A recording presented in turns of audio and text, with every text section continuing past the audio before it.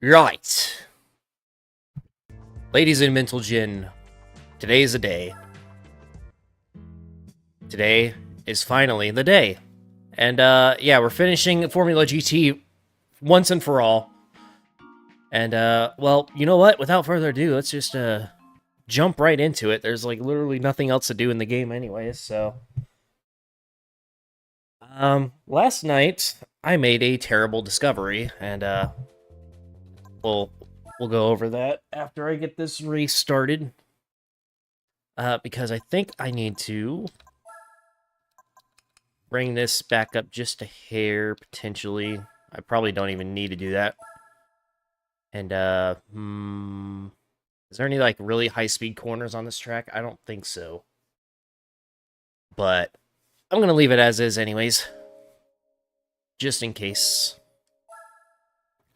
Everybody knows by this point how unpredictable this turd bucket of a car can be at high speeds particularly. But, yeah. So, Windwing Motegi. 64 laps. Quite a long track, but, like, probably medium speed on average. So, shouldn't be too bad.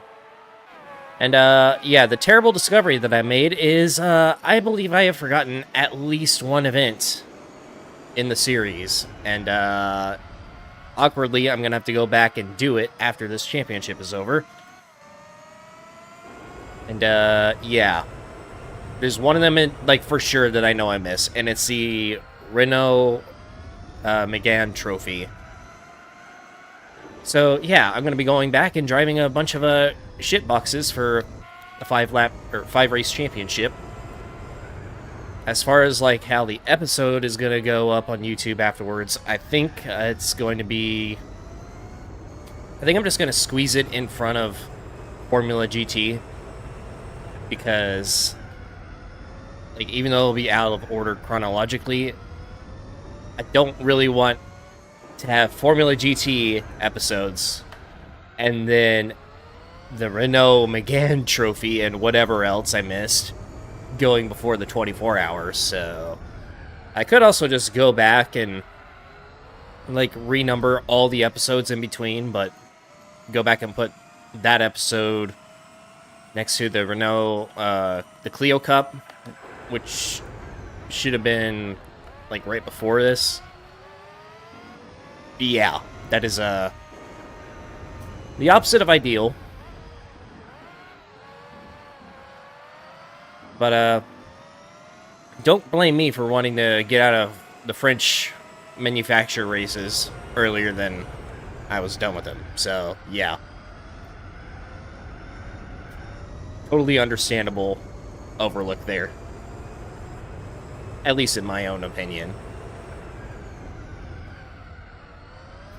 But yeah, so today, Formula GT. We have this track, Nurburgring next. And then after that, it is El Capitan, Fuji, and Suzuka to end it all off. And then the cleanup stream on Friday. I have no idea how long it's going to take, but I am planning on doing a drunk stream for it and have at least a little bit of fun, because a lot of those races were just going back and redoing just to get the gold trophies on. And we're basically going all day until we hit 99.9 or 0.8%, whatever it is, for just one race left. I'm pretty sure it's 99.9. And then, yeah, it'll just be one singular race after that for 24 hours straight.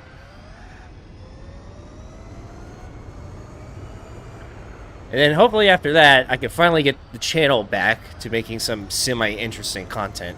I've already got a few ideas lined up. And while the Let's Play episodes get caught up throughout the rest of the month,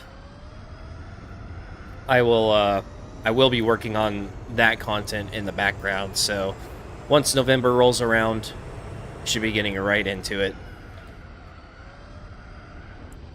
Some of the videos are going to be some stuff that at least a few people in particular would probably be looking forward to. There's going to be a little bit more experimental stuff. I kind of want to test the waters again and see where I want to take the channel after it. And then, of course, we have GTR Festival coming next month. That'll be a lot of, I wouldn't say a lot of IRL content, but a lot of like IRL edits I can make out of that. Especially if I rent the right camera equipment before then. So yeah, I'm looking forward to it. It should be a solid holiday season of videos and stuff. There's probably not going to be a lot of streams. Because, reasons. And if there are any streams, it's probably just going to be like GT4 Online shenanigans or something like that. Whenever I get the time for it.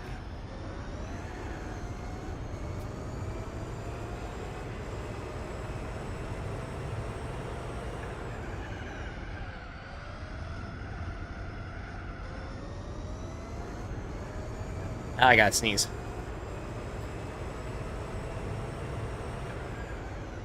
I gotta sneeze.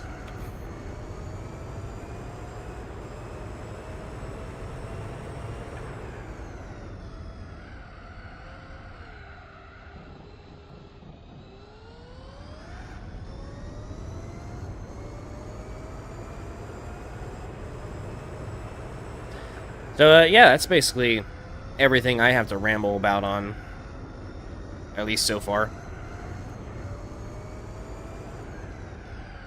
Getting real close to having this thing done and dusted once and for all. Not just Formula GT, but the entire run. I can't wait, honestly. I don't think I'll ever play this game casually again after this. I probably won't play any Gran Turismo casually again, to be honest. It'll all be for, like, content or screwing around or something like that.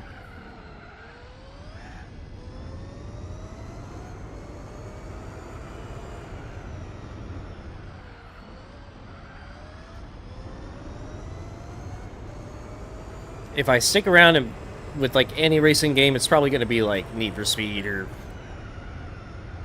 something that I've never touched before, maybe.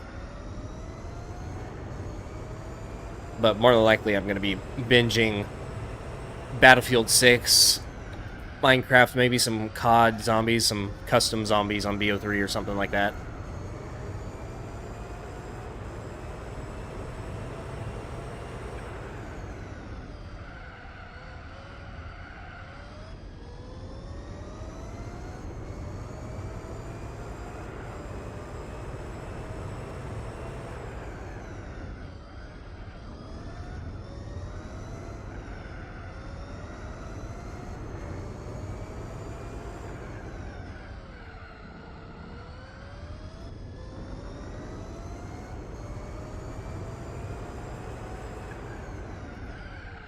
And this is a very easy track to go around, too.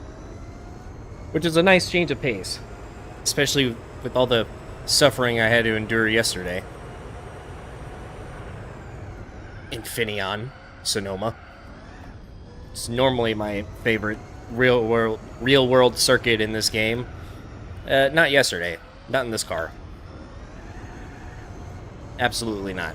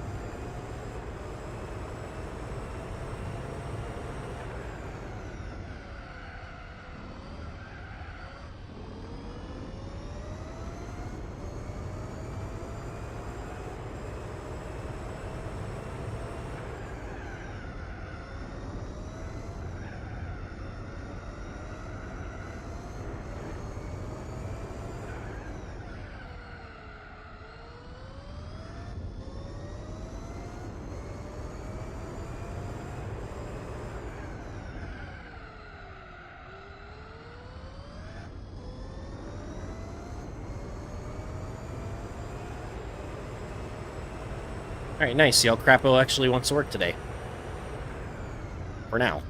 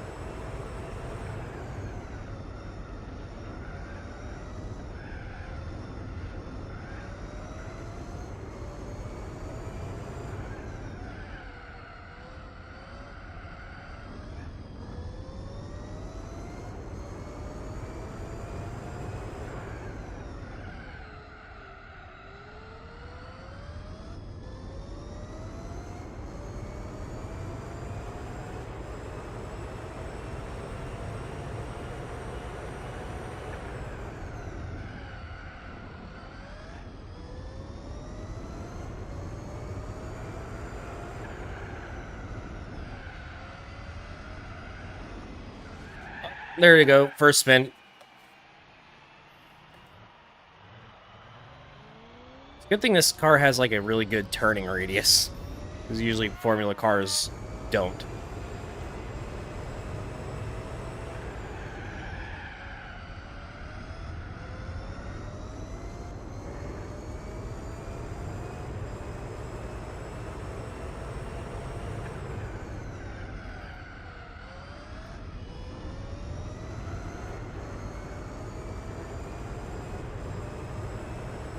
Thanks for that, the real winter.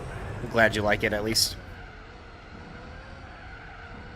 To me, like, I know this series has actually done more bad for the channel than good, considering, like, if you just look at it, performance-wise, this whole series kind of dragged down the channel. But it is what I started the channel for, way back when. And then the other content was literally just like me shooting from the hip and see what would work. That stuff started doing way better. But this series got put on the side burner. And then it got completely forgotten about at one point. And then I'm like, you know, maybe I really should just get this done and over with. Finish what I started at the very beginning. And so, it is going to be a little bit slow for now. It has been pretty slow for now, but once it's over.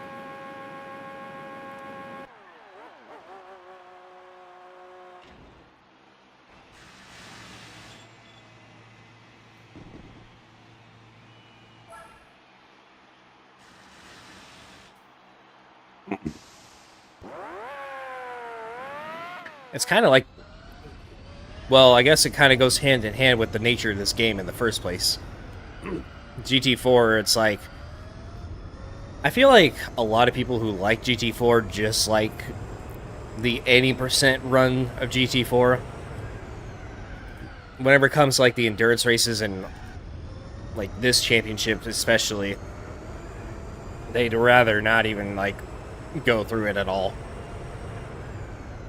Which I don't blame them. I mean, it is very, very boring after a certain point. And so, like, if the game's already boring enough, then it's not like you could do much with the content to make it interesting. I think that's why, like, all the challenge runs did so well. They weren't so, like, drawn out and stretched to the point where it got boring towards the end of it. It's pretty much like a straightforward challenge every time, where you go through beginner events, professional events, and you get your licenses. And then that's basically it.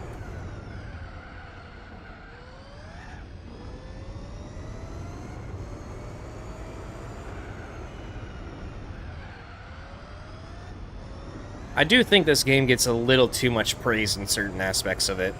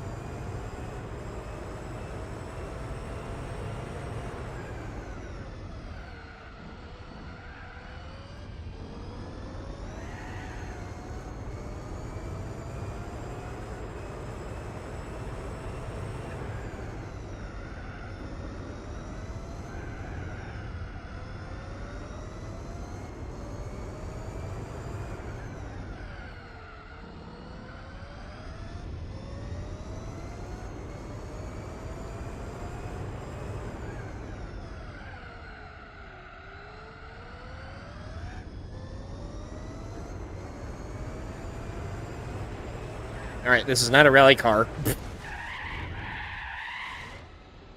Wow. To be fair, I was looking way over at the opposite side of the room. Instead of at the road.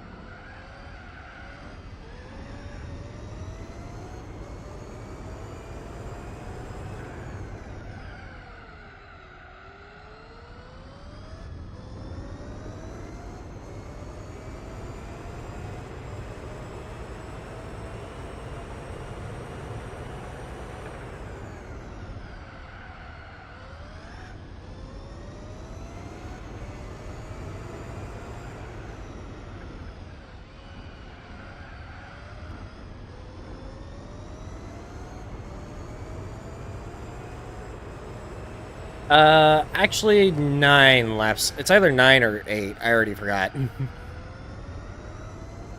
Everybody's stuck on mediums. Like, you can't buy other tire compounds, so...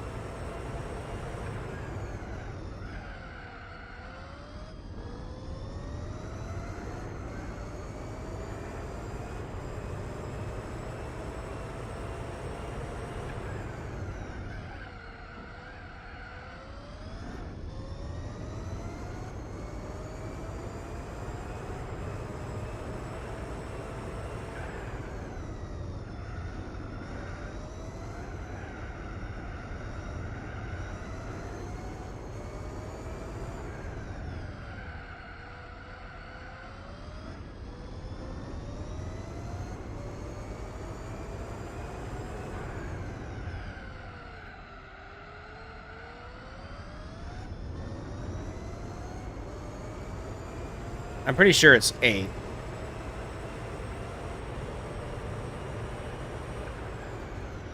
Which would be nice and even, considering the lap count.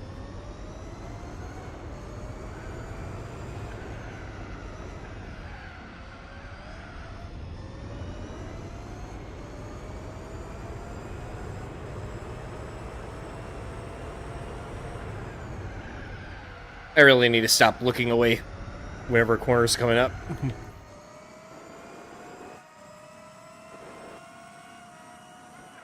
Bonk.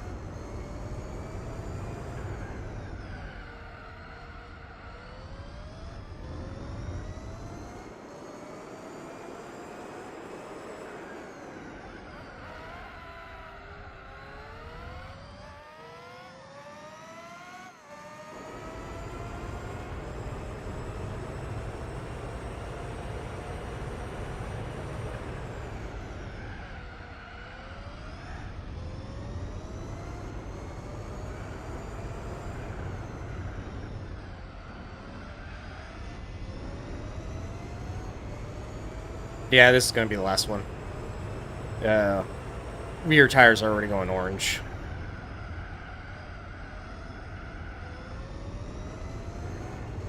So, 8 lap pits. And that will give me 1, 2, 3, 4, 10. We'll just...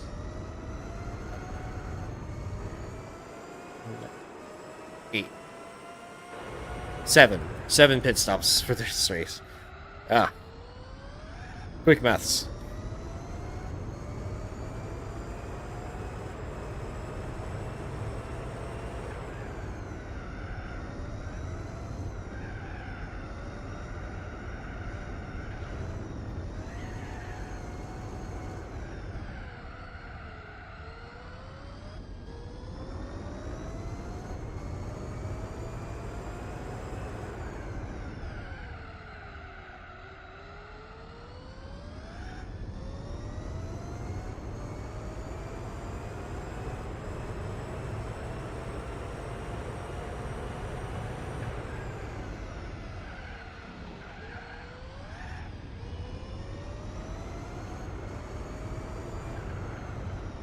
Why am I not pitting?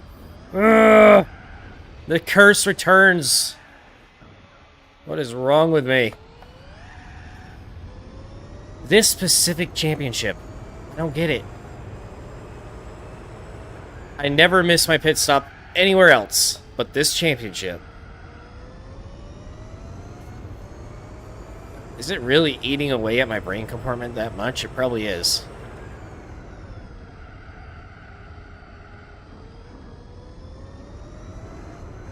Now I gotta be extra careful. Too locked in.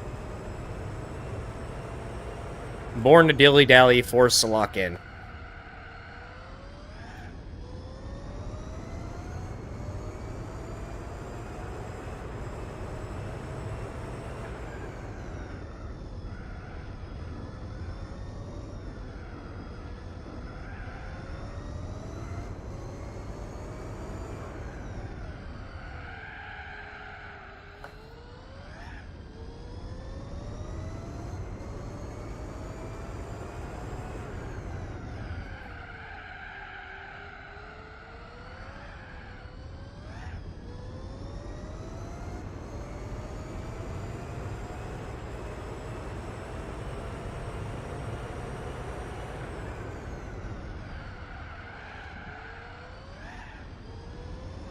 I think I'll only go 7 laps on this next set, just so I can get the lap count back down to consistent-ish.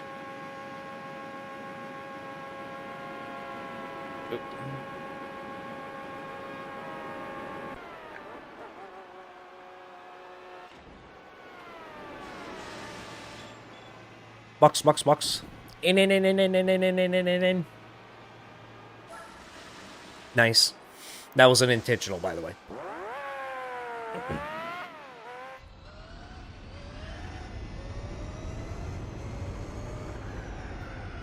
Alright, you gotta go through traffic again.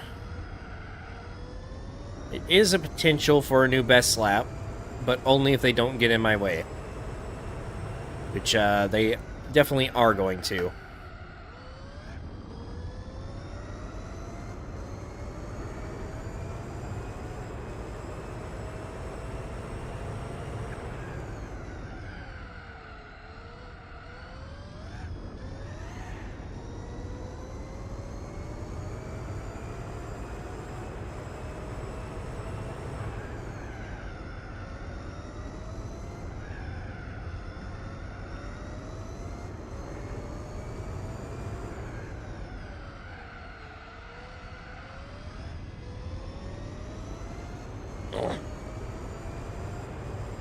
Yeah, it does really have a awkward pin entry, that's for sure.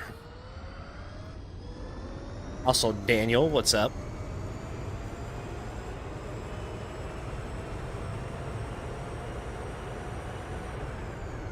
Nurburgring is next, by the way, so that ought to be a something to behold. I'll need to soften the suspension like the rest of the way, like 1-to-1 bound and rebound on everything.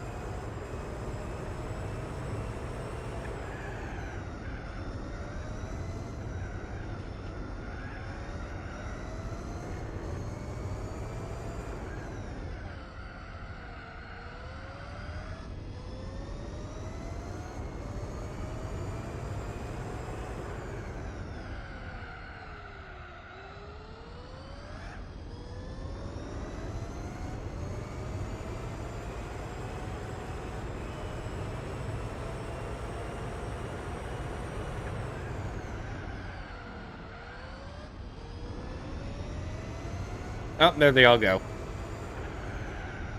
I guess I won't be stuck in traffic after all.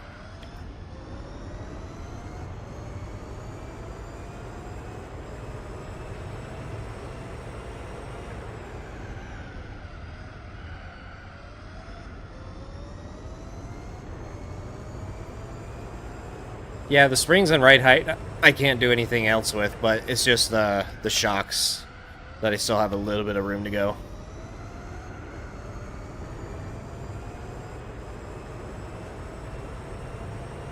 Also the stabilizers, but I don't know if that's something I should change in the first place. Stabilizers, aka sway bars.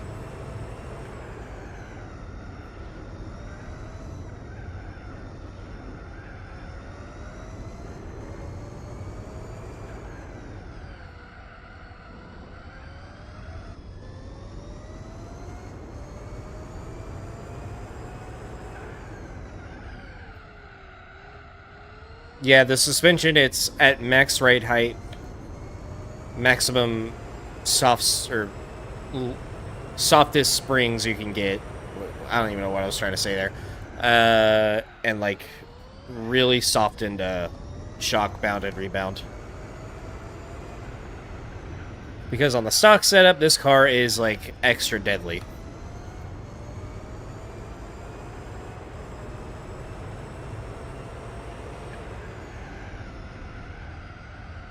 But unfortunately, this setup wasn't enough for Infineon yesterday. That was still brutal.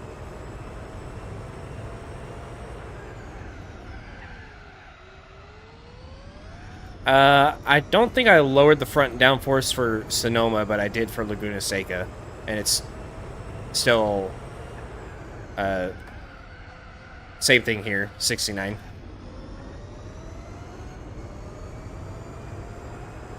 Good old browsers eating up all the RAM.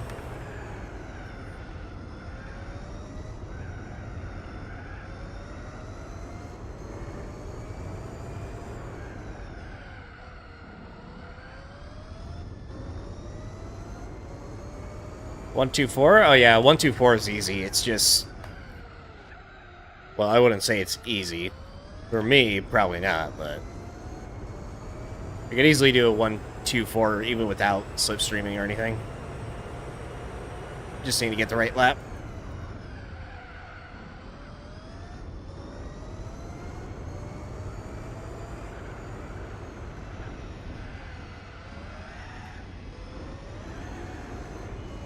And preferably no wheel spin.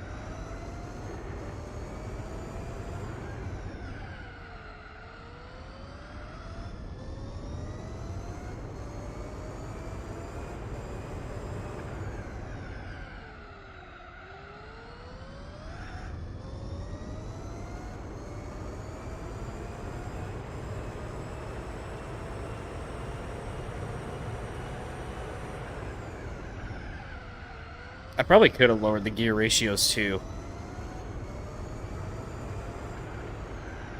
I still have it on 19, but...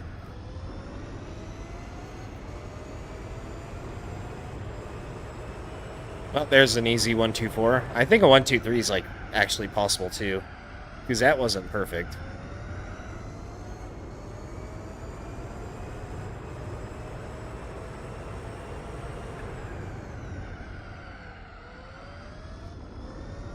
That's about all I can do in these races anyways, is just go for new best laps.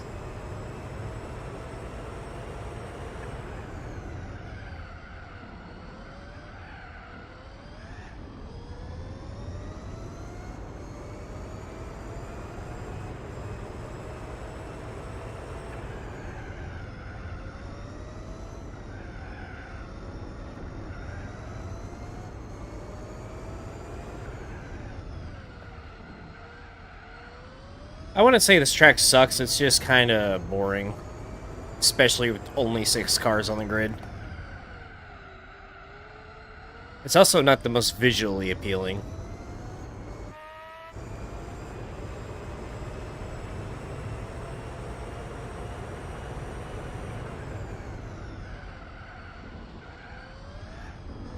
Partly why I wanted in GT7.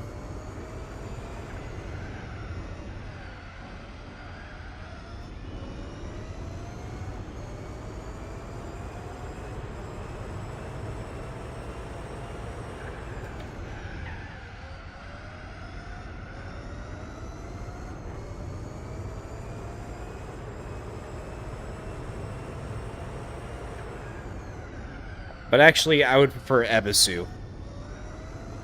If I were to pick any Japanese track.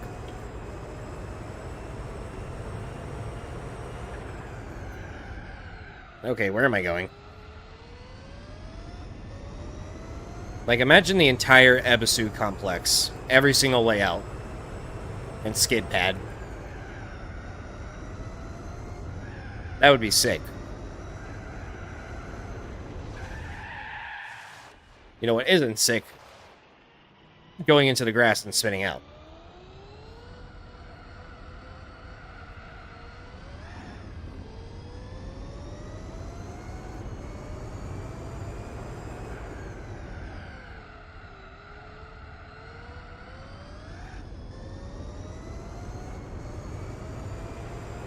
Yeah, slow cars suck to use on this track and Fuji.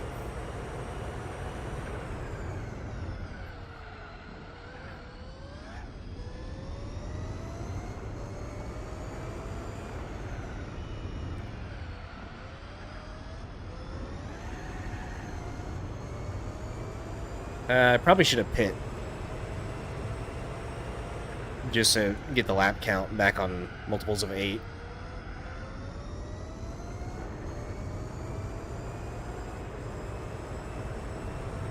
Try 8 hours in a slow car. That was something. Hence why I chose the Amuzar one for the Motegi 8-hour. If I'm going to be bored out of my mind, I might as well be bored out of my mind in my favorite car in the game.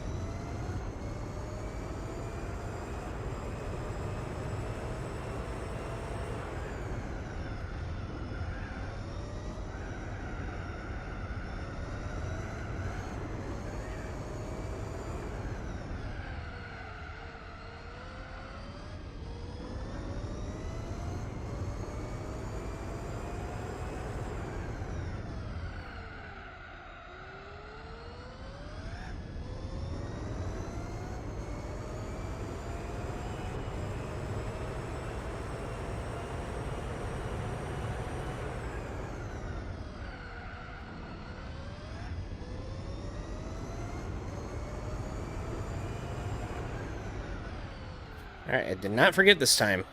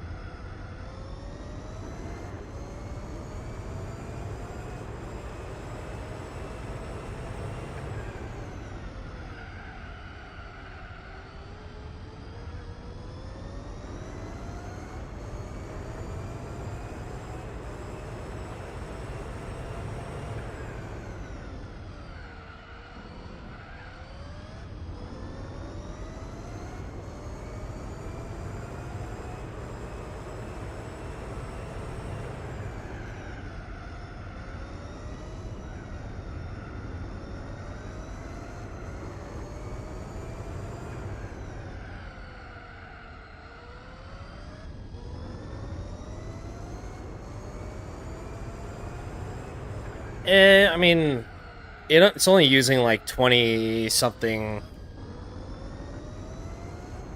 science units of fuel. So, technically I could have just left it at half a tank and it would have been fine.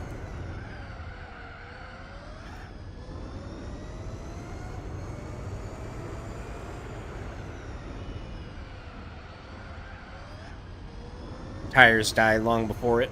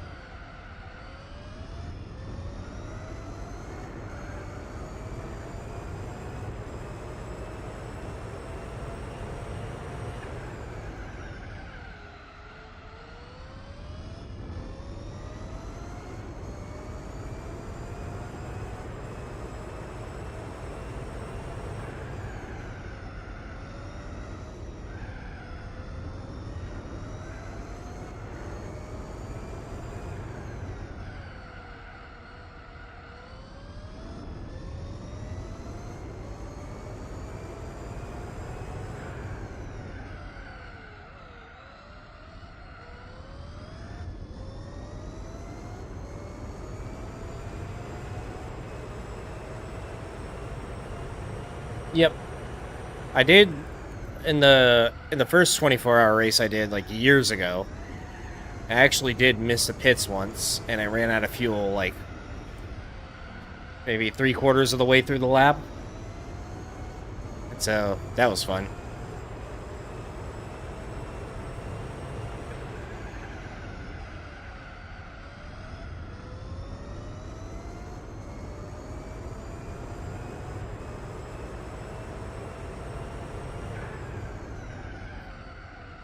Let's hope the curse doesn't continue for that.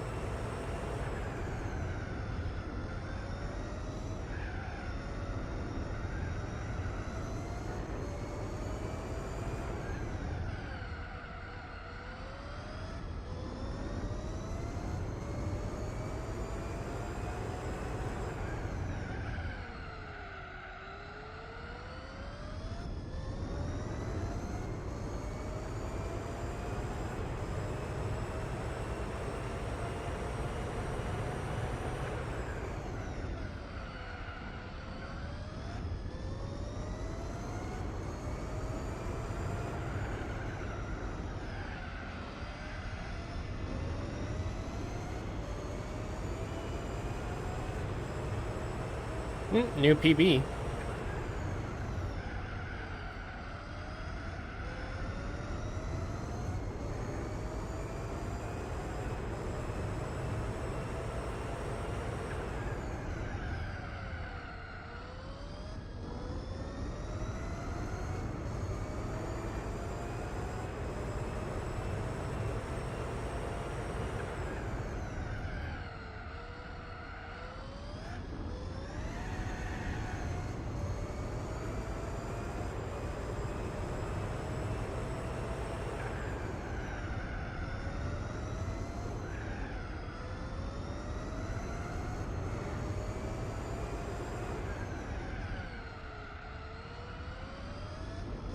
It's nice that it has like some really obvious brake and turn markers around here. At least for this car. You don't have to do a whole lot of guesswork. But even then, I'm still missing it every now and then.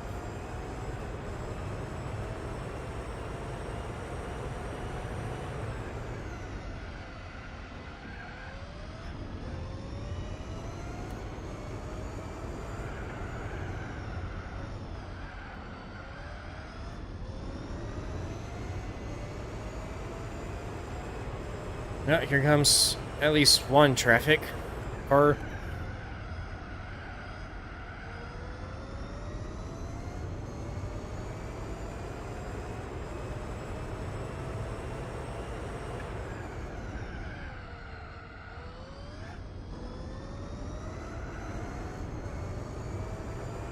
Or make that 2.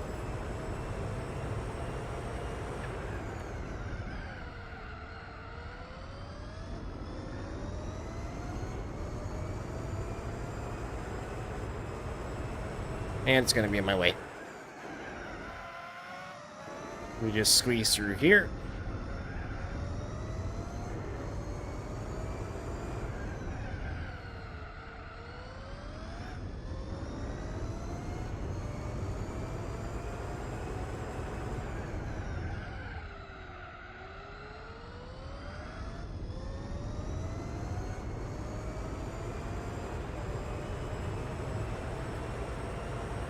Yeah, thankfully this car doesn't have any chassis wear or rigidity wear.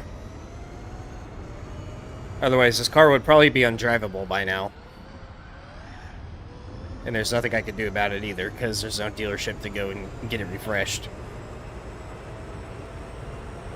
And even if there was, I couldn't do it in the middle of the championship anyways.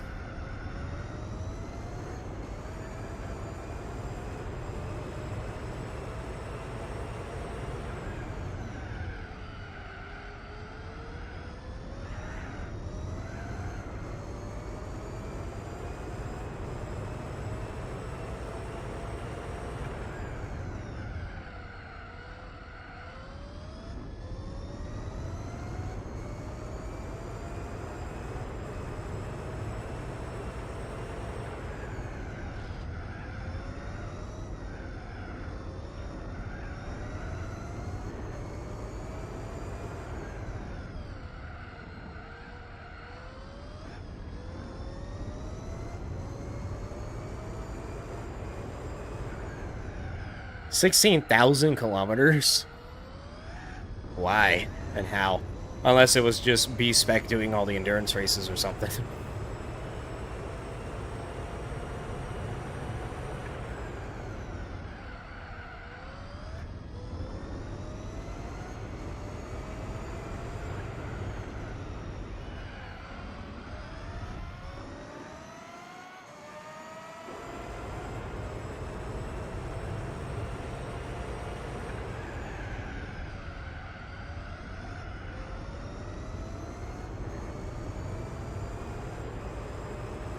Okay, well, if it's a lot of B-Spec, then I guess that kind of makes sense.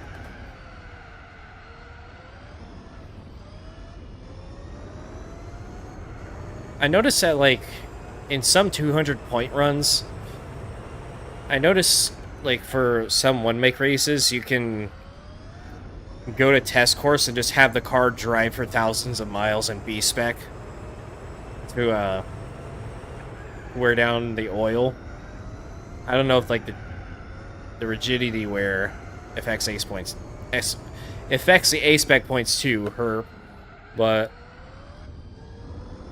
it's actually not a bad strat for some of those one-make races. Probably can't do it for all of them. Like, I wonder if, like, even if you do, or even if you are able to win every race, I wonder if, like, a 200-point 100% run is actually doable. Because think about, like, the one-make events, like the 2CV, the Subaru 360, the Celine, like, any one-make race, it's just one car. Can you actually, like, detune it and slow it down enough to get 200 points? I don't think you can for some of them. You would need to do, like, hybrid swapping, which is arguably cheating, but 200 points is 200 points. I mean,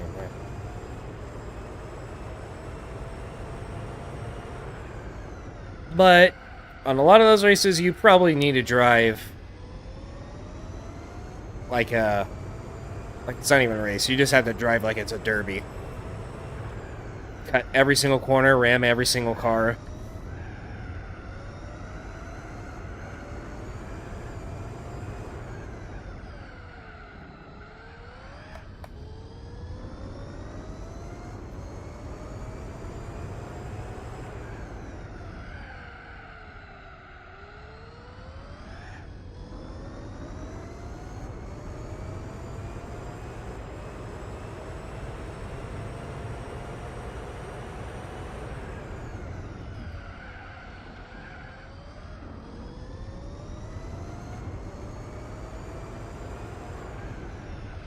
And I didn't forget this time.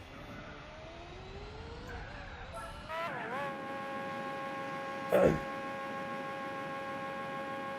mean, there are some 200-point races that are winnable, but it largely depends on the track.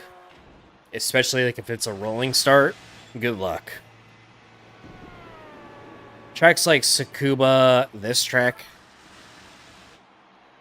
What else is like gonna be super hard? Maybe Seattle, Opera Paris for sure. There's a like it's very track dependent.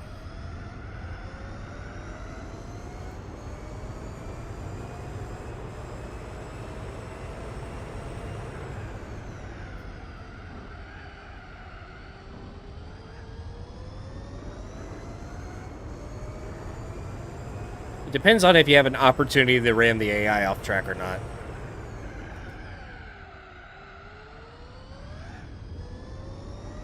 I was doing a 200-point run on Spec 2 a while back, but I kind of stopped. Made a solid bit of progress, but it was also a randomizer run, so I wasn't getting any... I didn't get any pickup trucks, and I didn't get a boxer engine car that I could get 200 points with, I think. And so after a certain point, I just stopped doing the challenge.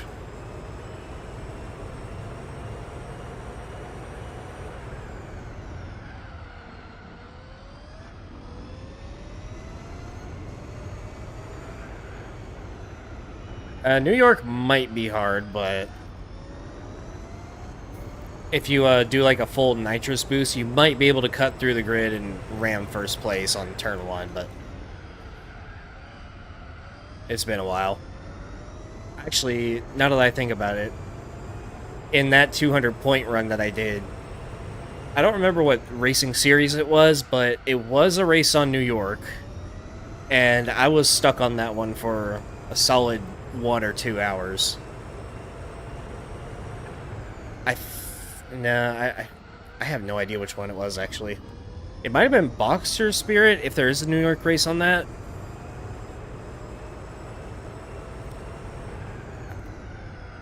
I was either driving a WRX, an NSX, or a Celica. It was like, it's been like almost a year now, so really hard to remember.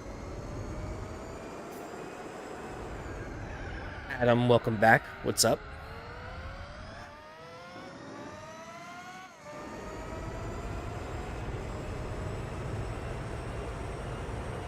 Oh wow, this one's only like barely halfway done.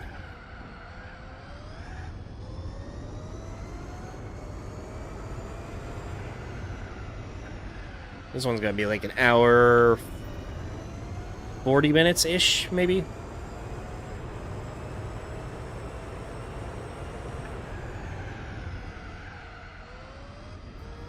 So in the base game, the A-Spec points mean absolutely nothing at all. It's just like a way to judge the difficulty of a race.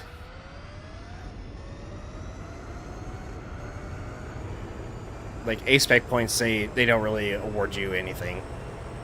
But in Spec 2, after you get a certain amount of A-Spec points, you do get a prize car. And I think, like, there's 3 different ones you could get. It's probably, like, one for 5,000, one for 10, one for 15, or something like that. I forgot. But just doing the driving missions alone, that's 40 times 250. 10,000 A-Spec points right there.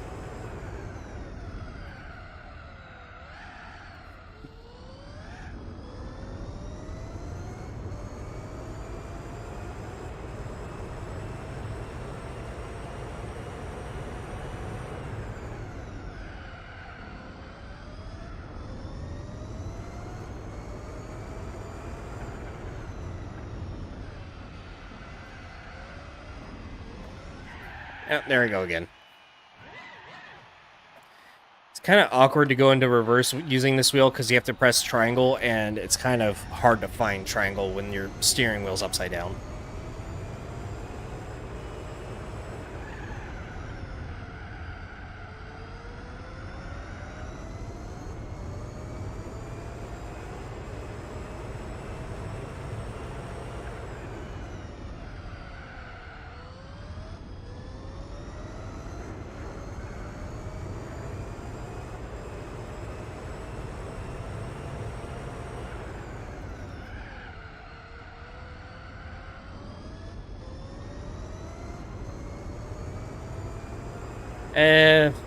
I'm not gonna do any like normal casual playthroughs of pretty much anything, for at least not for a long time. After this is over, I wanna go back to like focusing on like core content that does well.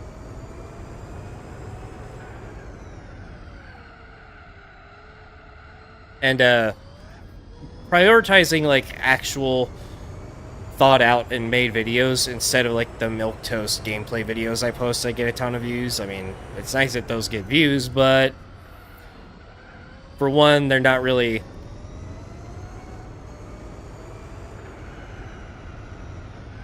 I don't know what the word I'm looking for is, but it's not as satisfying to make one of those and see it do good than it is to like actually put work into a video and see that one do good, you know?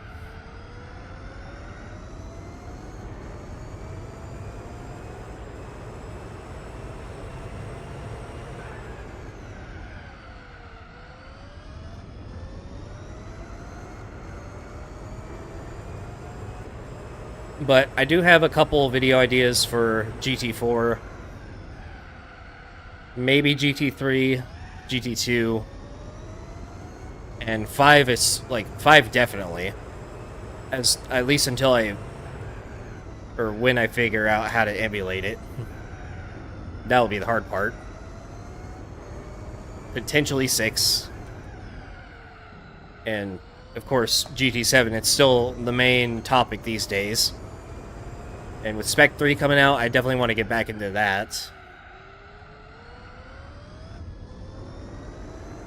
But, hopefully I don't have to rely on the milquetoast gameplay stuff. There's going to be, like, at least some of it here and there, but...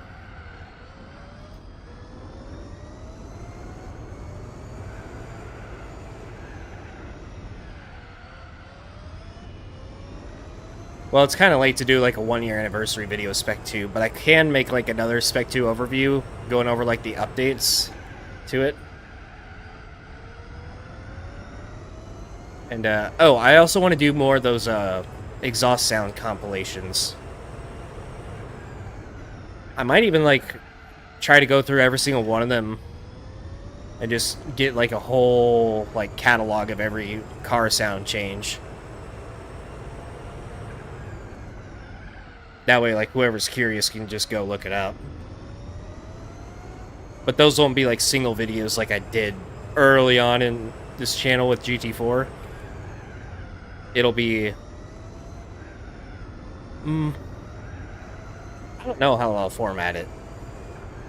It'll probably be, like, all Japanese cars, all German cars, all American cars, etc.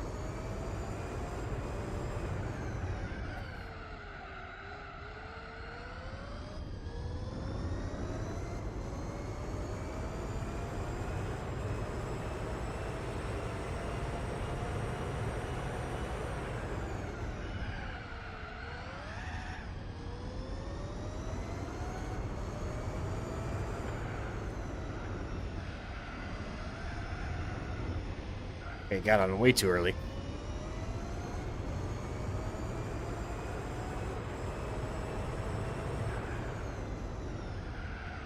But yeah, an anniversary video, probably not. But just more respect to stuff in general, yeah, most likely. I don't see myself coming back to the base version of GT4 pretty much ever.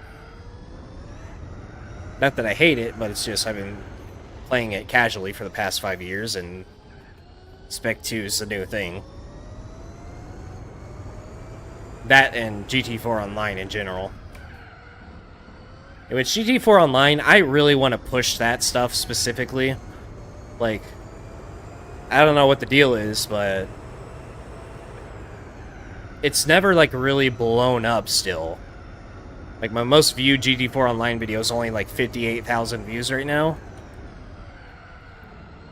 And, whenever I made that, that BuzzFeed style title video about GT4, like, talking about how it is, like, in the modern day with emulation and stuff, that video has 590-something thousand views right now.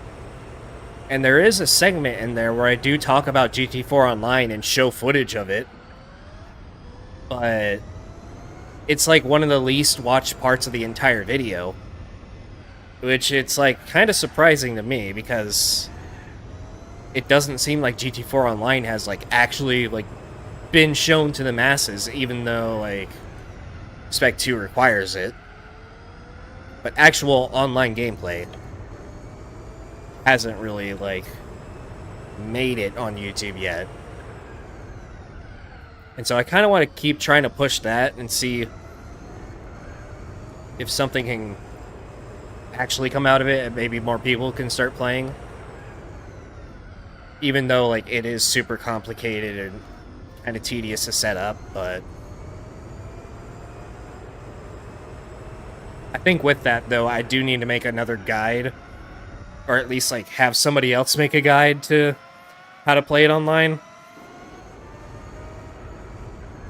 Because there's all kinds of, like, weird things that could happen, or specific setups some people would need.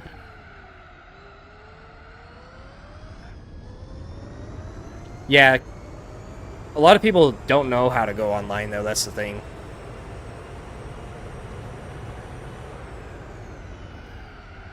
it's not just like something anybody can boot up the game and do. You first of all need like a certain patch for it, which doesn't work with Spec 2.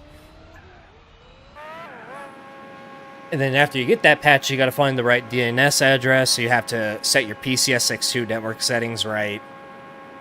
Your home internet settings have to be right. And it's just like... it's too... a lot of people don't want to go through all that.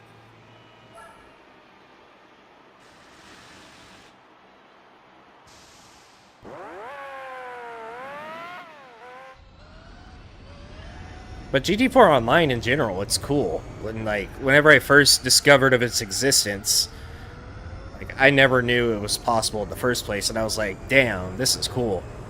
And so, it took me like 1 or 2 days to actually get it set up and working, but I started making lots of videos on it.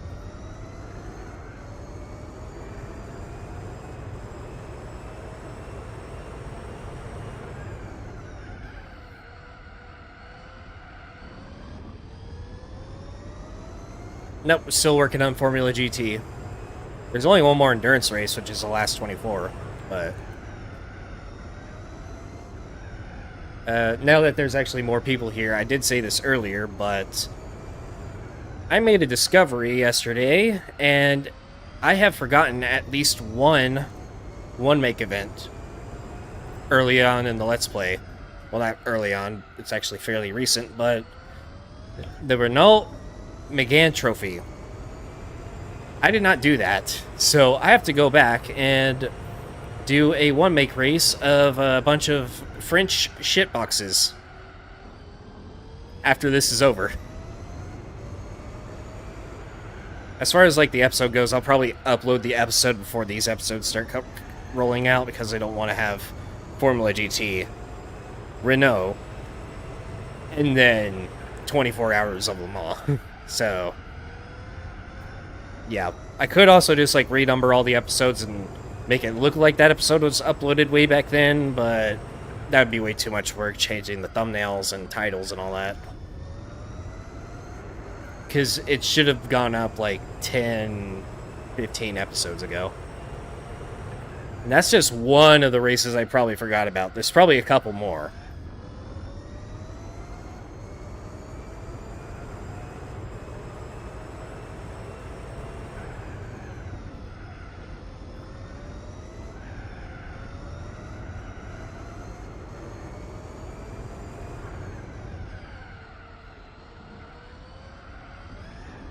Yeah, so a one-make event that I forgot to do. Like, entirely. So there was a Clio trophy, and then below that is a Megane Cup, and I completely forgot to do the Megane Cup. And I only figured this out because I went and looked at other Gran Turismo 4 playthrough playlists on YouTube, and I just scanned through all the episodes to see, like, if there's something I, like, don't think I did. And the Megane Cup caught my eye, so I went through my playlist, and I never found it. And it wasn't just missing from the playlist either, it was actually, like, something I didn't do. And so, hopefully that's the only one I completely forgot about. It won't be a huge deal going back to do it. But as long as whenever I do it on the cleanup stream this Friday, pretty much doing races until I reach 99.9% completion. Most of them are just going back to redo races I didn't gold in other championships, but there might be like another event or two I didn't get. It's kind of hard keeping track of the one-make stuff specifically, because you have to go to every single manufacturer and check.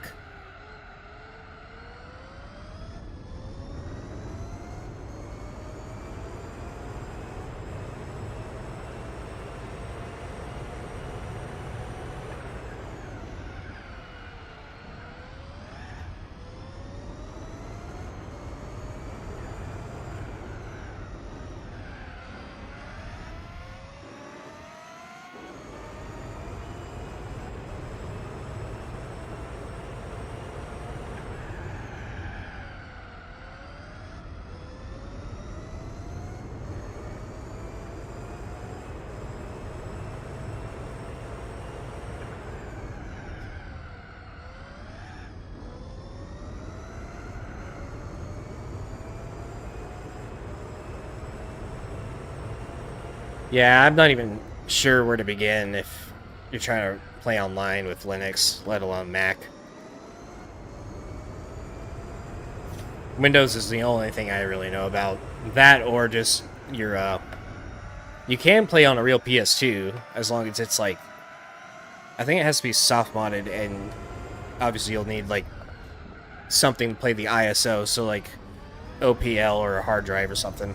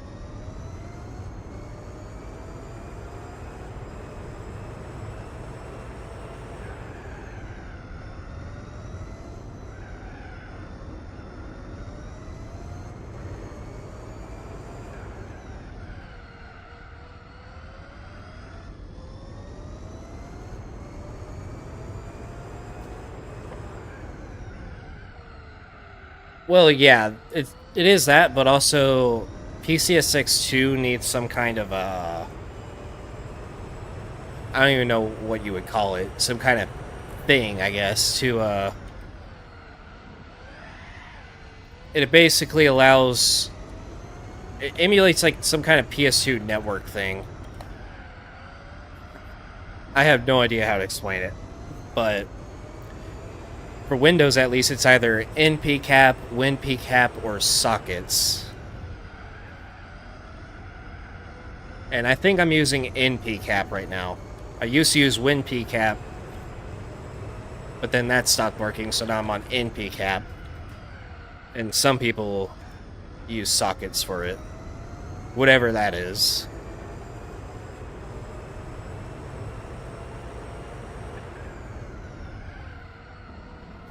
And then, like, in the game itself, you do, like, you have to configure, like, the online connection, too, which is DNS, a couple other settings, and, yeah.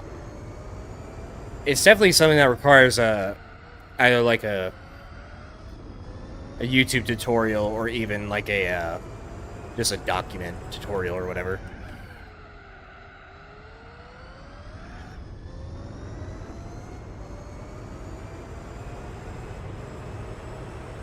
Favorite car? Well, in GT4, it's the Amuse R1, because it's just good to drive. In real life, I have 3 different ones. I can't pick between any of them, but one for each region, so... My favorite car for the Americas is a Viper ACR Gen 5. Favorite European car is 997 GT2 or GT2 RS. Either one. And my favorite Japanese car, FDRX7. Type RZ specifically. 2000.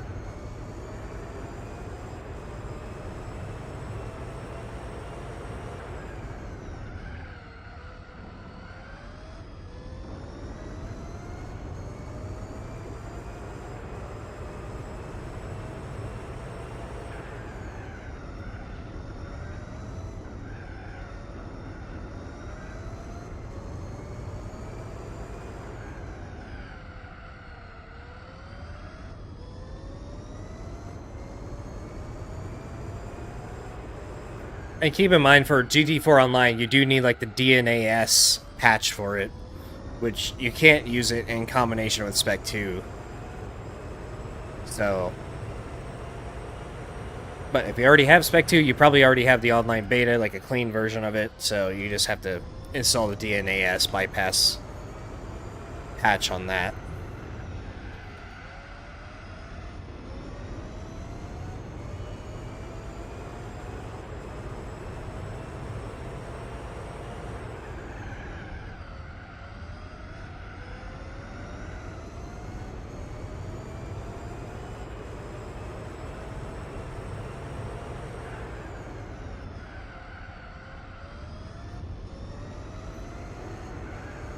I'm sure there's some kind of like tutorial or guide somewhere on Google, but trying to explain it without visual like examples is kind of hard.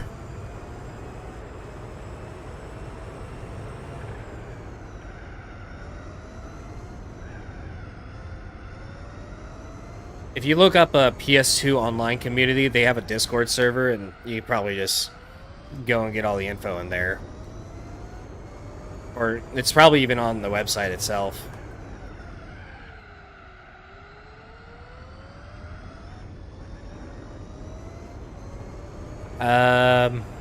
You might need to download NPCap for PCSX2, but I think Sockets is like default on Windows or PCSX2 anyways, so you probably could just use that if it works. And then even after you like get on the game servers, if everything works, you're still not guaranteed to be able to connect to anybody, because me specifically, I have issues connecting with certain people, but it's only one way, so they can connect to me just fine, but I can't connect to them. Some weird like NAT type issue thing.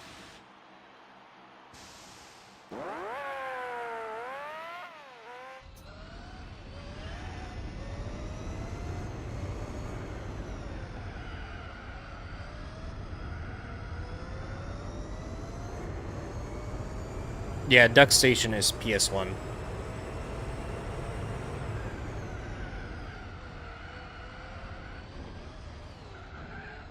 Old tires.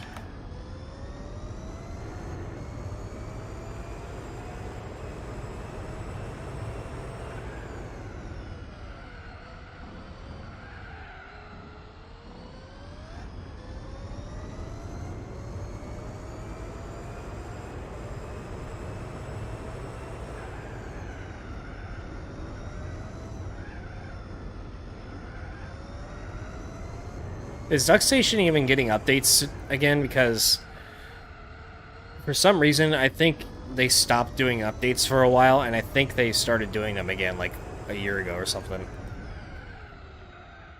I've like opened Duck Station maybe once or twice in the past few years.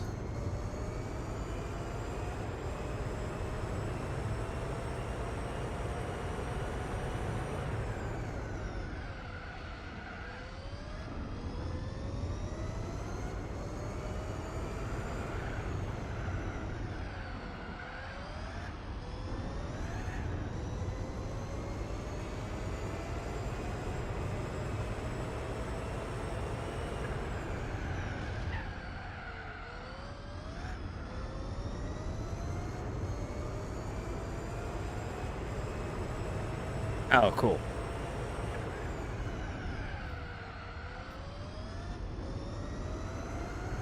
Yeah, because I could have sworn they stopped for a while. Favorite game for PS4? Well, it's definitely not GT Sport, so it's probably going to be Black Ops 3.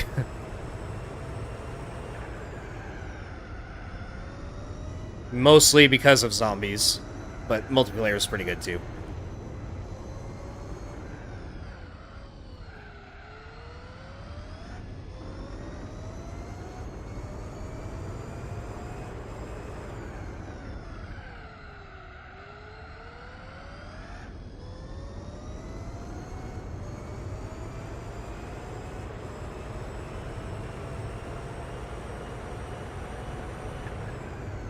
Oh man, PCSX2 1.6, yeah, that was brutal.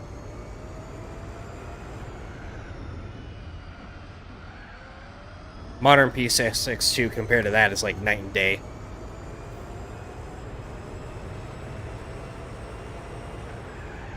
I still remember those ridiculous VRAM leaks that you always got, and you had to switch the game from software mode back to hardware. Oh, I'm gonna sneeze.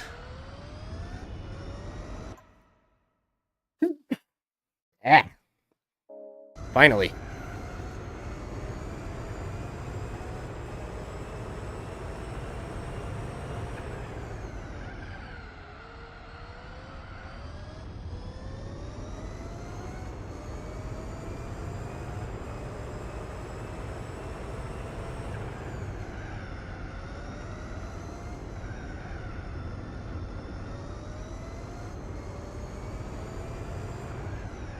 I gotta do it again.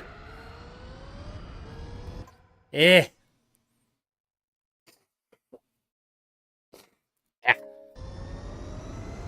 Damn it. My sinuses are tickling.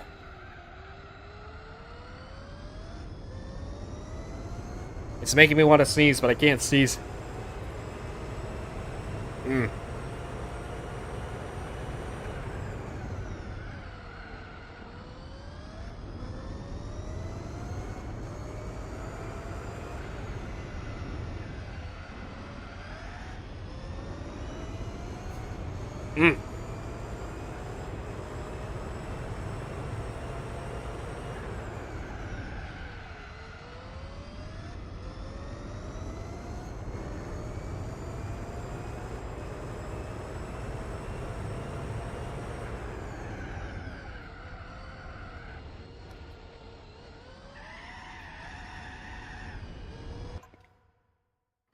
One second. I'm gonna go clear my sinuses.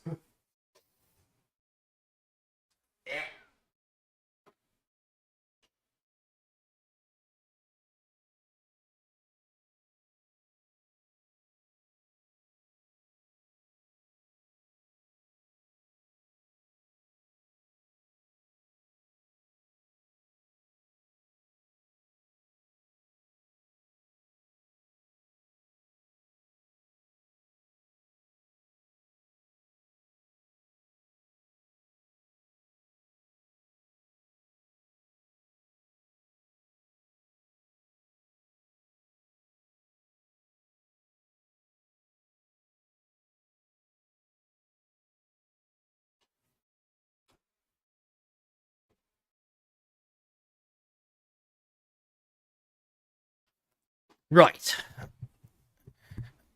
Hopefully I'm good for at least a little bit.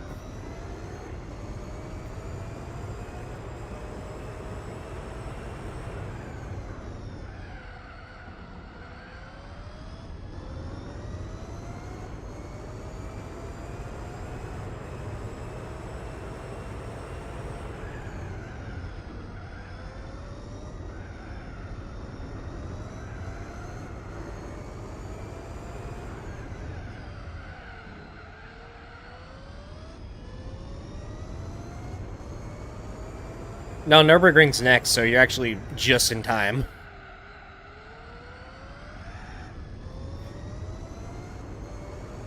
The fun has yet to begin.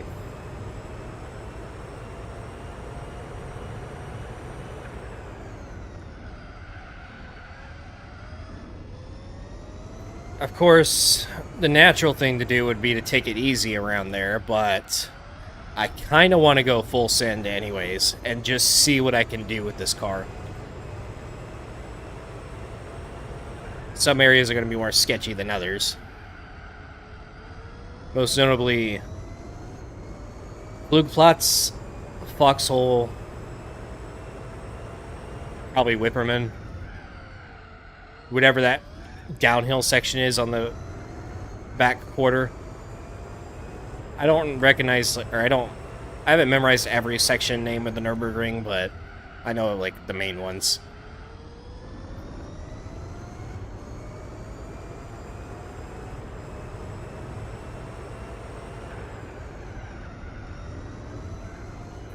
Any, like, high-speed corner where the car is gonna bottom out, that's gonna be, like, death. Foxhole by far is going to be the worst, I think.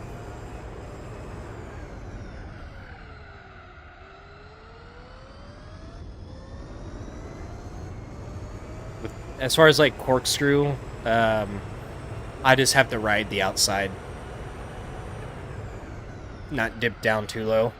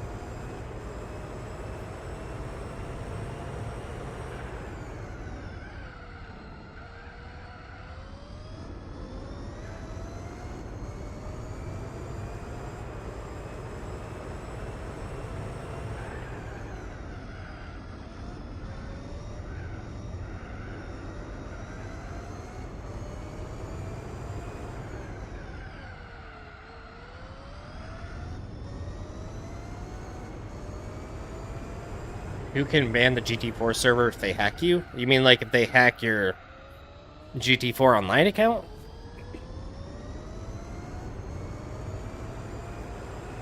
I mean, I don't think that's going to be an issue in the first place anyways, but...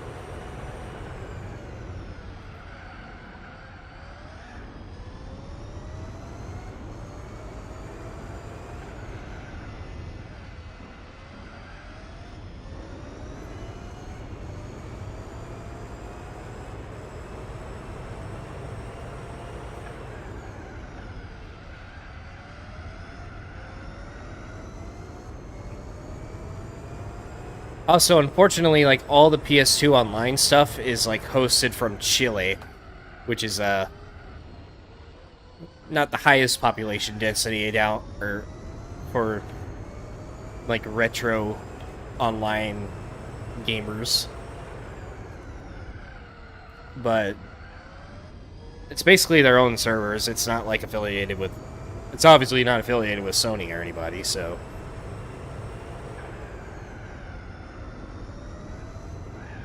And they have had, like, issues with the server, like, here and there. Mostly with salty, terminally online losers, pretty much, who... They basically DDoS the server for days and days on end. Because they got salty with the admins or something. So they had to ruin it for everybody. But they've been fine for the past couple of years, I think.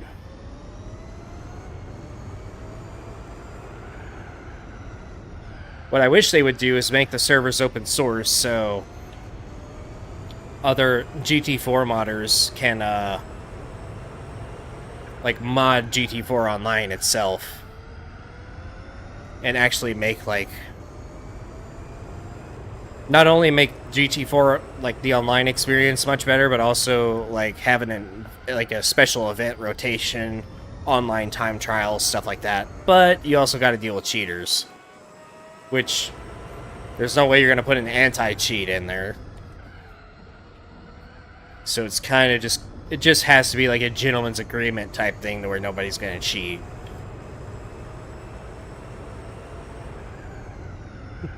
Yeah, DDoSing like this is fucking 2014 Lizard Squad type shit.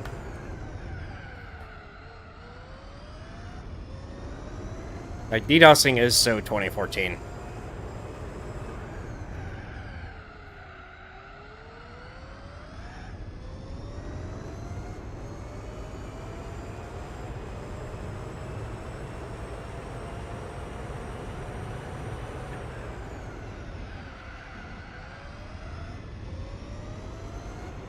Yeah, there's bound to be at least, like, 1 or 2 time trial cheaters if it were a thing.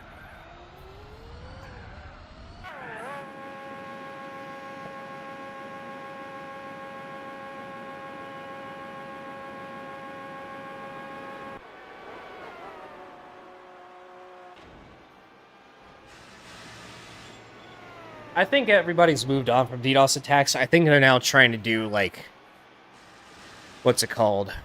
Ransomware and shit like that. Like, they're going after corporations to where they can threaten them to get, like, millions of dollars instead. Like, Lizard Squad back in the day, they, whenever... I remember it was, like, holiday season 2014, like, there were a ton of people getting Xboxes and Call of Duty Advanced Warfare and all this stuff, and Lizard Squad basically DDoS Xbox Live and PSN for several days, for like a few weeks. And they didn't do it to like get any money from anybody. They just did it for the clout. Just because they can. Menaces to society. If I catch any Lizard Squad, I'ma beat your asses on my mama. You playing with my game, G? That was a classic video. If y'all know what I'm talking about.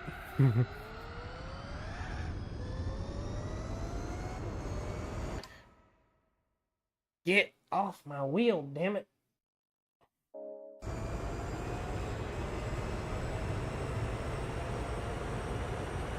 Some people just want to watch the world burn.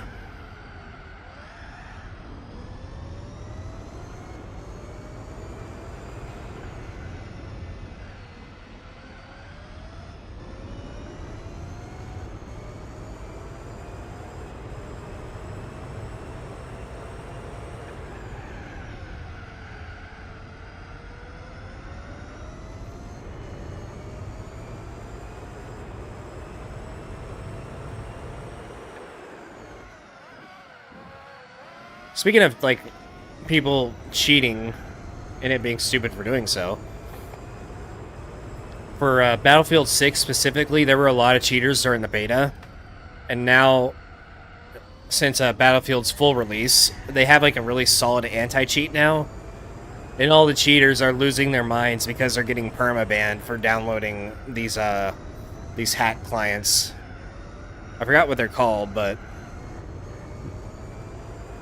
most of the cheaters on these games, they don't really like do any of the modding themselves. Like, they don't make trainers or like memory edits themselves. They download a program, and these programs have been getting caught by Battlefield 6's anti-cheat, and they are losing their minds because they just wasted $70 just to get banned. And it is glorious. You love to see it. And then you have other games that have absolutely terrible or useless anti-cheats, and basically does nothing. Warzone, specifically.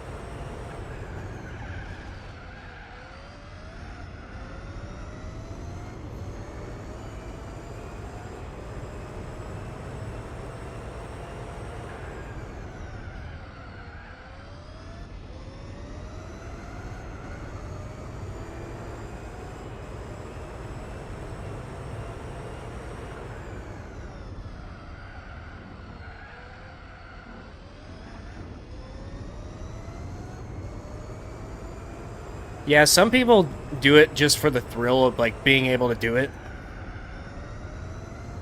And others, like, some of them do it just for the thrill of it. Others do it to, like, get money out of a company and by threatening them with their data. And others just want to watch the world burn.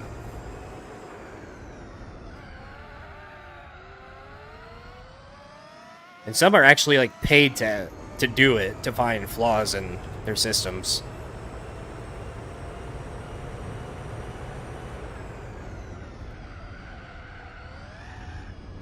In fact, I think that's what most of them are. It's their job to find, like, vulnerable, yeah.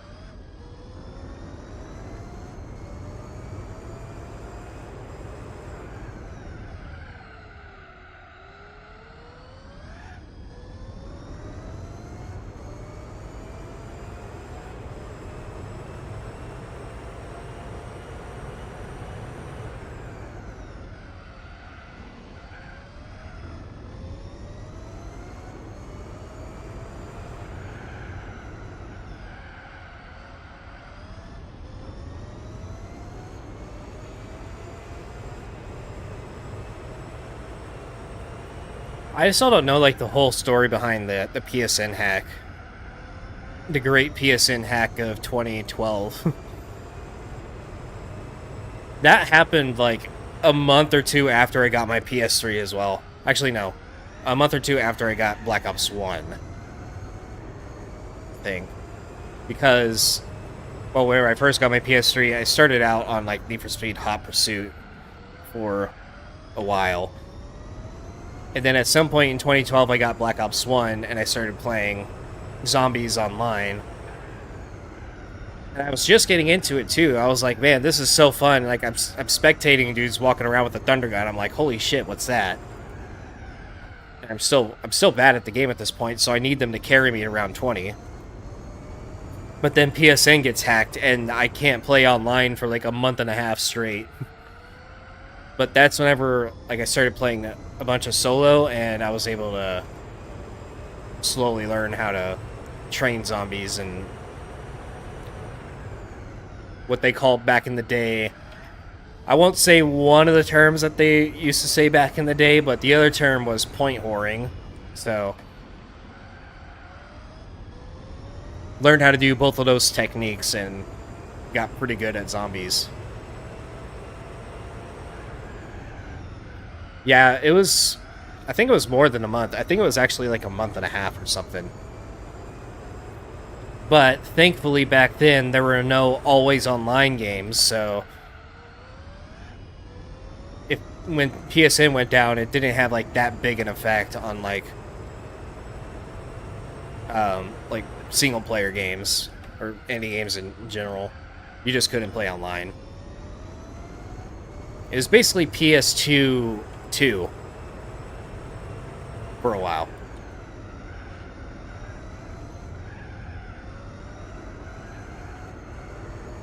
But once it came back online, I started playing like more multiplayer because I was kind of burned out of zombies at that point, and then learned how to quickscope and trick shot, and started dropping like 100 kill plus games and stuff like that. Those were the days. Black Ops 1 was my shit.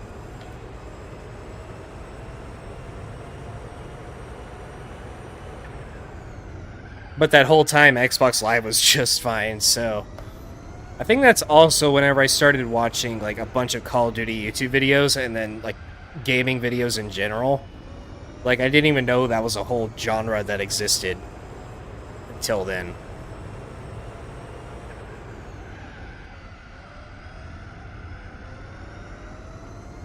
And a lot of that was, like, back in the Machinima days, if any of y'all remember that. For those of you who don't know, before YouTube had its own partner program and you could get paid via, like, your ad revenue and stuff, there was a company called Machinima, and they were basically, like, the middleman to getting paid on YouTube, so... Machinima got paid by YouTube for whatever reason. I don't remember exactly how that side worked, but... in return, if you partnered with Machinima, they would pay you for your content, and they would upload your content to the Machinima channel as well. So Machinima had like hundreds of videos uploaded to their channel every single day, and you would get a check for it. But some people got a check for a couple bucks, and other people got checks for tens of thousands of dollars. It was like super unregulated, and they could have just done anything with your money, really. But thankfully, Machinima went down under. YouTube got their own partner program thing, and it basically led to how it works today.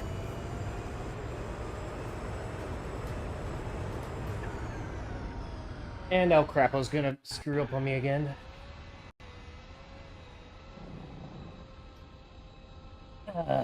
Gotta love it. Ooh. That was a good pop.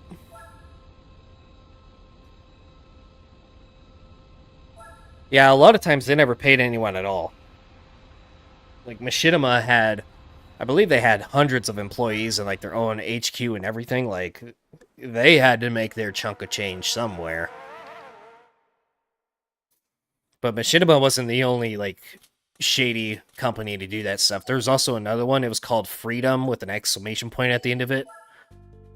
and their CEO, like, the first time I saw one of their videos, like, promoting their service, I was like, dude, this guy is fucking sketchy.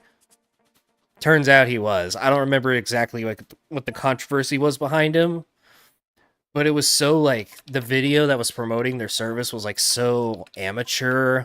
His hair was a mess. He was making those Mr. Beast faces, like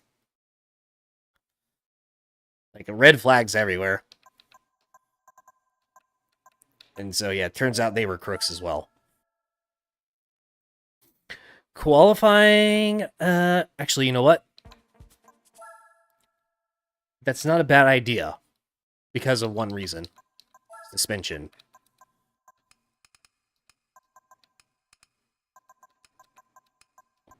I'm gonna try that.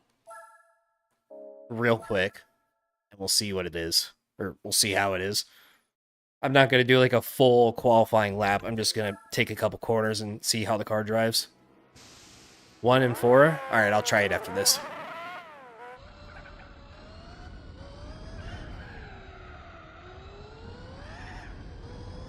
There's going to be a lot of wheel spin just because this track is so uneven and bumpy.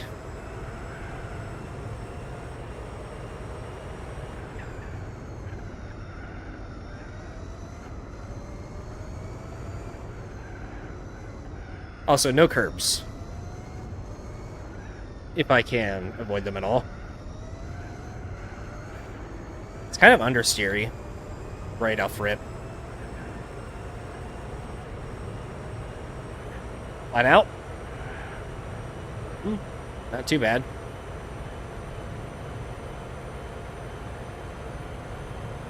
See how it does through Foxhole. Foxhole is going to be like the worst part of the entire track, so I won't go any past that for testing reasons.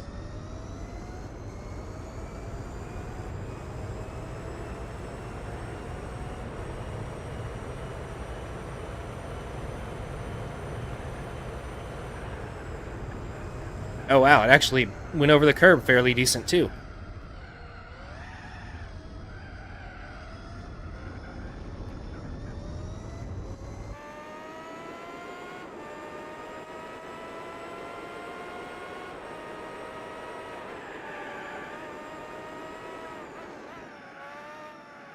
I can't really drive in the chase cam as well.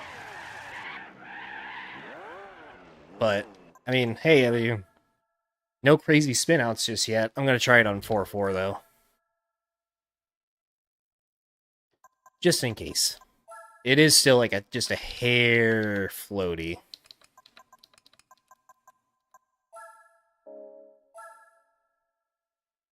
Yeah, I mean, I can't really do anything else about the height anyways. It's already at the max. Oh, don't start it yet.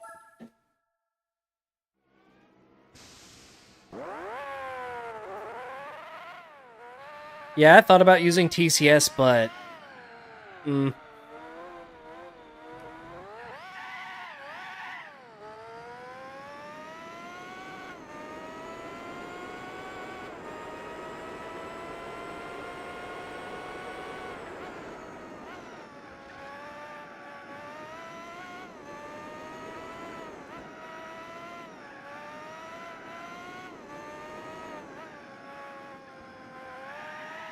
no curbs. No curbs. I won't be at full speed going through food clats now.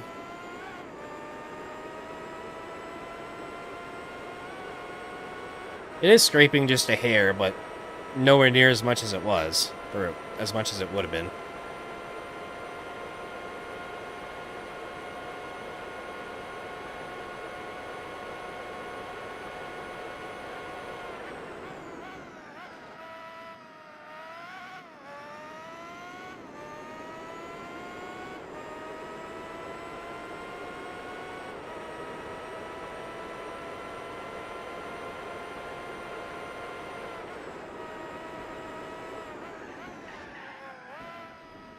Okay, other than me hitting the curbs because this is a chase camera, I think this is fine enough. I don't want to spend a whole lot of time just practicing that anyways, so... Let's get started.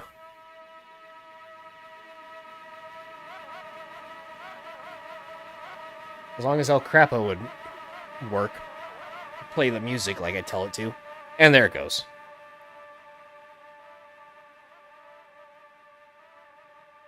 God, it's still skipping through. It just skipped like 30 songs. Ugh.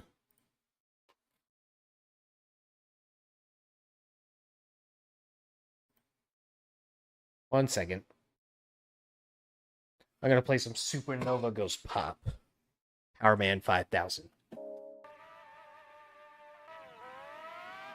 Supernova, the Supernova. Alright. Here we go. First quarter of the lap was fine. Let's see how the rest of it is.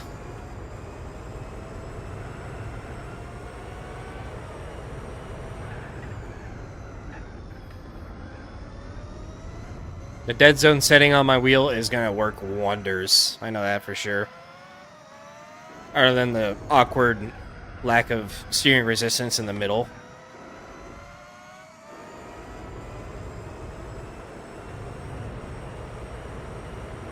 Flat out. Flat out. Okay, maybe not. No spin, though.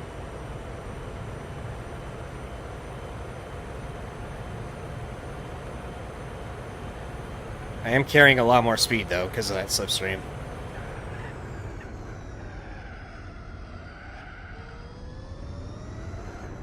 No curbs.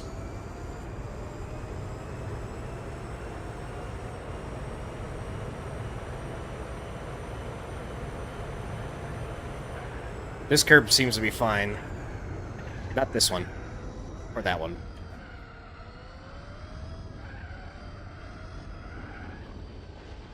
Skill issue.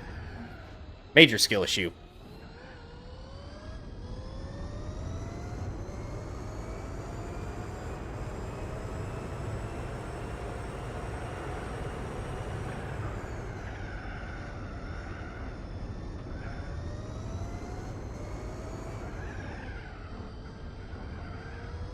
Now it's just a matter of learning how to drive the rest of this track. In this car specifically.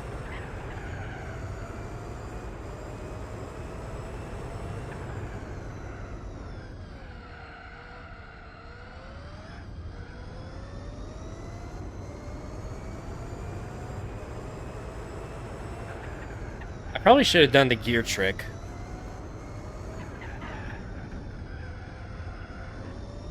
It's not like it's going to make a difference between me winning or losing, but...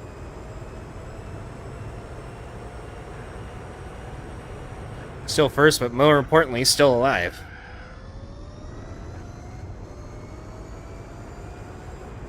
I wonder if I can take the kink at... at full speed. No lift. I'm going to try it. It's probably going to fail. The only way to find out. Oh, easy. Cake. Cheesecake, specifically.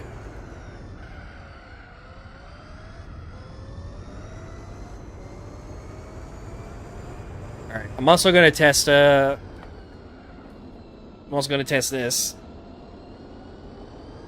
I mean, it wasn't really fast, but probably faster than riding the outside.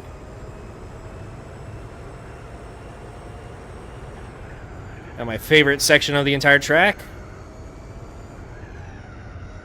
There's an apex there somewhere.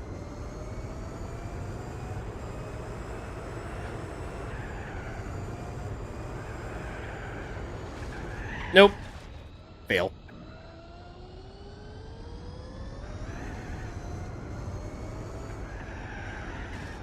Yeah, getting a fast lap on this is going to be a little awkward because it depends on where the pit stop is in the pit lane.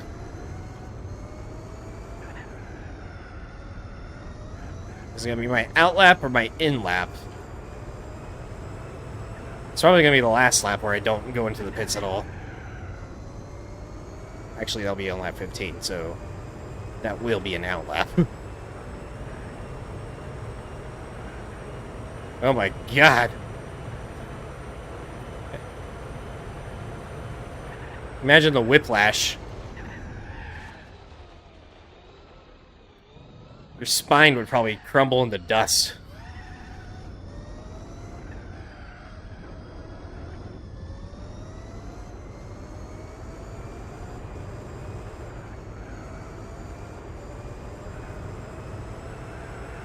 Okay, other than like certain skill issue here and there, that's actually not bad. I think this track is like full sendable.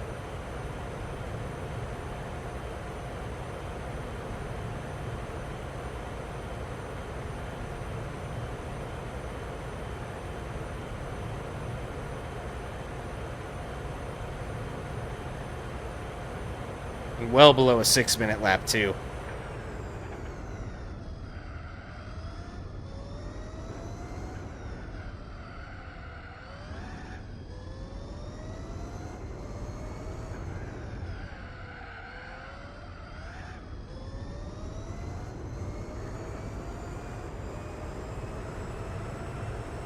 So if we factor in pit stops, let's just say 5 minutes, 30 seconds a lap.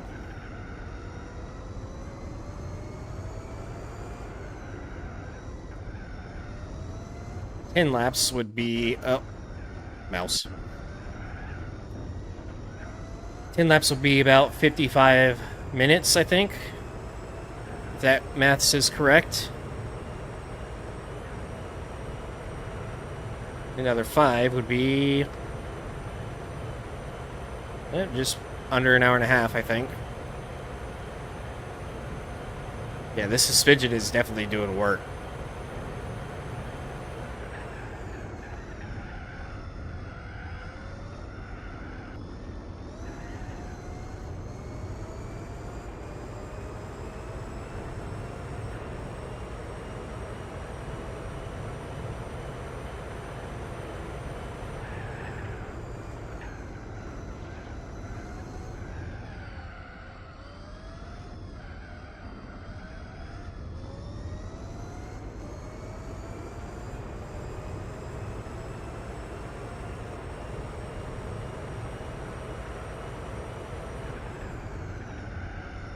Easy brake markers, too.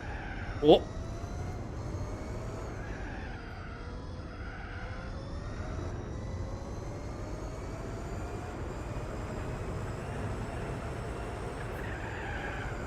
I don't think I'm ever going to miss that corner.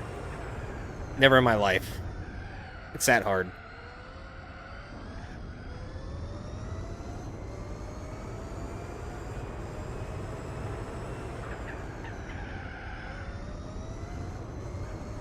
This is also like a really sketchy part of the track too. You're always gonna bounce like crazy right there. No matter what you do.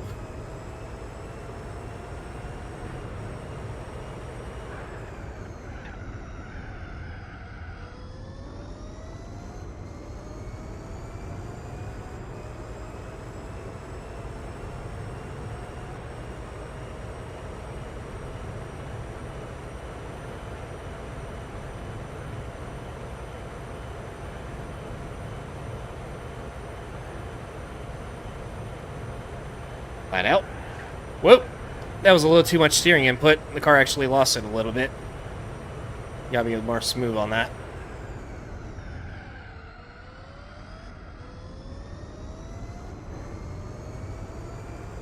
We'll take corkscrew at the bottom again. If I can stay there.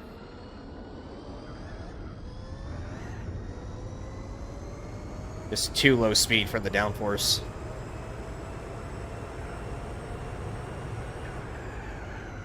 No!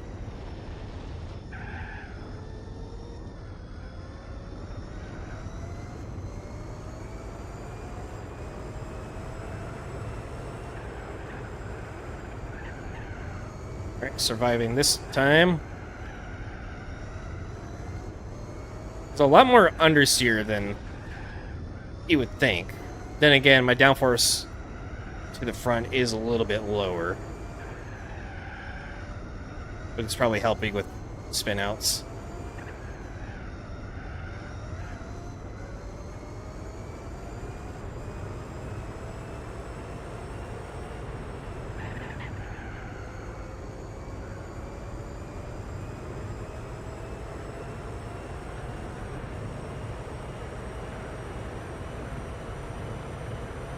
Yeah, that's always the scariest part of the track right there.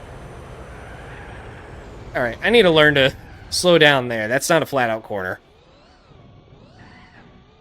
No shot.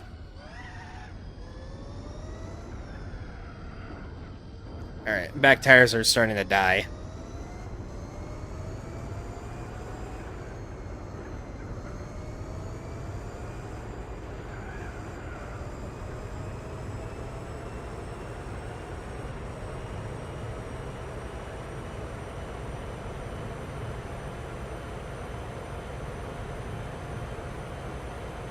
I like narrow tracks. They're more fun. As for, like, being too long, yeah, it is a really long track. It does take a while to get used to it, but once you learn it, it has, like, super good flow. Oh, no, curbs! Pit, pit, pit, pit, pit, pit. Well, there's my first death. Dying to death.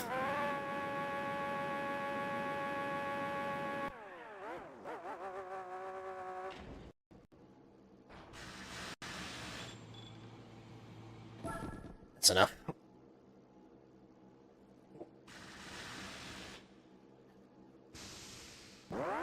Alright, so it looks like the out lap is gonna be my my best lap runs.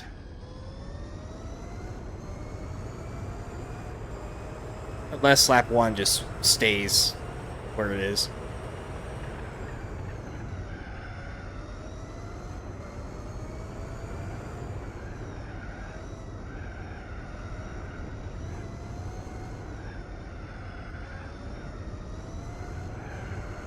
No!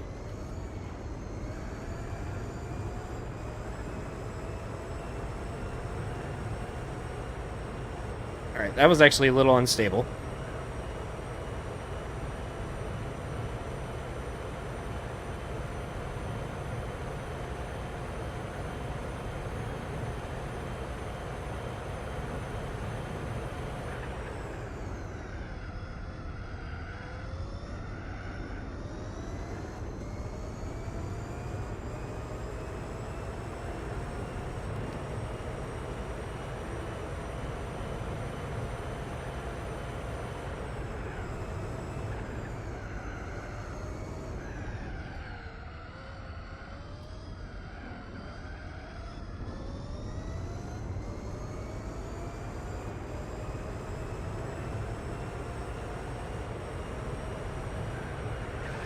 Ooh.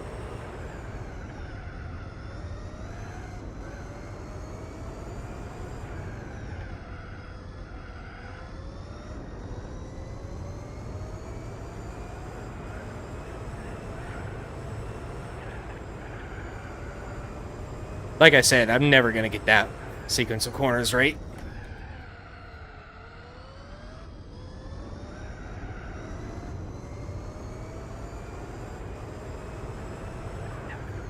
This section is just a roll of the dice if you're gonna spin here or not, so I might as well just slow down.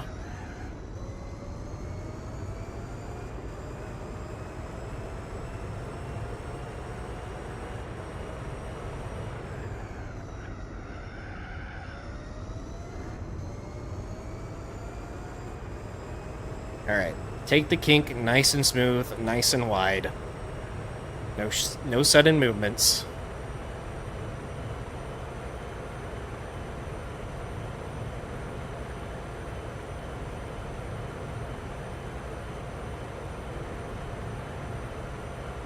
There we go.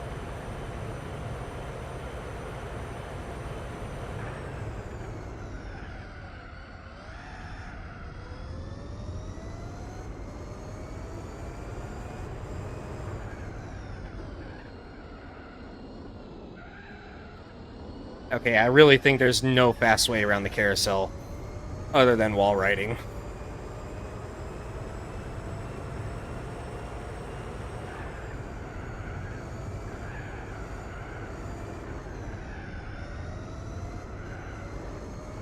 No curbs.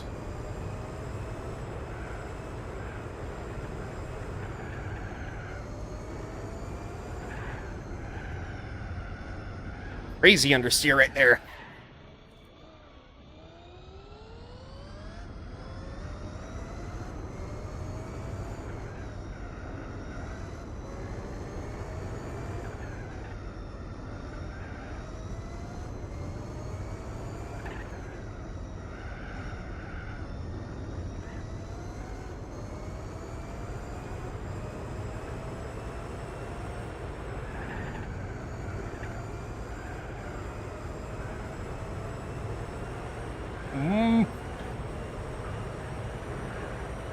Ah. Brown flag. Slow down.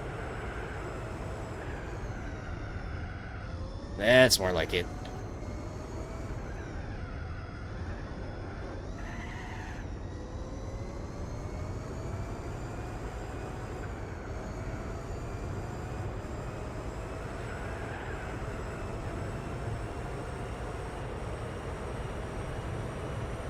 Ooh. That's a tough lap.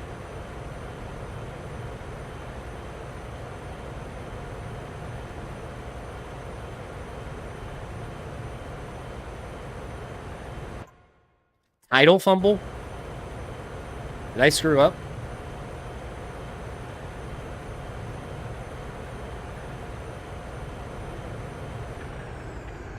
No! Speaking of screw up.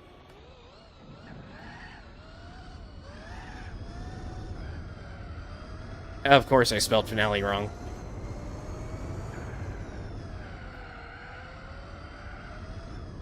Also, 510, certainly doable.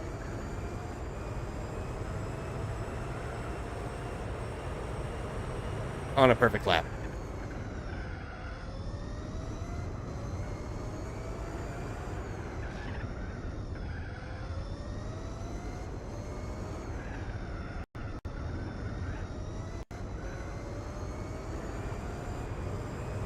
That's your best lap. Lap 4.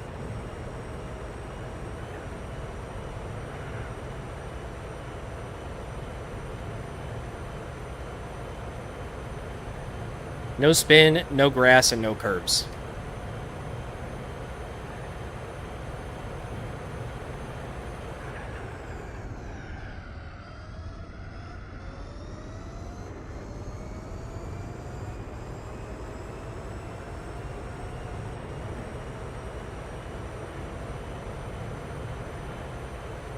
Whoa.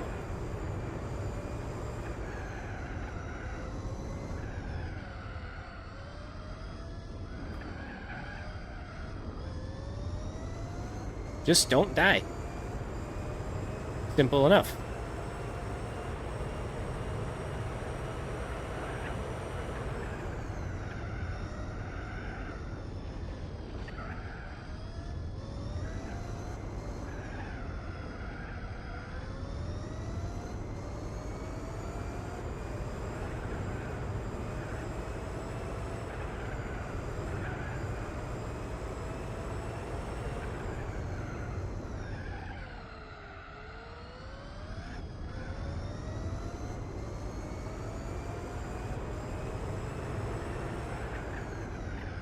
They are kind of small, but really they don't need to be any bigger. Also, there's a roll of the dice I was talking about.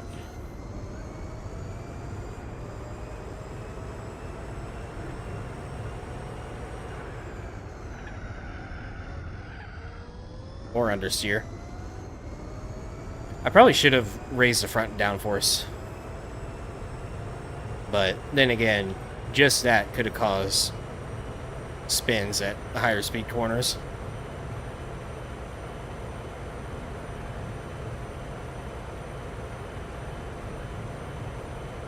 Smooth. Smooth.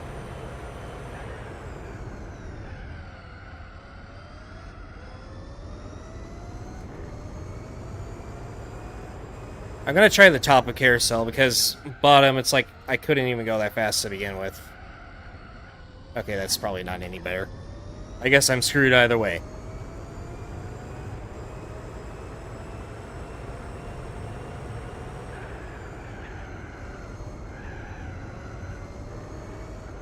There's way less grip this time around.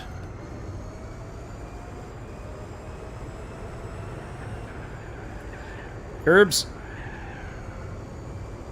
There's understeer here, so just take it properly.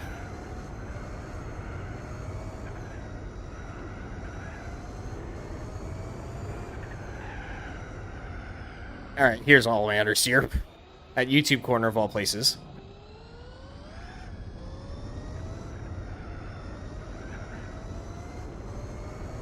It's 2 laps. So I can't actually get like a fully clean fast lap. It's like out laps only where I have the chance. On my in laps, I'm stopped before the start line, so...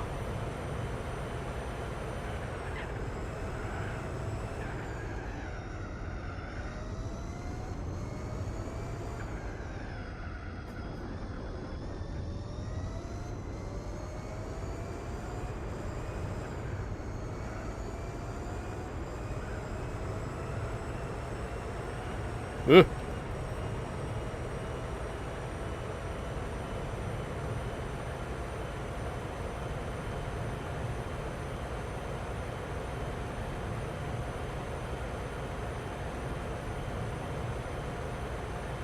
The golden ticket.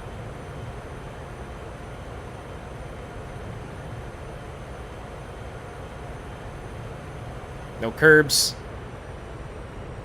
There goes a curb. Hey, I survived.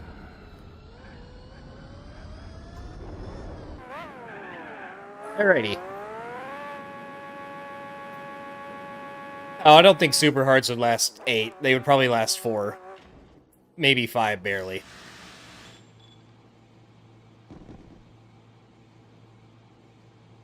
That should be good.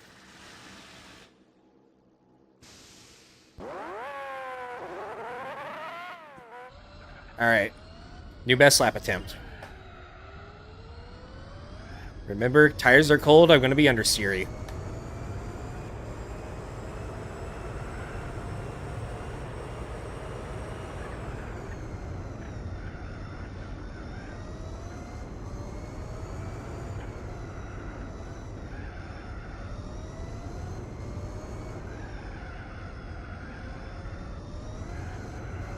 I went into the grass here last time, so that's already a gain.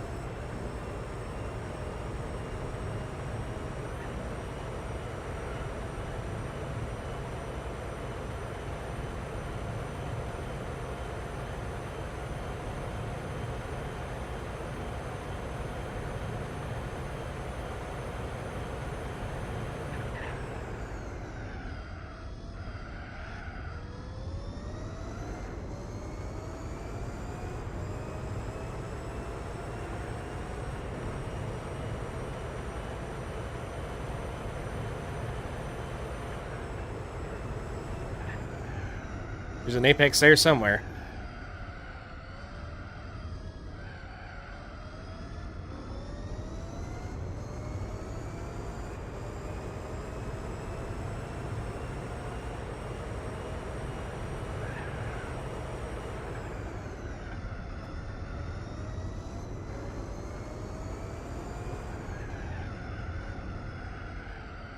Shouldn't have tapped the throttle there.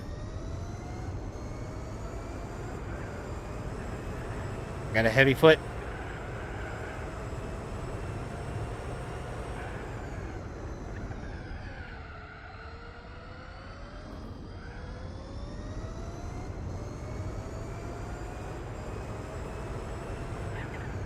Nice and easy through here.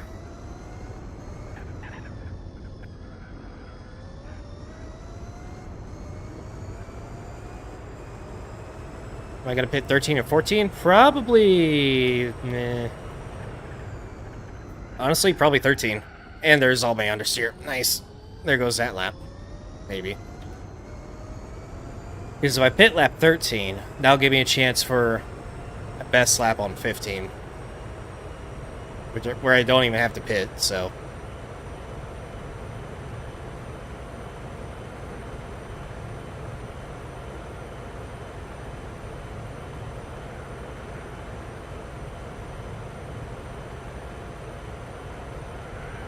Okay, that's the first.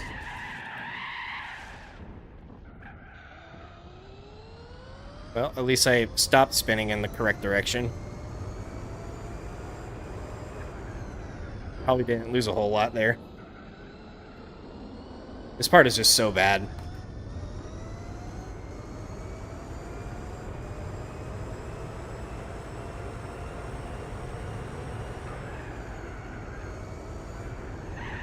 No curbs.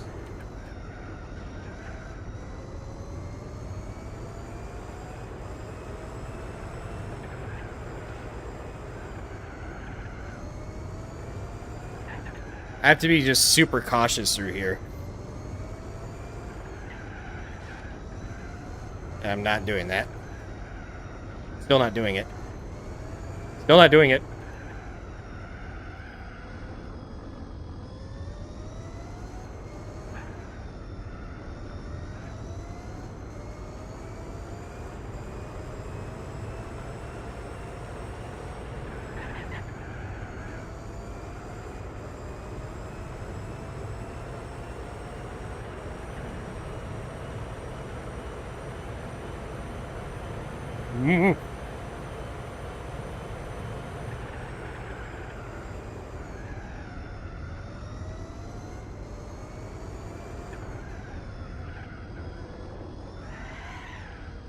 Please stop. Please stop. Please stop. Please stop.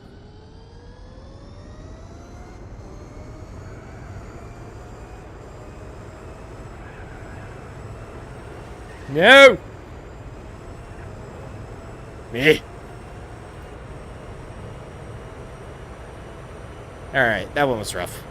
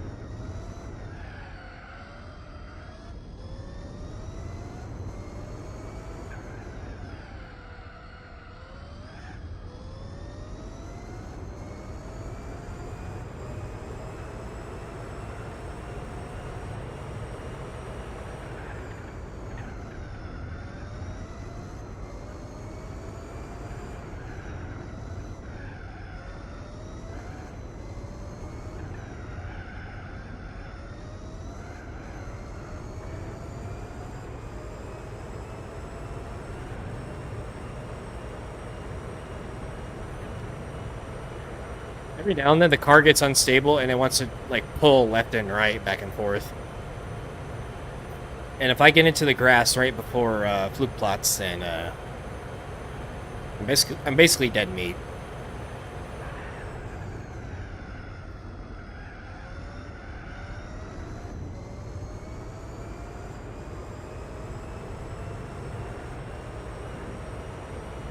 It also looks like I'm going to be lapping these guys at least once.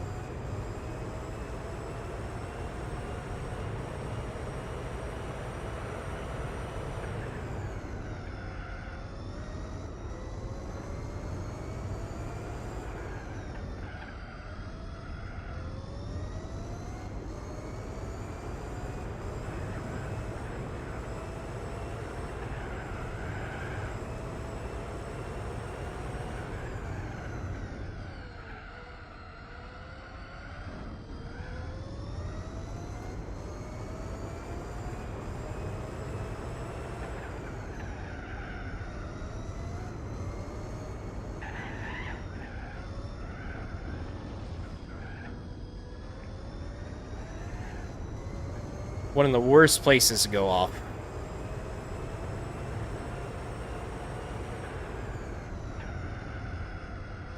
Even worse right here, because you lose all the extra speed.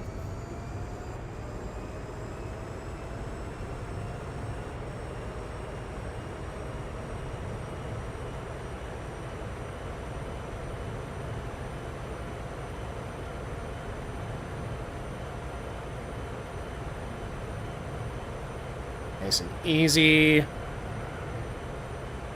Easy.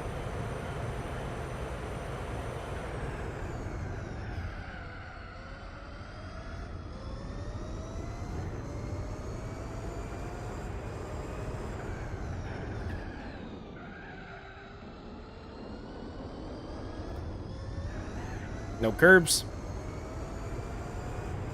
Alright, don't go wide this time.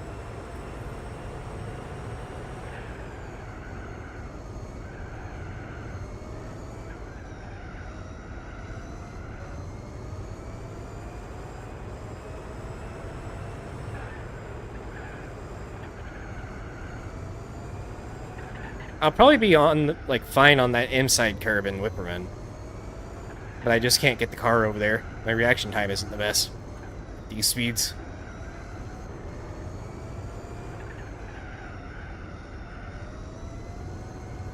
Shift, please.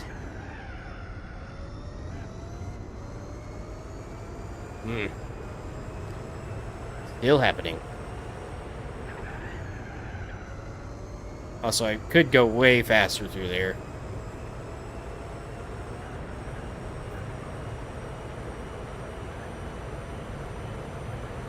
Alright, downshift into 6th. Don't forget it. No forgetty.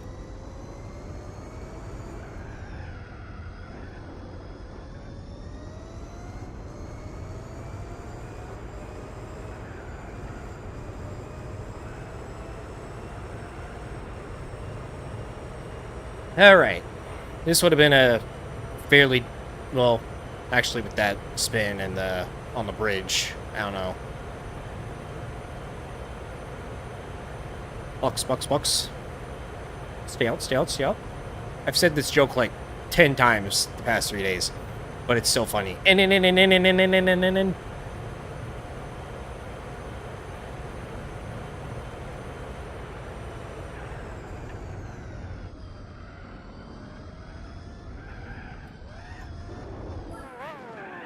Oh man, that could have been like easy 5.7 or 5.8 maybe.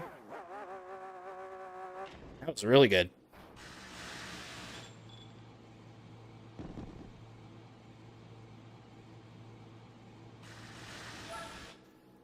Would have been new PB.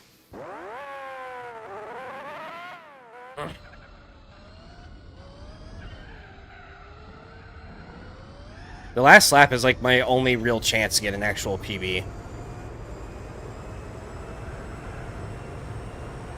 Because right now, not only am I on an out lap, but I'm also dealing with cold tires at the start.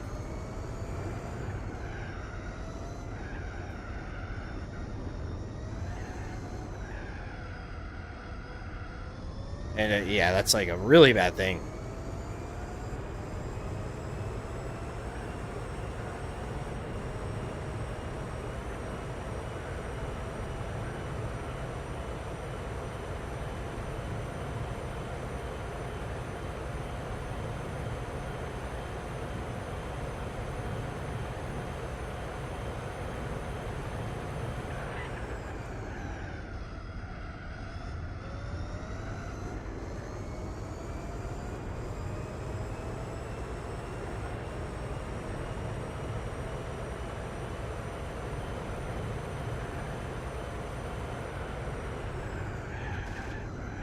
Going full throttle through there is always sketchy, but I wanted to try it.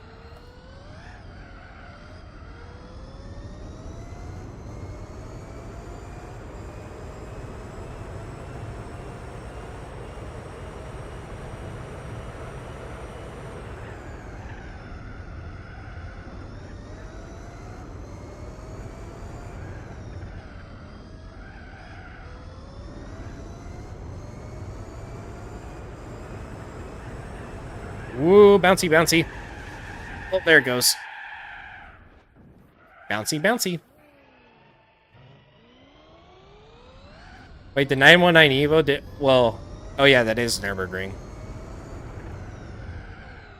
519.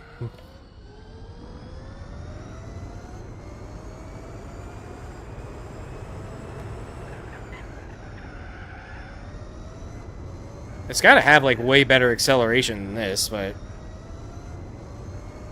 downforce, probably not.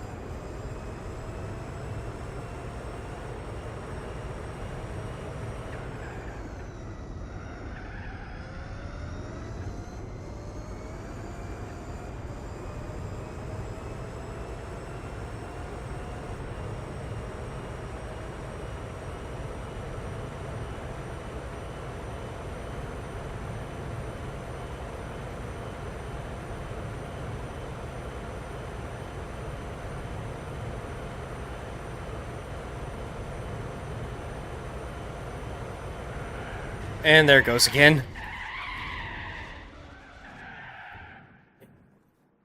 Where's my reverse? It literally feels random whenever it happens.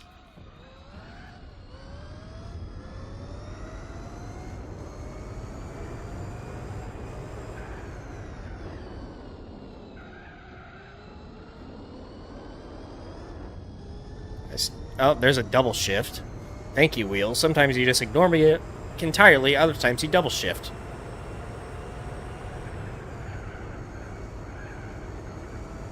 Full send through here.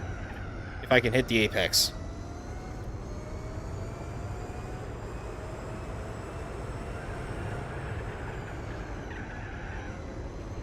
Then no worky.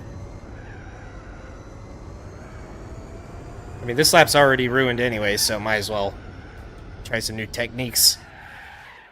Which clearly aren't working.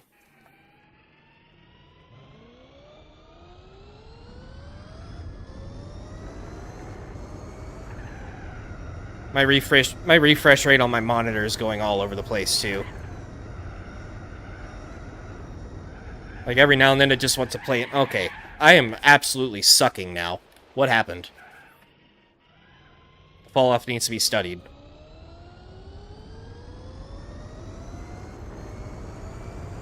Get your life together. No.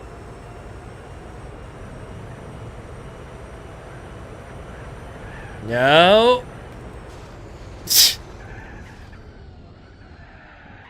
What happened?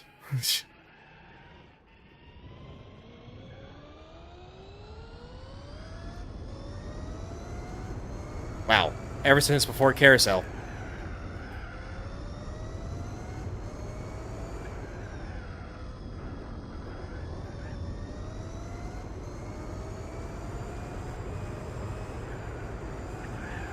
Stop hitting the curbs!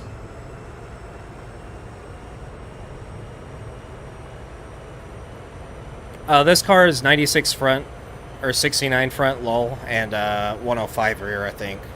It's just like down by 5 or 6 in the front. And originally that was to mitigate, like, around high-speed corners, the car will literally just, like, lose all of its rear end grip for no reason. Or hook too much on the front, and it would spin. And it's still kind of doing it every now and then, but it's definitely way better than it was before. But that was in combination with a bunch of suspension changes. Mostly making it softer.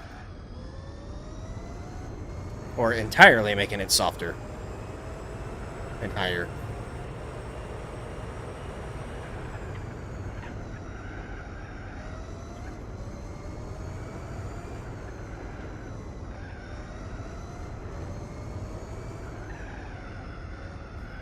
There's an apex there somewhere. Not as bad as I thought it would be. But there are still like a couple sketchy areas here and there.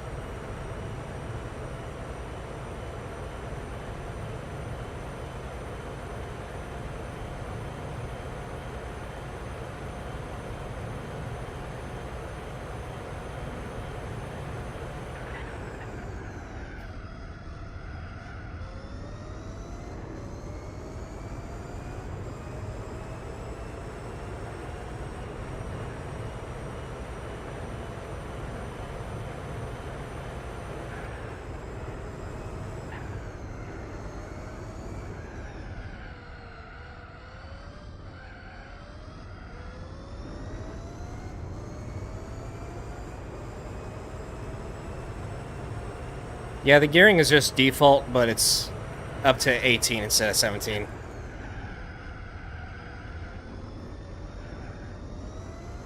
I didn't do the gear trick or anything.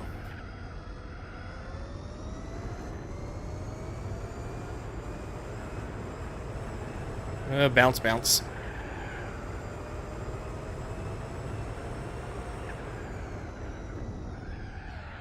There's another double downshift. Why does it do this?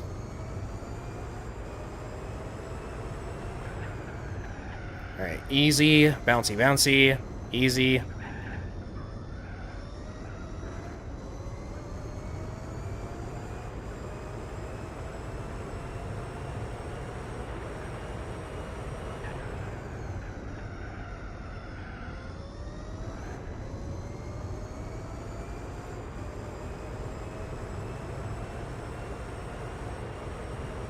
Yeah, no matter what the gearing is, the car is going to hit a brick wall in terms of top speed at like 716, 717, or 216, 217. Where did 7 come from? Oh, nope. Not that time. Force feedback kind of kicked my wheels center again.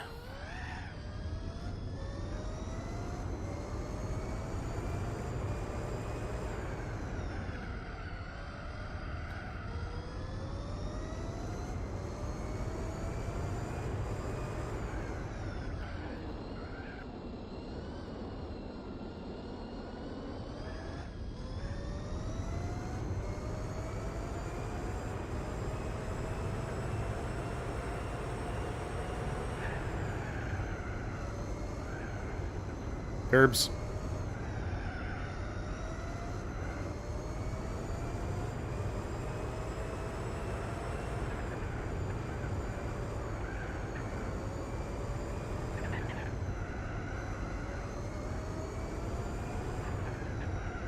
It is a little understeering these corners, probably because I don't have as much front downforce anymore, but like I said, it's probably saving me at the high-speed corners. Ooh, that was a nice slide, actually. But I wasn't expecting it. Rears are already kind of cooked.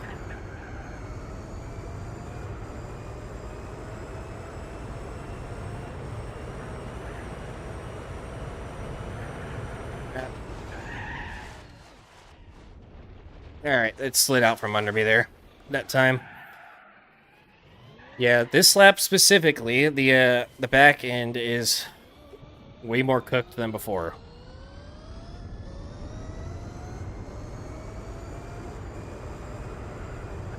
And the downforce isn't really helping it anymore.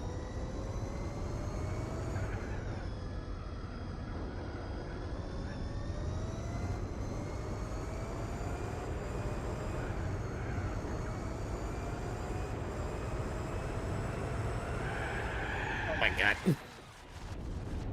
Yep. Basically imagine that, but way more often if I was on the stock setup.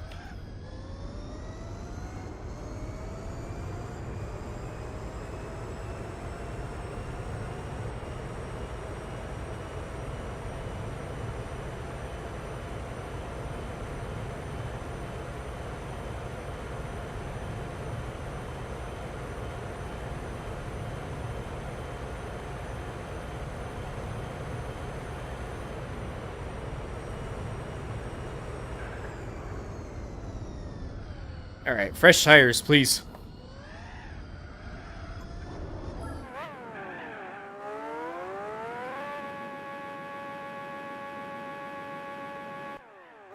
Yeah, if it's like even tire wear, then it's like so much easier to manage. But if the back tires go first, then it's like nearly impossible. That's why I pretty much never do like offset compounds. Some people like to go soft in the front or soft in the rear. Softer. But that just like ruins the balance of the car entirely. It's like your front tires being in the yellow and your rears being like plum red. But all the time.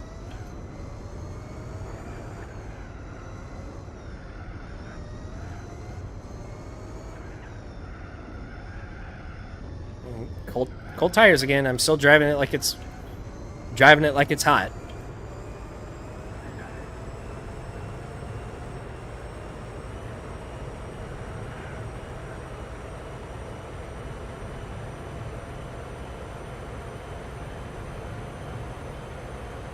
Really tricky going from oversteer prone to understeer prone like that.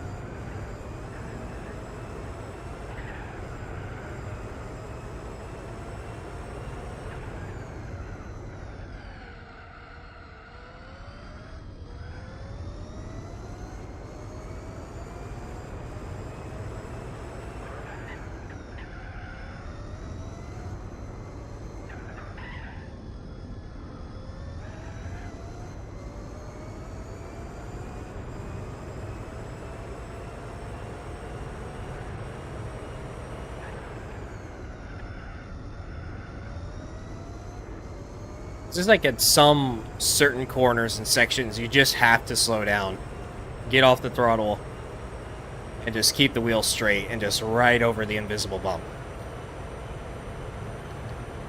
Whereas if you just go over it like normal, it's just a roll of the dice as to if it's going to kick your car around or not.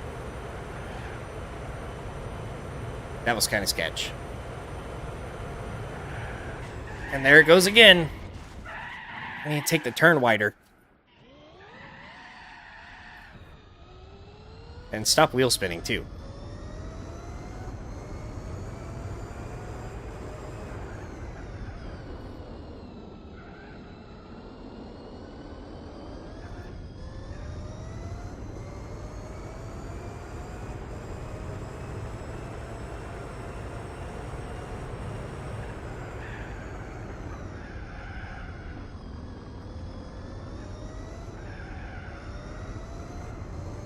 Feels like it's getting harder to drive the more I go on.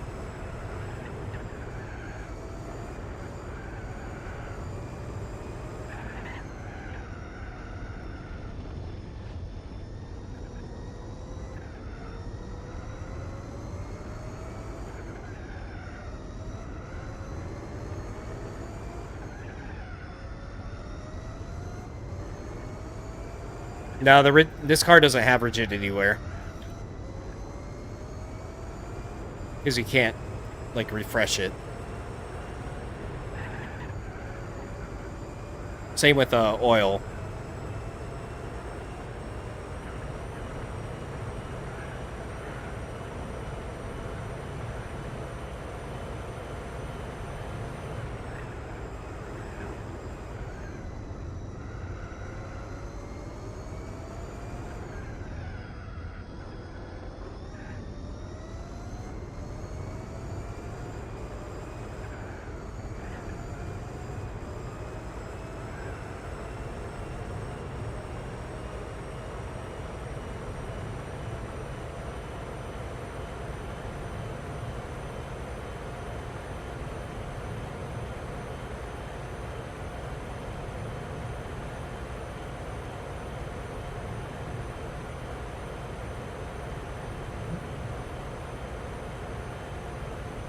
I think the rear rebound right now is on 4. Bound on 4, rebound on 4.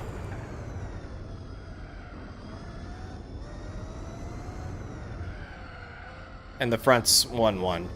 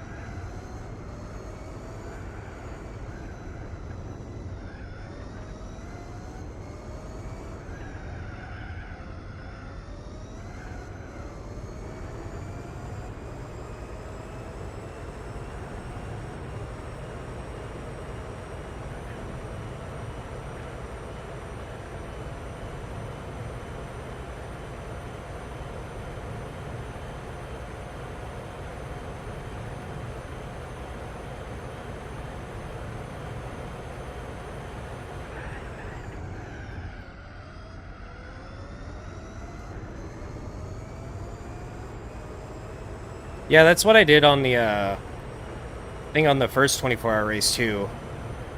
I noticed that, like, some, or most cars, rather, first and sometimes second gear is completely useless, so instead, I basically made first gear as long as possible, so it would top out at, like, maybe 80 or 70 miles an hour, and it would actually be useful here and there.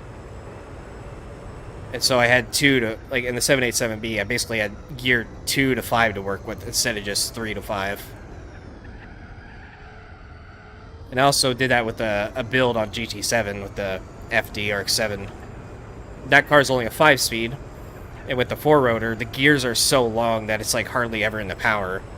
So I did that trick with that car, and the gears were way closer together. And it sounded way better, too.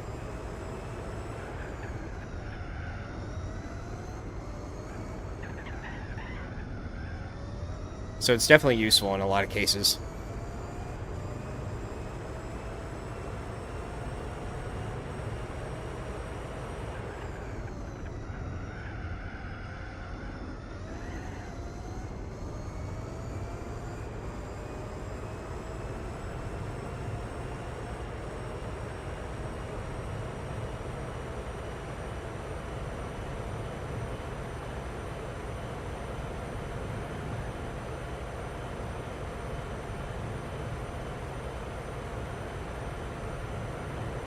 Ooh, every inch. Finally, I survived.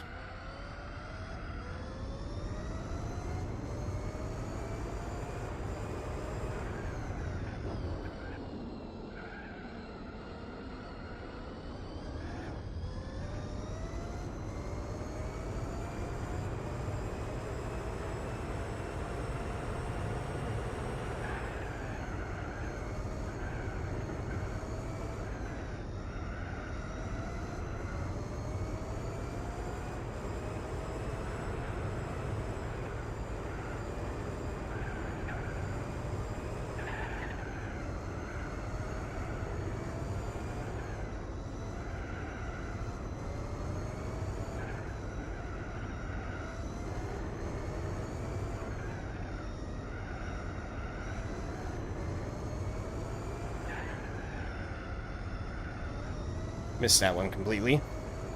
Otherwise, that was a solid run through there.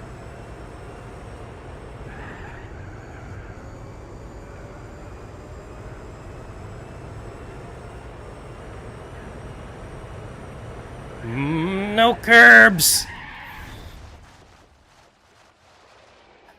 I think on my end lap, I need to just, like, lift off the throttle through there. Because I think it's just too much for the rears to handle once they're this worn.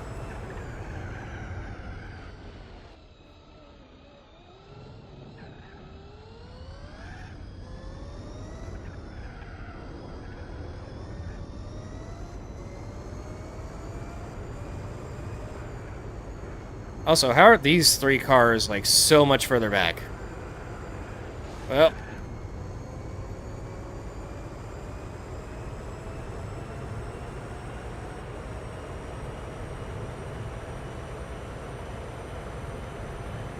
Ugh.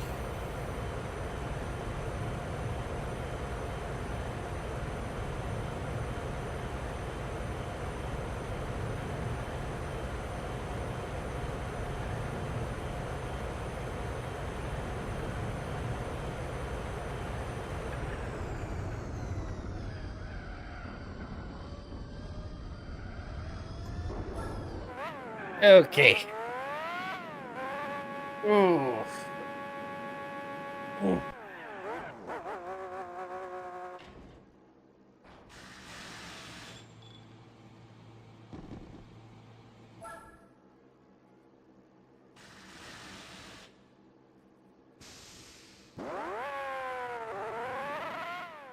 Another chance.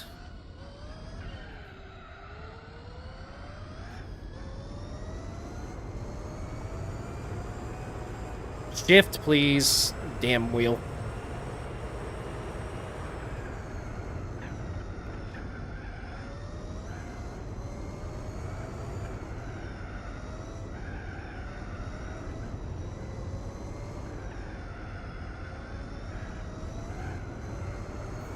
And hey, for once I drove it like I was on cold tires.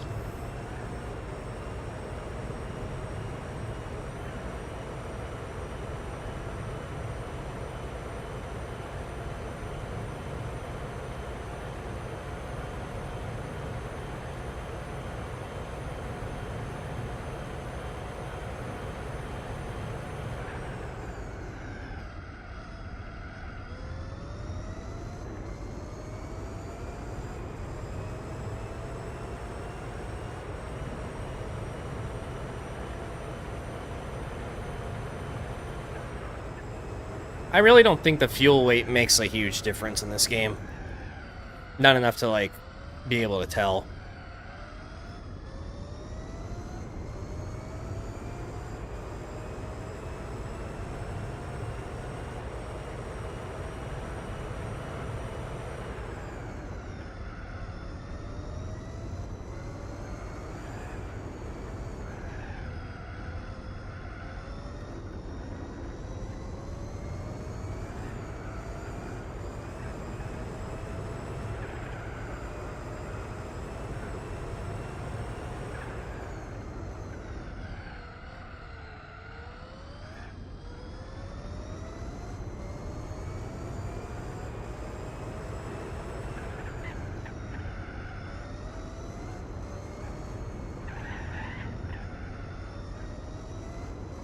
Of course, I mean, somebody could always experiment it, but...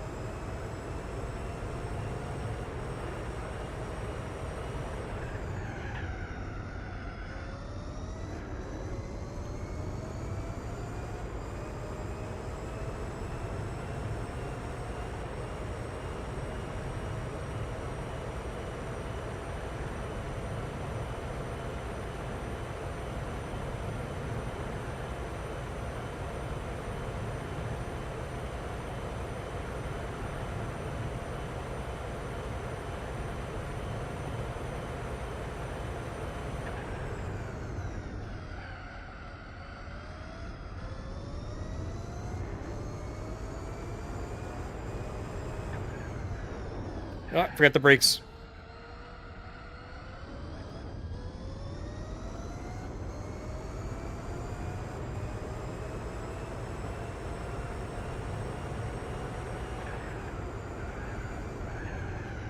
Oh, actually slid a little bit there. Traffic.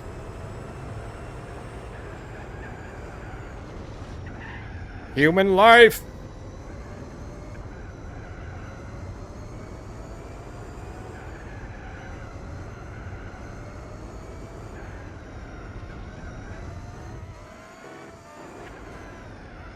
No crash outs at YouTube corner, thank you.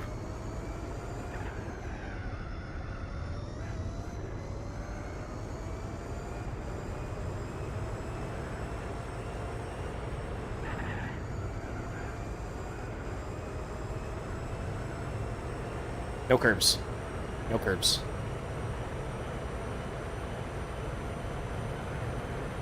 Ooh, no grass either, ideally.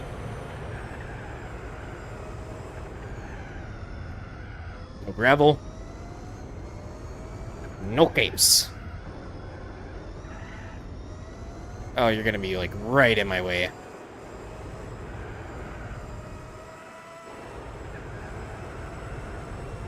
Slipstream. Slip, slip, slip, slip, slip, slip, slip, slip, slip. Yay, I got it. But I don't have the gearing. Oh, that was too much grip.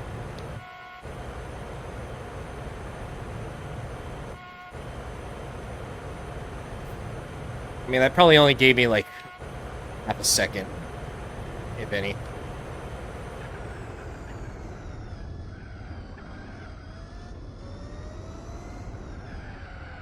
Apex. Oh, that's a solid BL. Solid.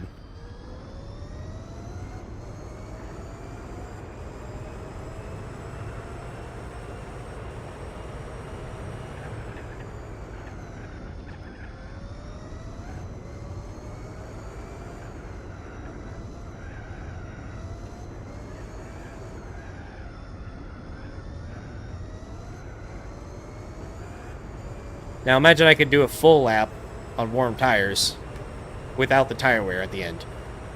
Easily a sub 5 with that. If it's a perfect fast lap.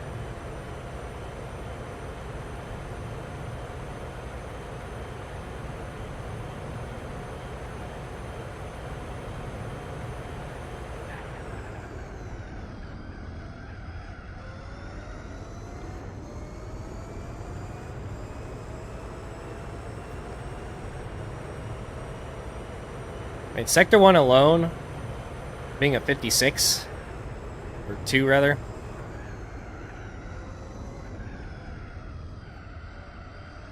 that right there is already like 3 seconds off. As long as I could just manage the tires long enough in the last part of the lap.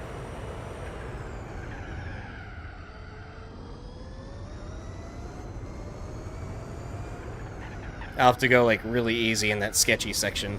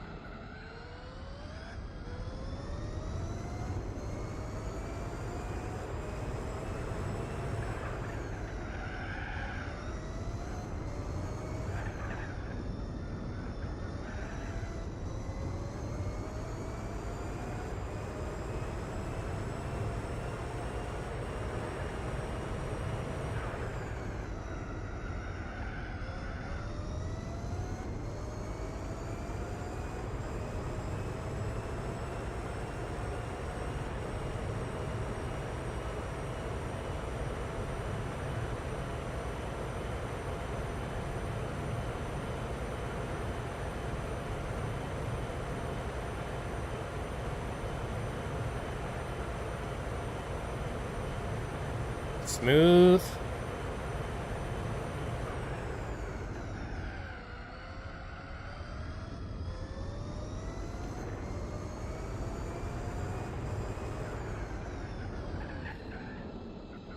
I'm never gonna get this one right.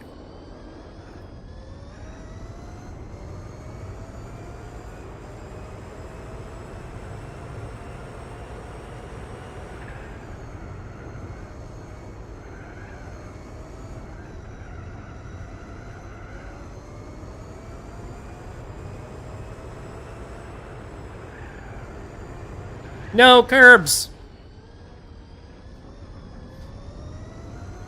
I was trying to take it easy through there, too.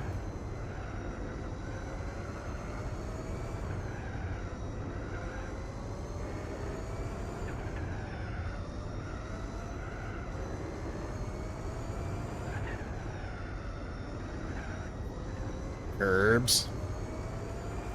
I need to carry more speed through this corner right here, too, than I usually do, without hitting that. Oh, now I can't practice for this section because I'm not going full speed. I would have had it, too.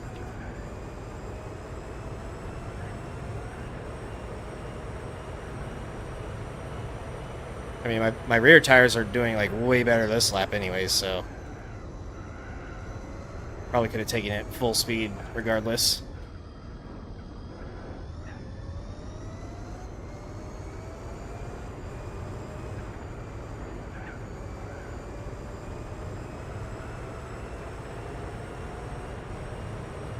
Well, otherwise that would have been a really good judgment of what a good lap on worn tires would look like.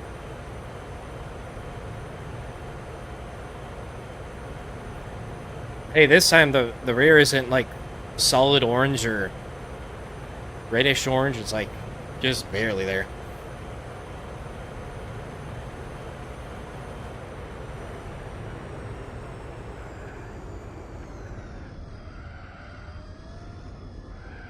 So I think lap 14, I'll just manage the tires.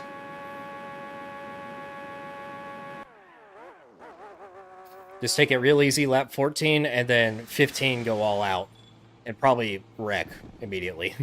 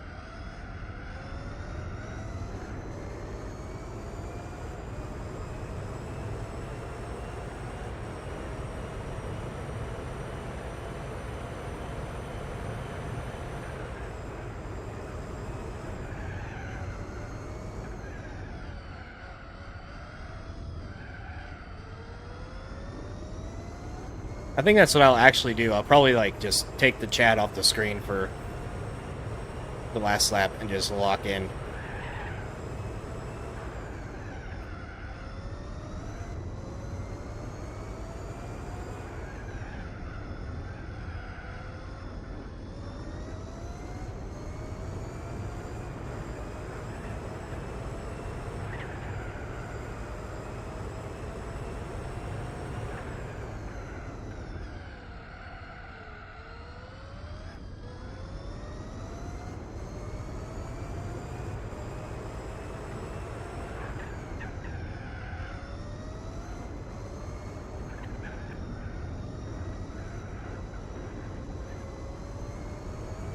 I'm gonna have to be a little bit riskier in some areas, though.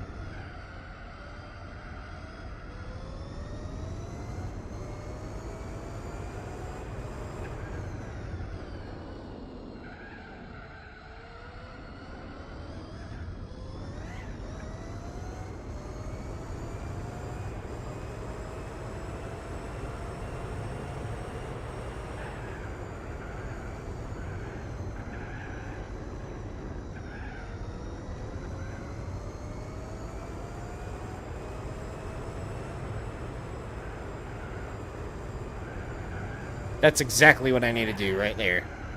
But not right here. Because that is just... why?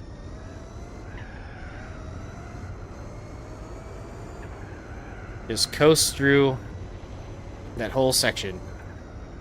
And then brake earlier.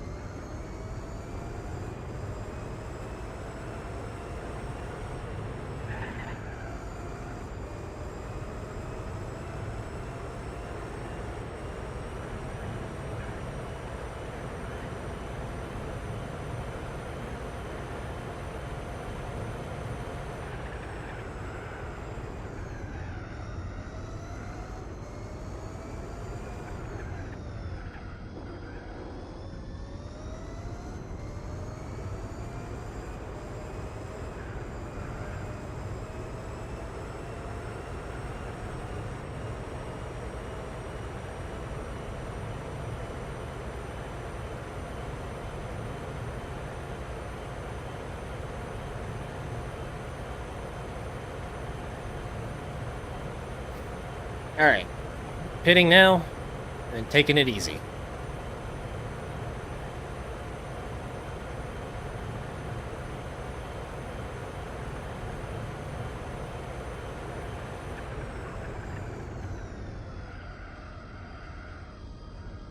Oh, okay. Might as well get that out of the way. Bonk. Oh. Yeah. Boink. Alright, let's just cut it at 40 right there. Probably still too much.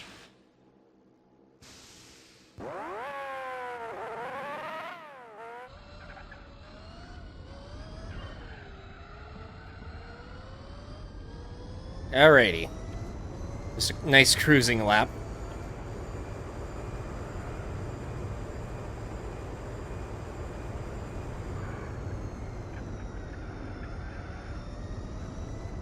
Not going real fast because of the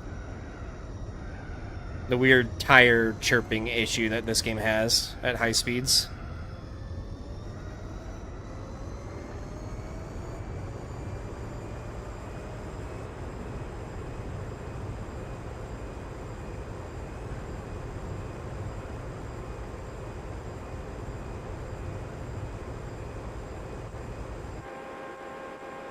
Car.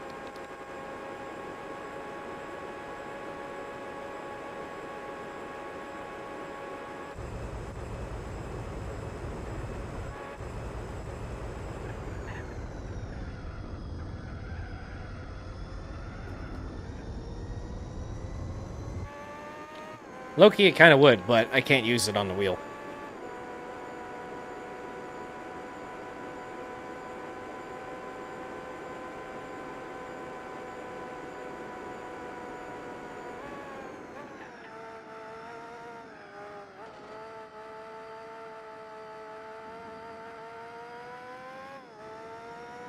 Nice and even tire wear so far. Or warming, rather.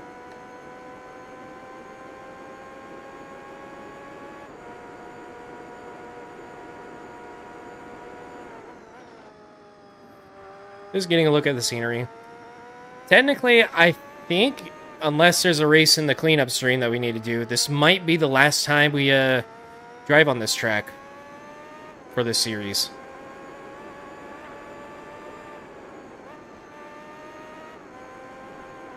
Unless there's a race in GT All-Stars that I did not get P1 in. Okay, well, that happened.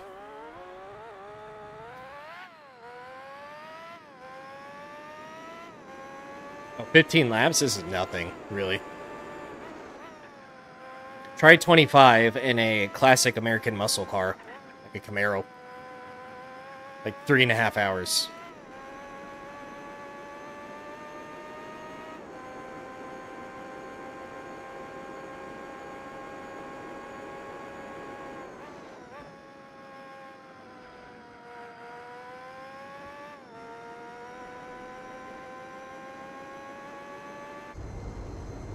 I need to bring those fronts up to temp.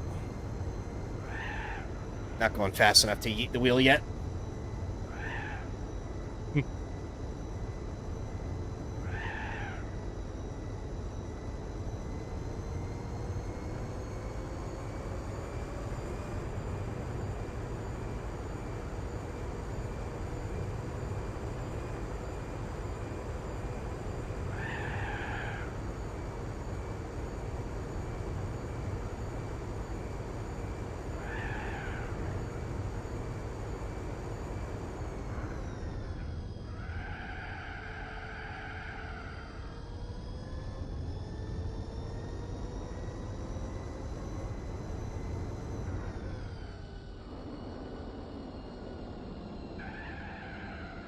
Alright, that ought to be good enough.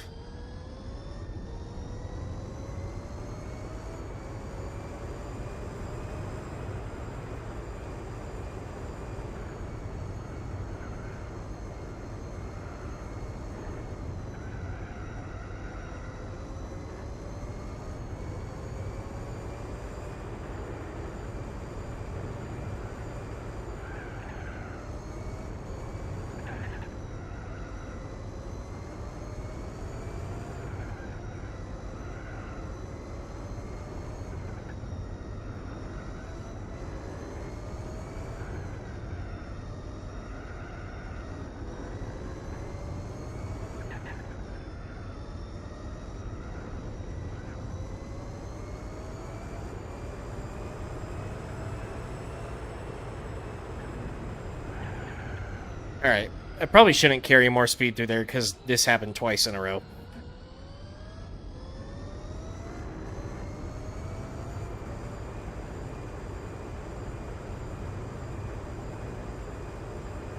Much like after all this prep, I immediately choke.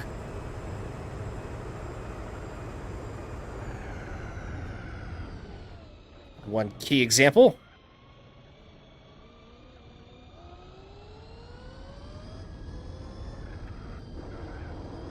I don't know if staying still would actually make them cool down.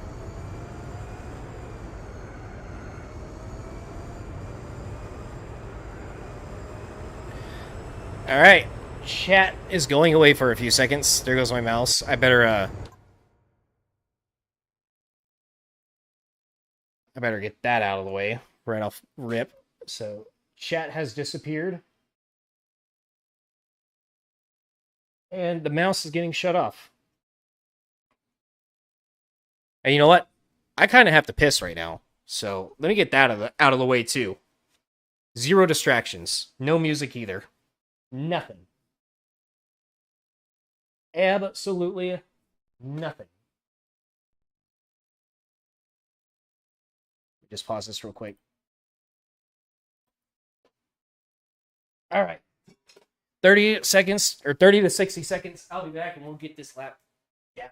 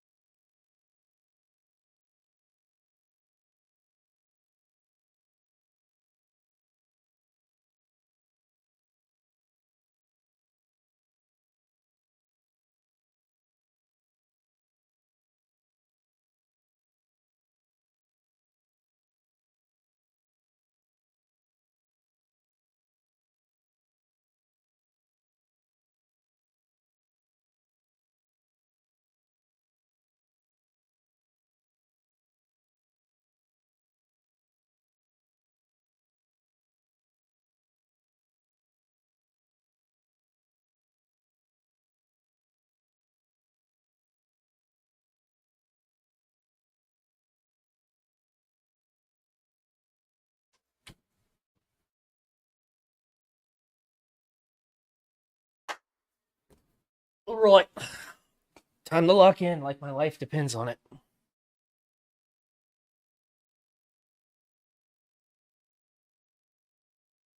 No music, no chat, no nothing. No piss. I still have too much fuel. Maybe I can help get rid of some of it. Good thing there's no brake fade in this game.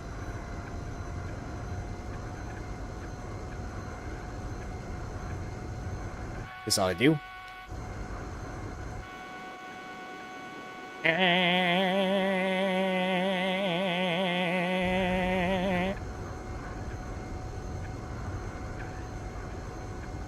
Alright, I'm really not going to get much else out of it. I might as well just go for it. Alright. Lock in.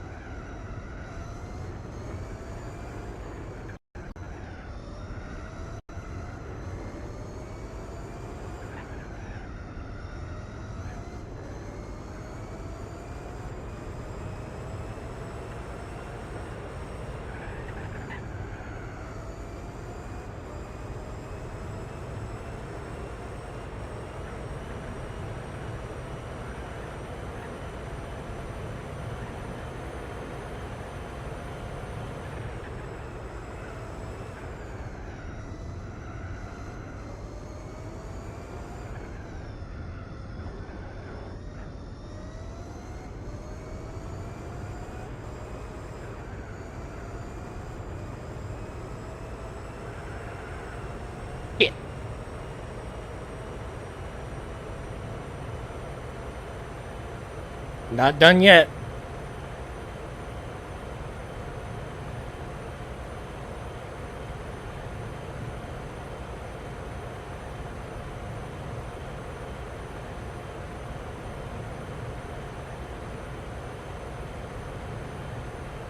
No curb, no curb, no curb, no curb, no curb, no curb.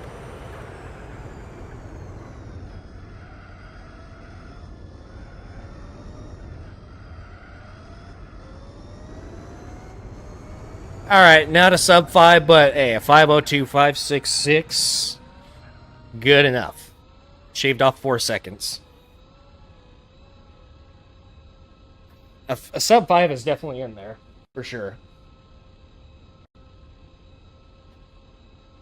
For sure. But I just have to go too slow on certain sections, or else the car will just it will do whatever it feels like at some point. Yeah. Nurburgring complete. 3 races to go. El Capitan is next. It's probably going to be even more sketchy than this. And you will see why momentarily. But let's get our monies. And move on. I probably should have tried to save that replay. I don't know if I could delete old saves in that menu, but... first things first. Exit this race and go to the menu screen. Start here when you return. Yes, I just wanted to double check and make sure I was doing the right thing.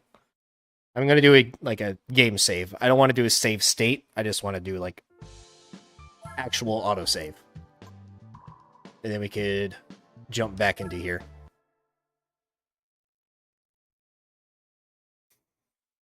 Exact same gloves. These, Sparko. Yeah, I got them like a few years ago. I really did not need them at all whenever I got them, but it's actually turning out to be pretty handy with this wheel pop. Get it? Hand. I'll shut up. Alrighty. Well, I think I'm just going to leave everything the way it is. Considering this is going to be like a pretty sketchy, elevated track thing. And, yeah, let's just, get started.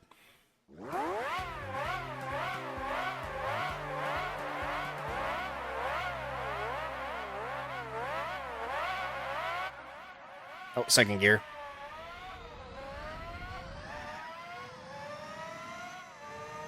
Double shifted again.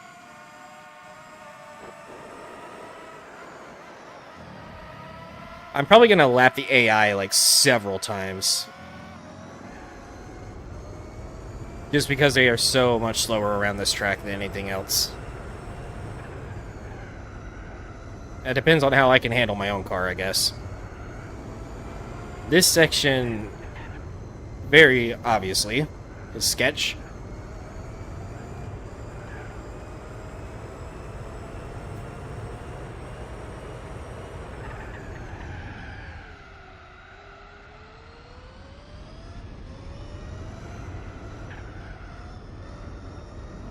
Basically, how fast you go around here is determined by the weight of your balls.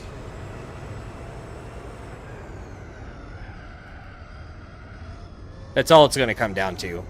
How risky of a lap do you want to do? This is the other sketchy area.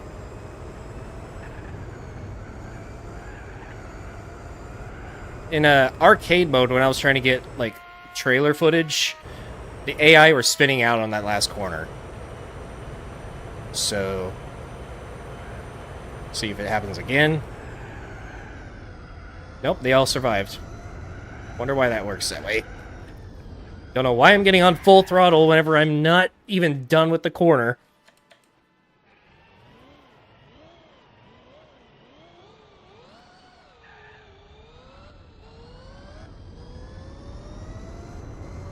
Let's not do that anymore.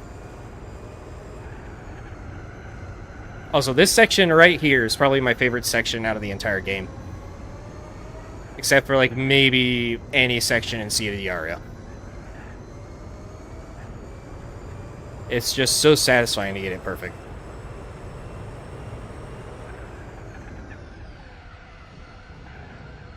And I need to learn how to take this hairpin, too.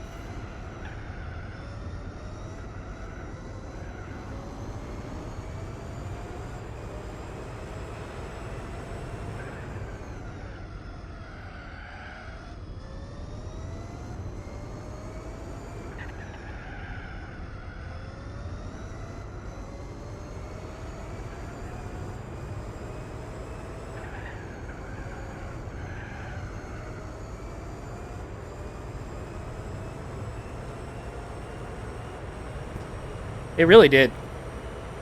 They really peaked here.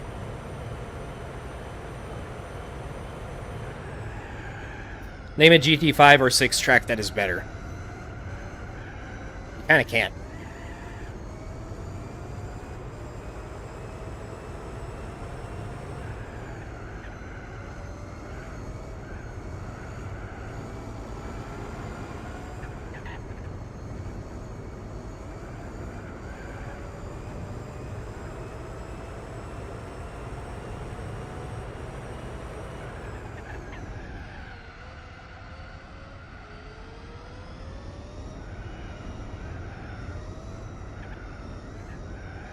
The reverse corkscrew is like the only bad part of this track because it's just too awkwardly sketch.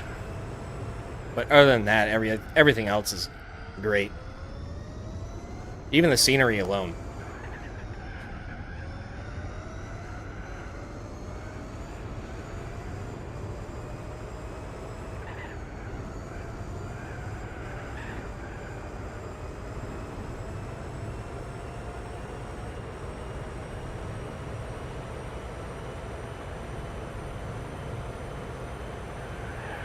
Oh, there we go.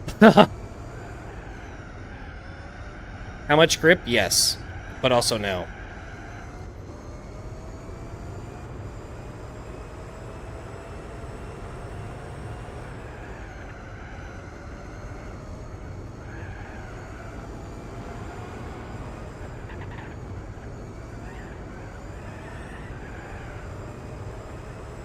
You can really fly over through that.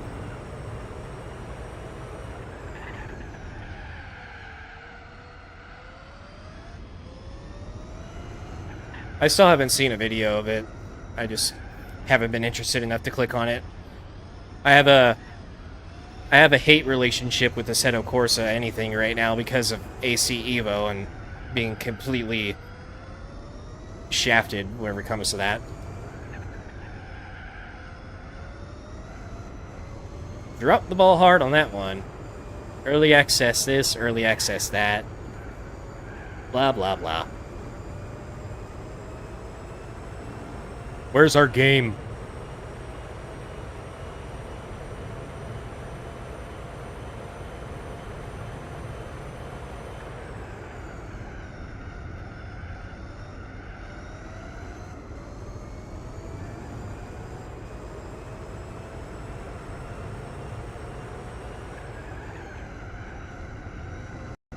Oh my, what the hell? Oh, mouse again. Go figure.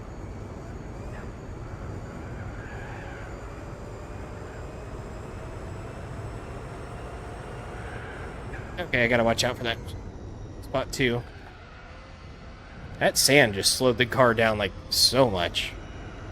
Almost faster than the brakes.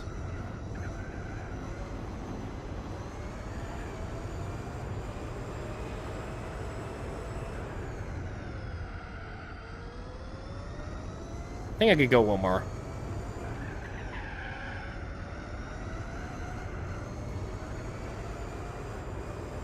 Yeah, I think the performance issues are way better, but whenever it first came out, I mean, like, it's like they didn't do any testing themselves at all. It was literally unplayable for me on a 2080 Super in 1080p. And then I got my 7900 XTX like a month later. I tried it again, and it was still not that great.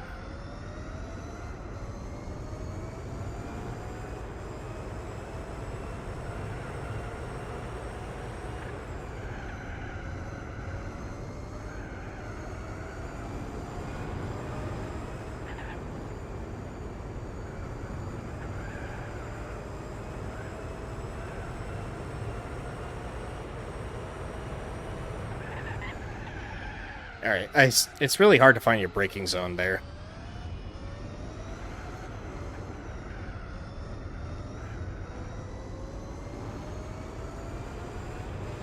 Is 64 a multiple of 7? No, it's 63, so I'd have to go 1 extra somewhere. I'll do 7 laps. Or it could maybe do 8, but nah. Too much suffering.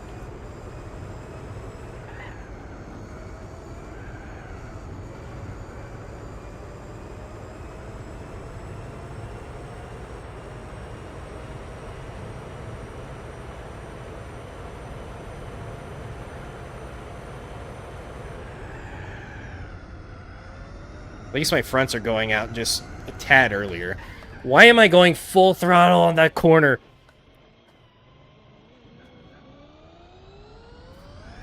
I've driven this truck 1,000 times. Let me do it my way. My way? The line is not optimal.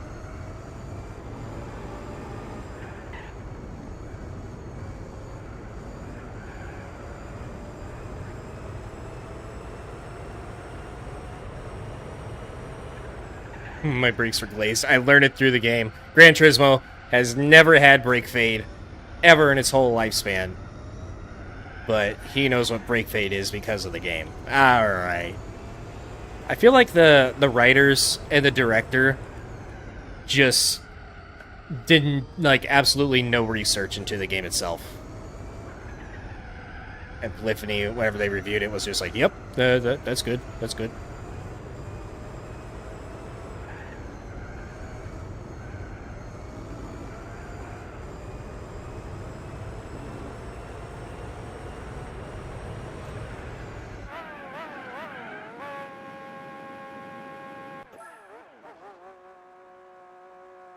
Yeah, pretty much like every other game adaptation nowadays.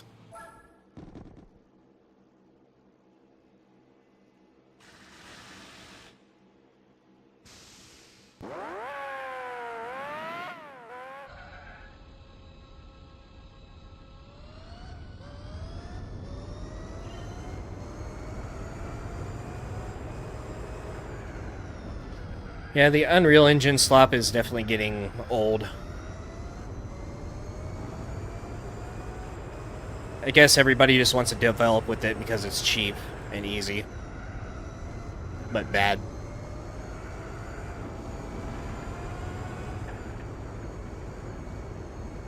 I'm glad Gran Turismo's using their own engine, at least for now. I hope they don't switch. I don't think they would, but... Isn't Horizon 5 on Unreal Engine 5? Or is it Motorsport, or is it both? Pretty sure at least one of those are.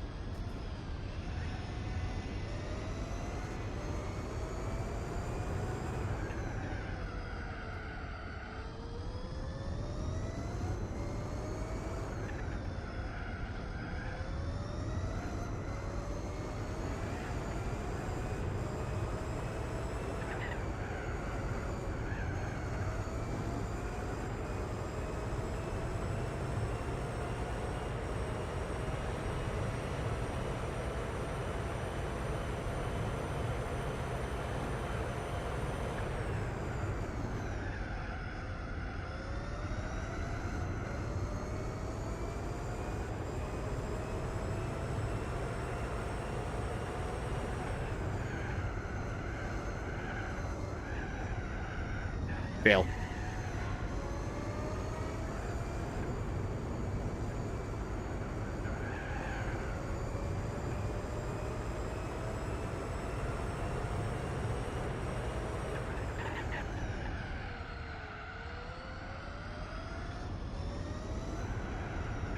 They're making a Cyberpunk sequel? I don't even think I've heard about that one yet.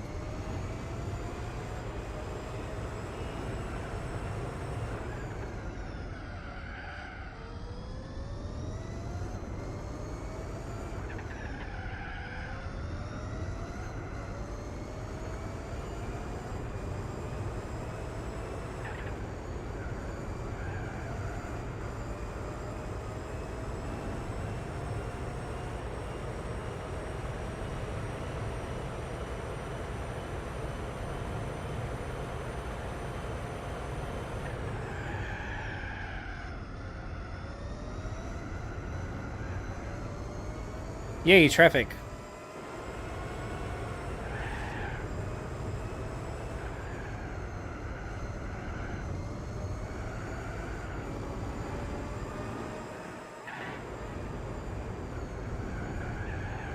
Oh, that was threading the needle.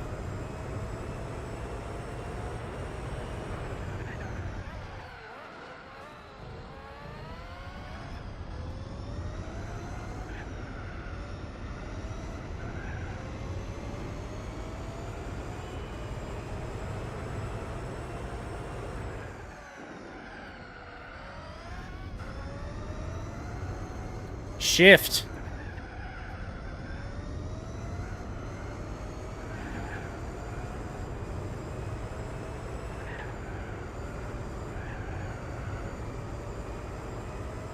Whoop.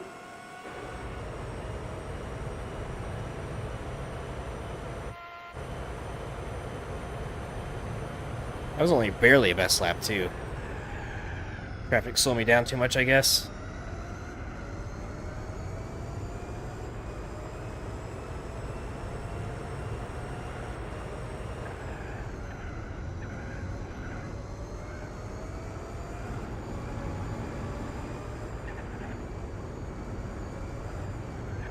Ooh.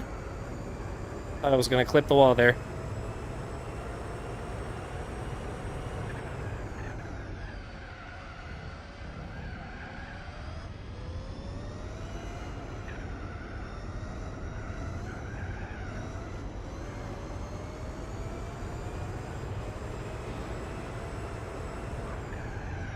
Why did I clip that? Why do I do things?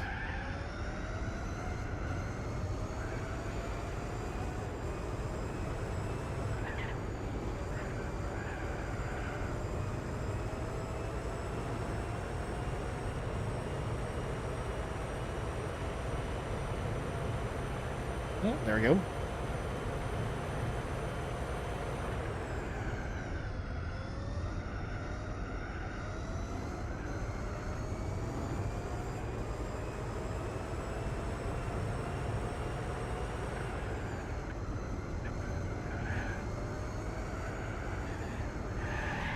It's so hard to avoid that one.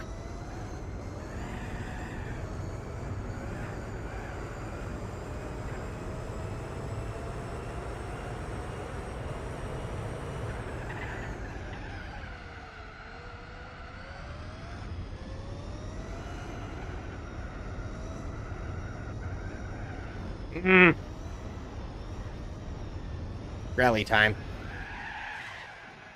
And that.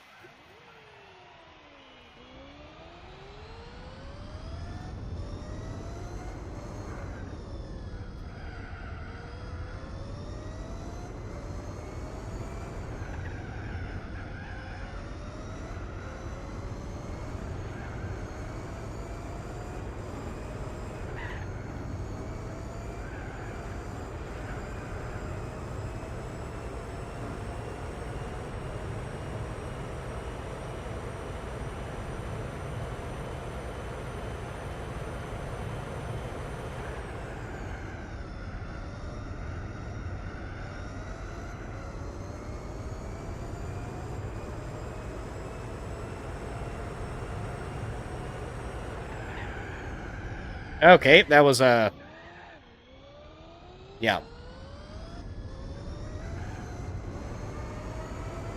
That happened.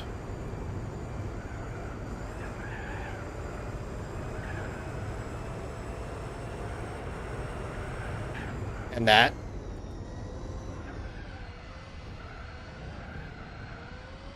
Get it together.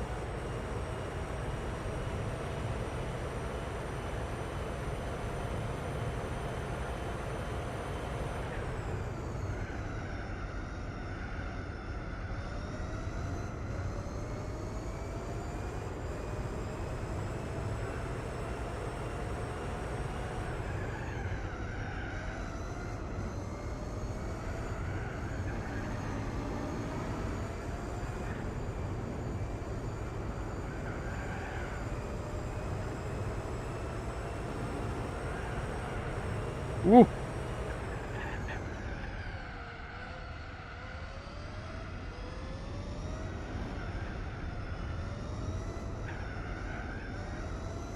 Well, you missed a solid best lap to end it off.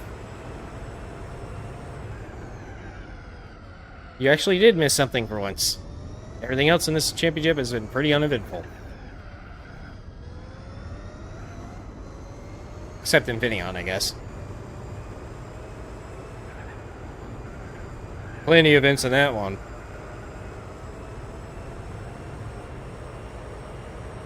Flux, flux, flux.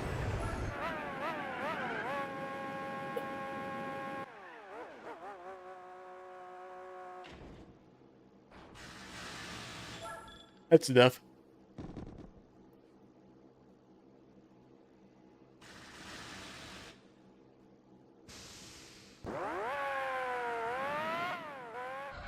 I had to, like, turbo lock in for that 502, though. Certainly a sub 5 is on the table, but if you only have one shot, one opportunity, then 502 is the most realistic. Sub 5 is full send with no mistakes.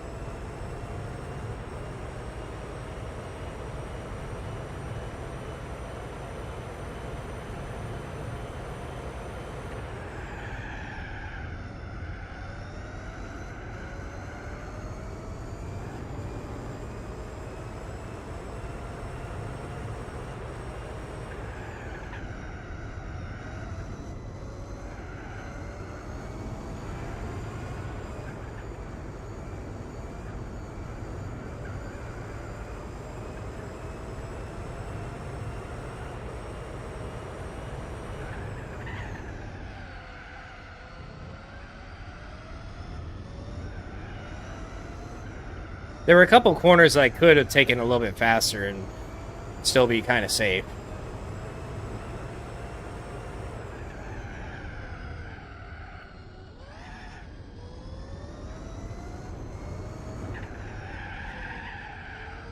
But if I just had only one lap to do an actual best lap attempt, yeah, it was pretty good.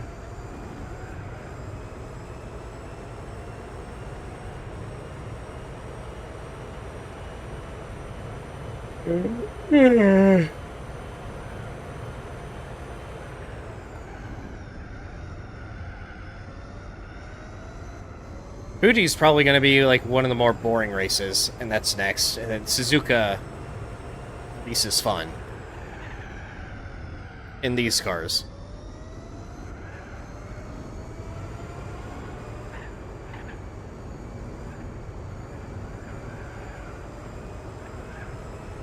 And I am terrible at the Fuji 2005 layout.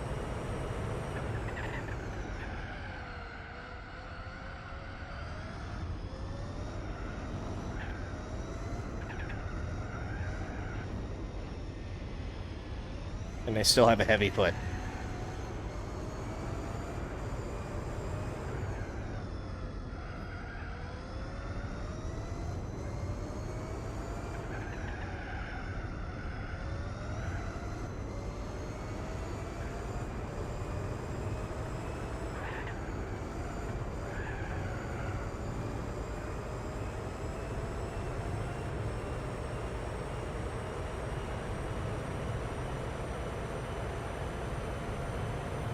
Oh, big yawn. Sorry about that, chat. I probably just made half of y'all yawn as well.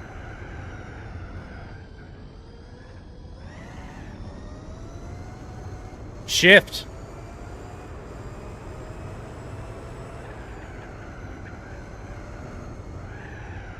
Alright, now I can't really hit this section at all.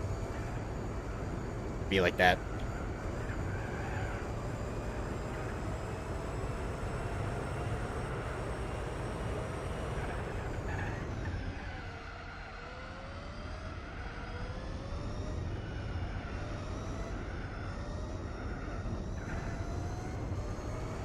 I think Daniel actually uploaded like a Fuji 2005 GT layout record lap like not that long ago.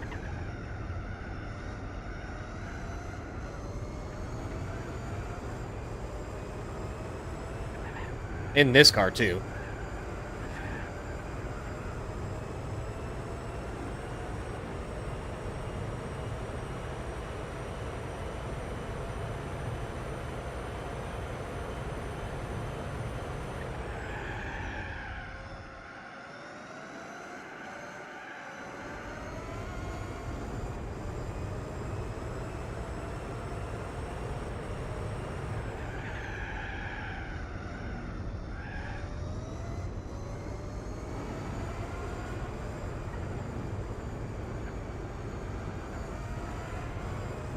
I did I think I've only done like 2 actual fast lap attempts.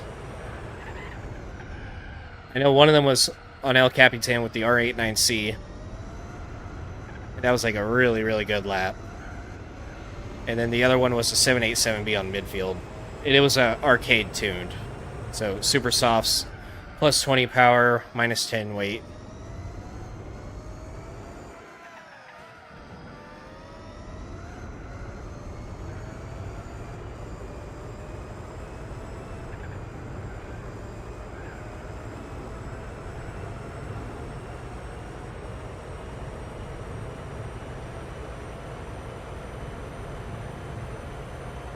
And 13.5, even though I screwed up the reverse corkscrew approach.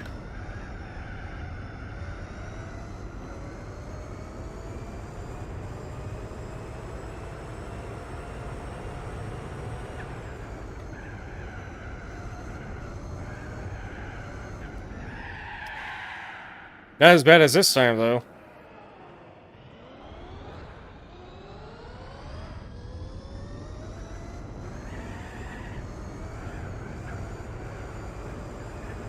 I think if I do any more hot laps, I'll probably just do them in road cars instead. I'm not precise enough for race car stuff.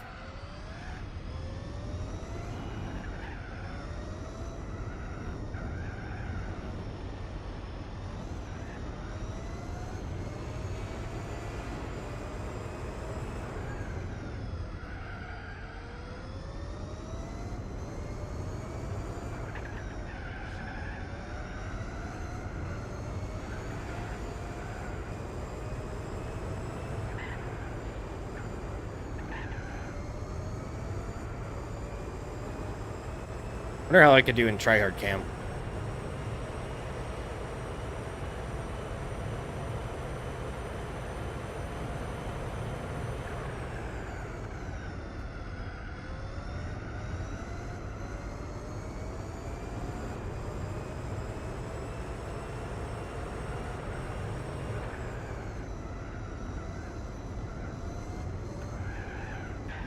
Not good. Still. Then again, my tires are dead now, so...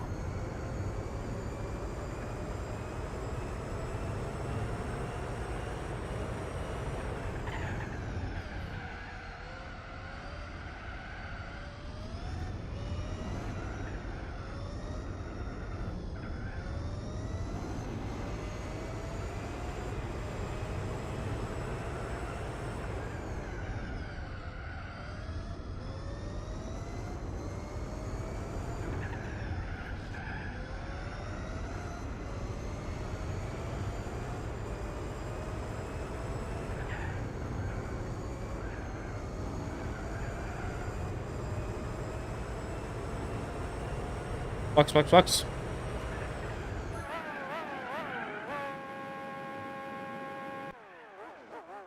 Okay, my shoulders are sore again, or my traps rather. I'm not going to be in good shape for the 24.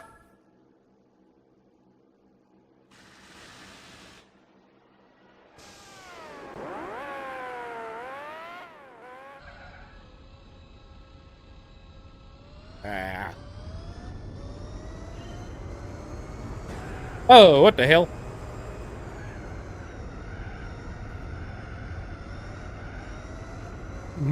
I just had to be in the whiplash cam for that too.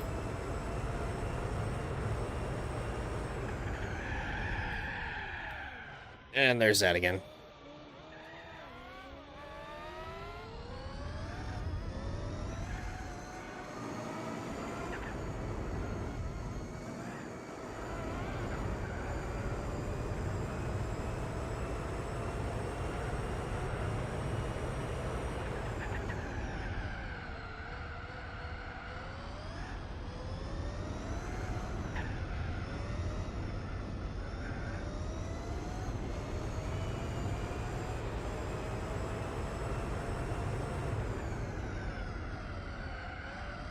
Alright, I'm going back to this one.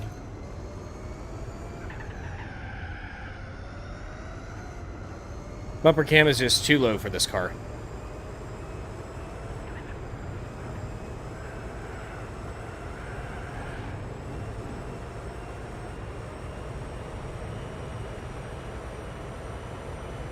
Nando Loris ahead. Did we do a little trolling?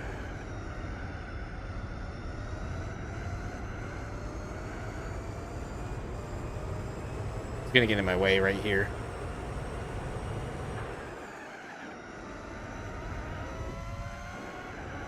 Worst spot ever. Oh, cool. Just shut me.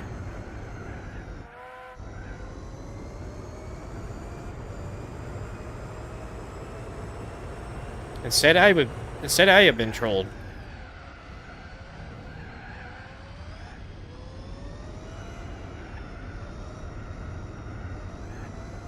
It's okay. It's not like I am fucking crazy.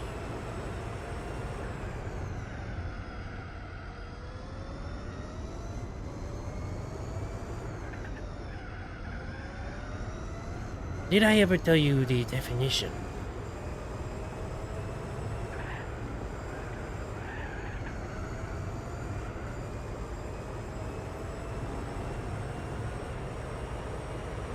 Speaking of, yeah, random thought, but I think I'm gonna binge the rest of Breaking Bad today and tomorrow, so I can start Better Call Saul. Because Michael Mando is or Michael Mondo is a fantastic actor. Probably one of my favorites.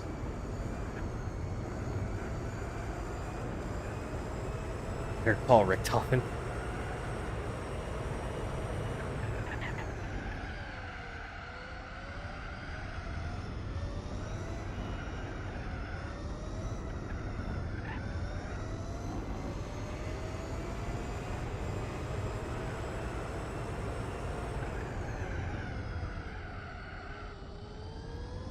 I've already watched it, but there were like a few episodes that I missed. But I'm rewatching all of Breaking Bad, El Camino, and Better Call Saul right now.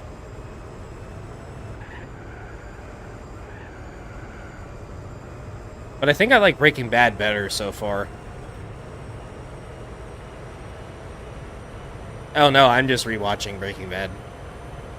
That ended like in 2013.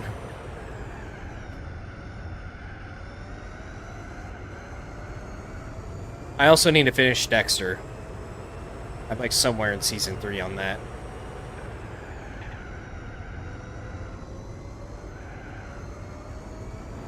I have the entire series has been spoiled for me already through YouTube Shorts. But I still like it.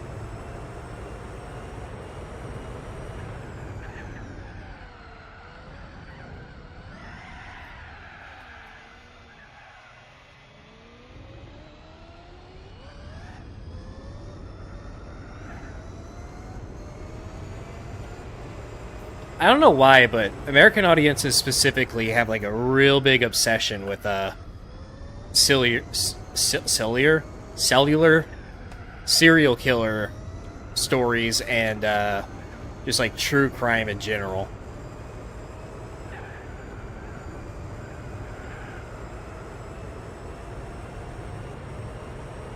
The Harbor Formula.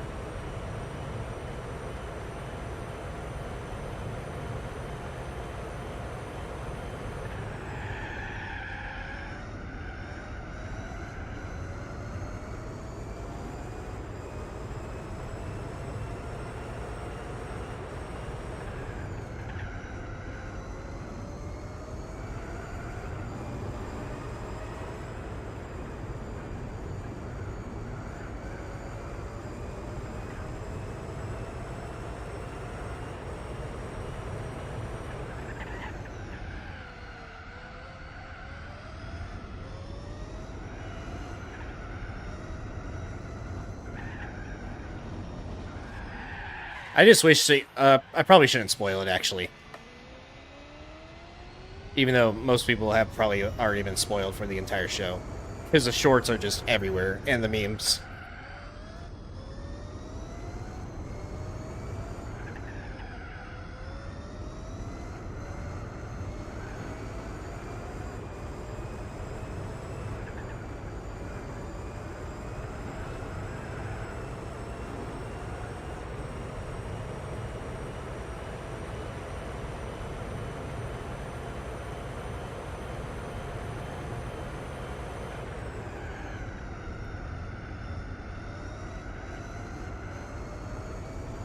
Spoiler what? Dexter. Even though the show's really old by now.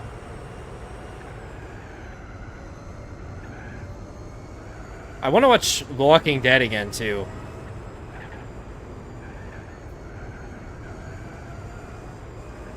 Like, whenever the show was running, I stopped at, like, season 6 sometime. Like, right after Negan showed up. And I basically, like, just stopped watching entirely after that. But I have seen, like, season 1 through 3 and 4 a few times. Walking Dead is probably going to come after I finish everything else, because it's just so long.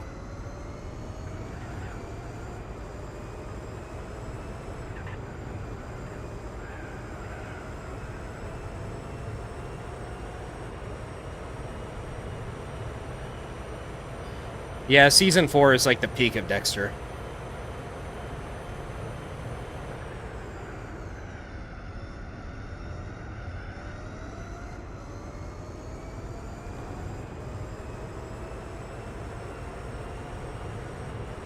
Arguably, season 2 is.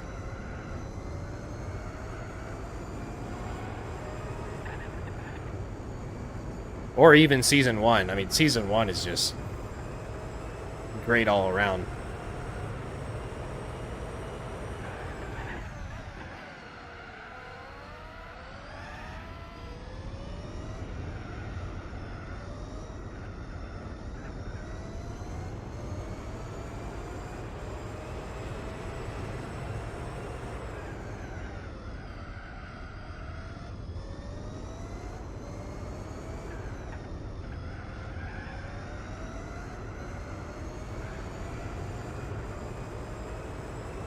Yeah, I don't know if I saw episode 1 of Daryl's series, but just because it was free on YouTube, they posted it, and I was like, all right, I might as well watch it. But I think they've dragged it out a little too long, and they made some really dumb decisions along the way, as far as killing off certain people.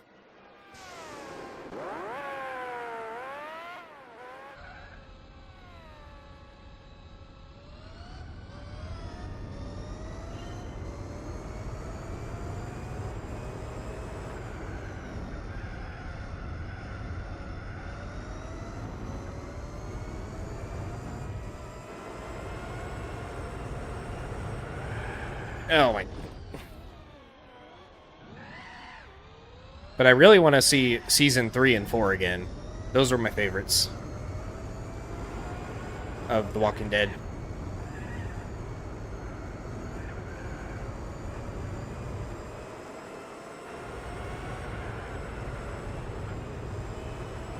Or even season 5.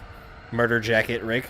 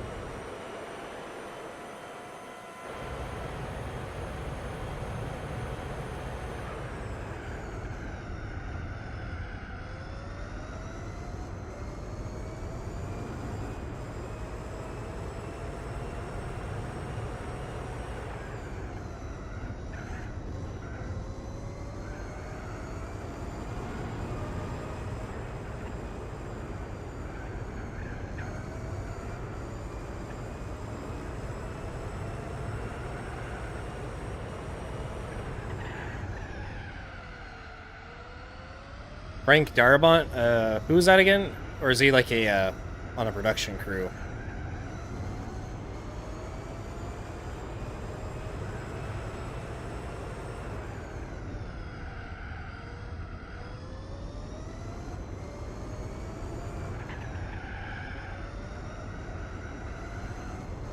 Oh, the showrunner.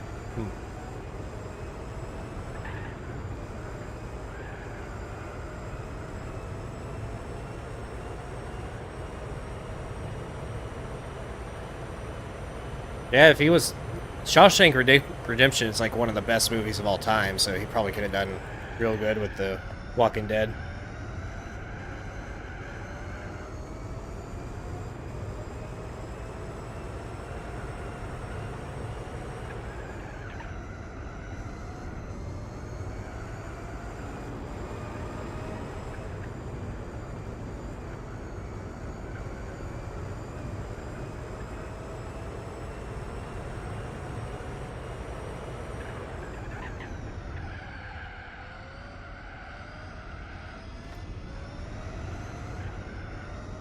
Then again, that doesn't surprise me, considering whenever Chandler Riggs became an adult, they still wanted to pay him his child actor pay instead of his adult pay, so they fucking fired him too and killed him off.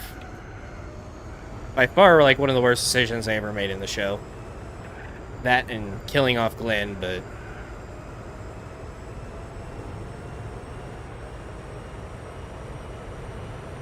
Spoilers, by the way.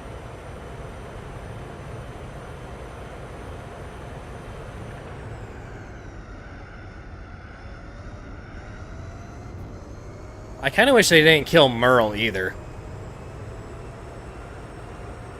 Merle was a really good character.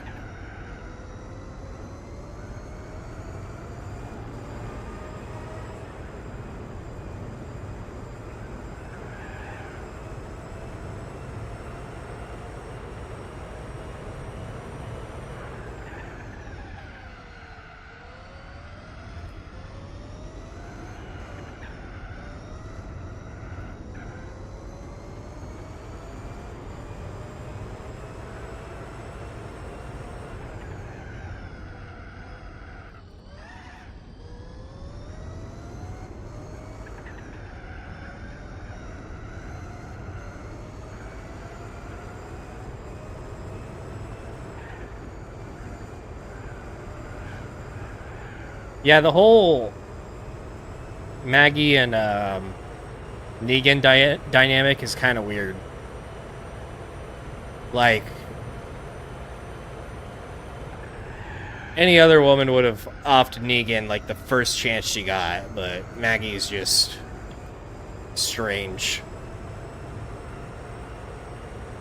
Morals and shit. Who cares? The world ended.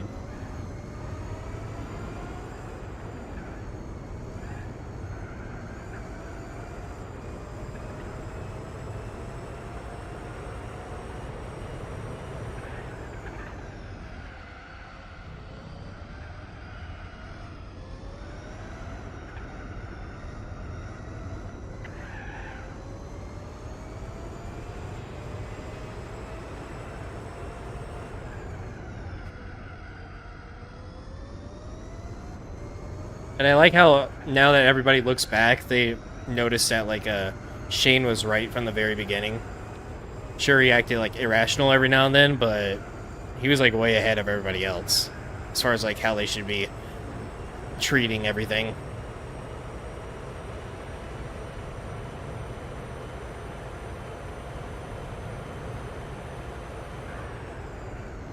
Funnily enough, they also think that same way about Skylar White. Skylar White, yo. Everybody thought she was annoying and just held everyone back. And now they're like, well, she had a point. Walt was pretty much evil.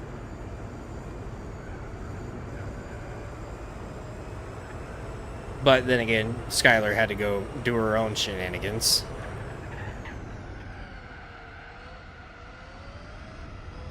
Just to spite Walt. And nothing more.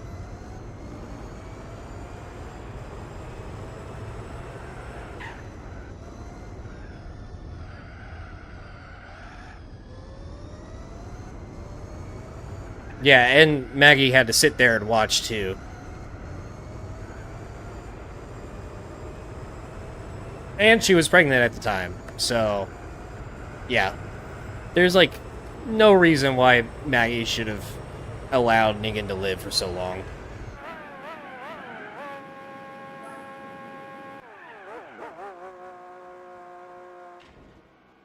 No matter how regretful Negan gets, or how many times he says he regrets it or whatever, says he's sorry, nah. There's some lines you cross that you don't go back over.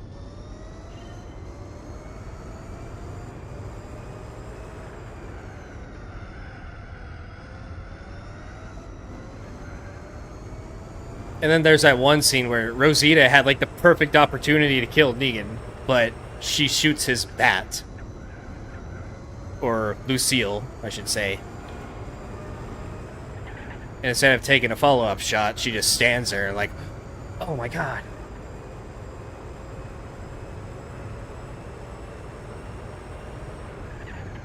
Of course, like, the plot always wins. Or the script always wins, but come on.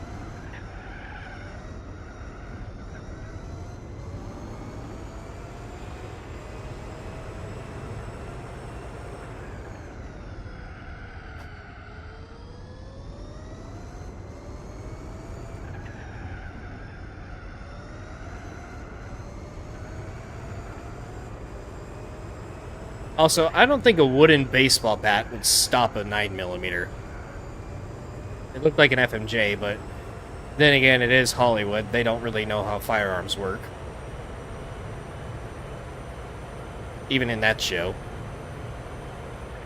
But a wooden baseball bat would not stop a bullet. Pretty sure of that. I'm sure some YouTuber has done like an experiment video that goes over that at some point. Can a bat stop a bullet?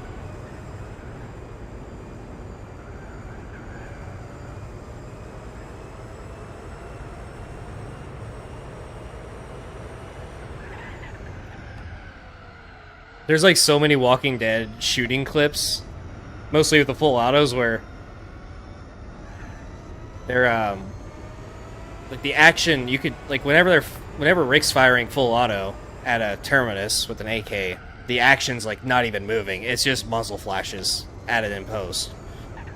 And he's like, the muzzle is pointed at the ground. It's not pointed like parallel to the ground at like where people would be in the distance. It's just like angled down like this.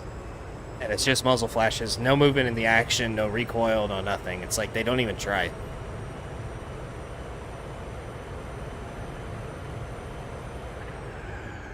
And then there's other clips where somebody would be like, one of the characters that doesn't know how to use a gun, they'd be holding a pistol, and they'd be like holding it up like with zero grip whatsoever.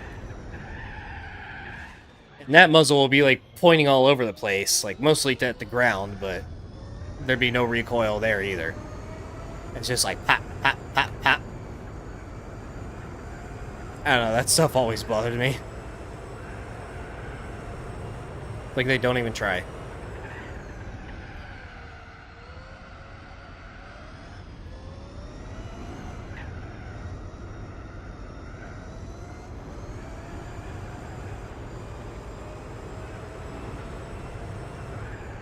Oh.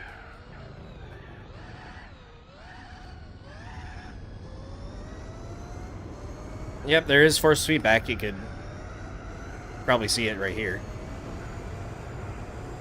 I let go of the wheel in the straight.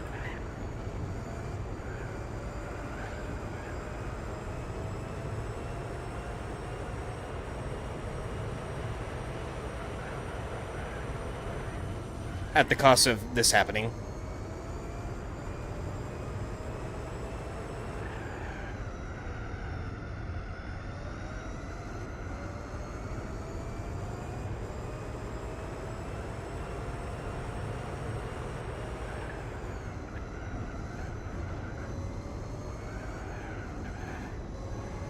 I've hit that wall like almost every single lap.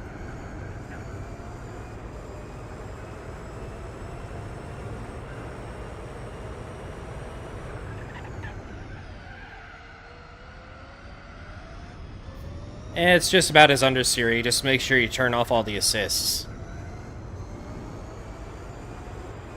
GT4 physics are definitely nowhere near modern, but it's not arcadey either. It's like mostly realistic to an extent.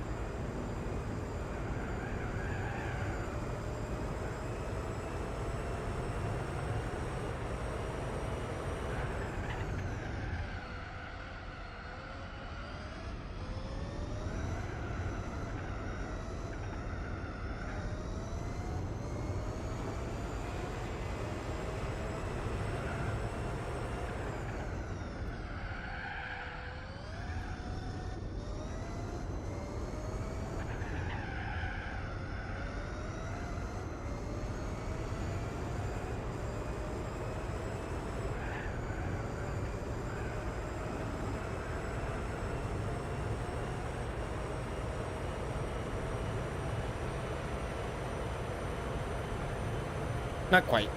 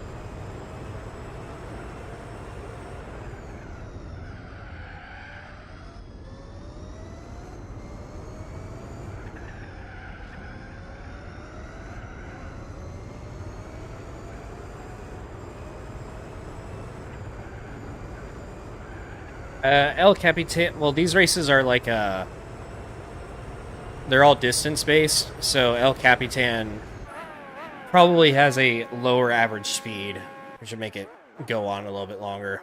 Staying distance though.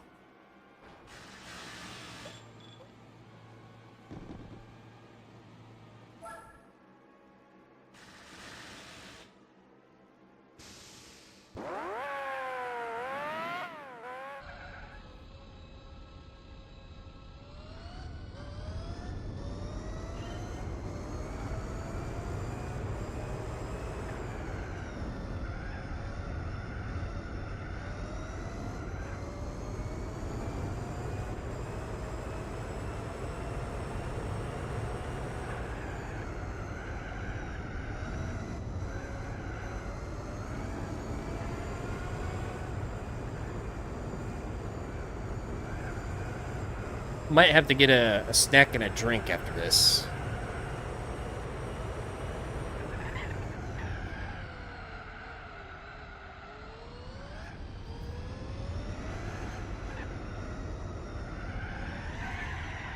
Okay, that happened.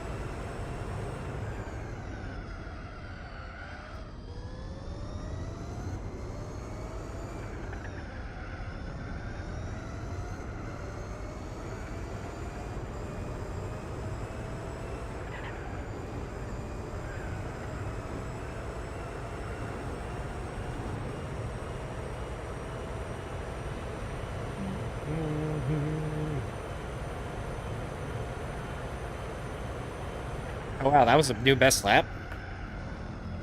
Did not think that was going to be the case.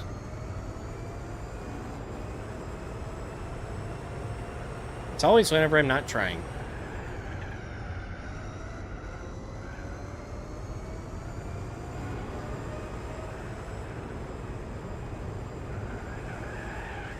Nope, too much send. That's when it happens whenever I do try.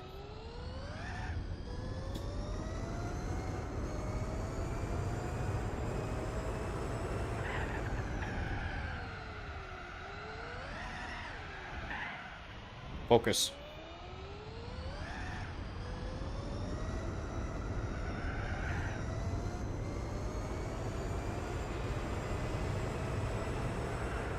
Focus.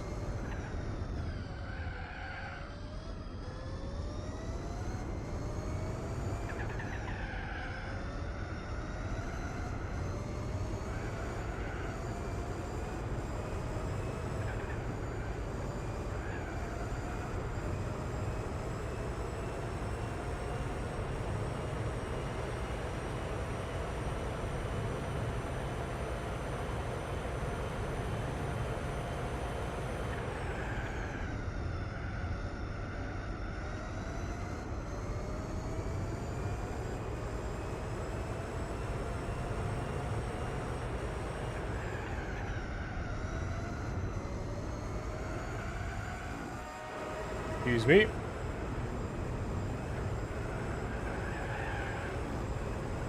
Wow. I carried so much more speed that time.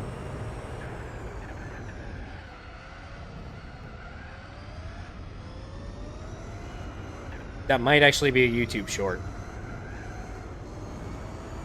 I won't have extra perspectives because the replay's over, but still pretty sweet.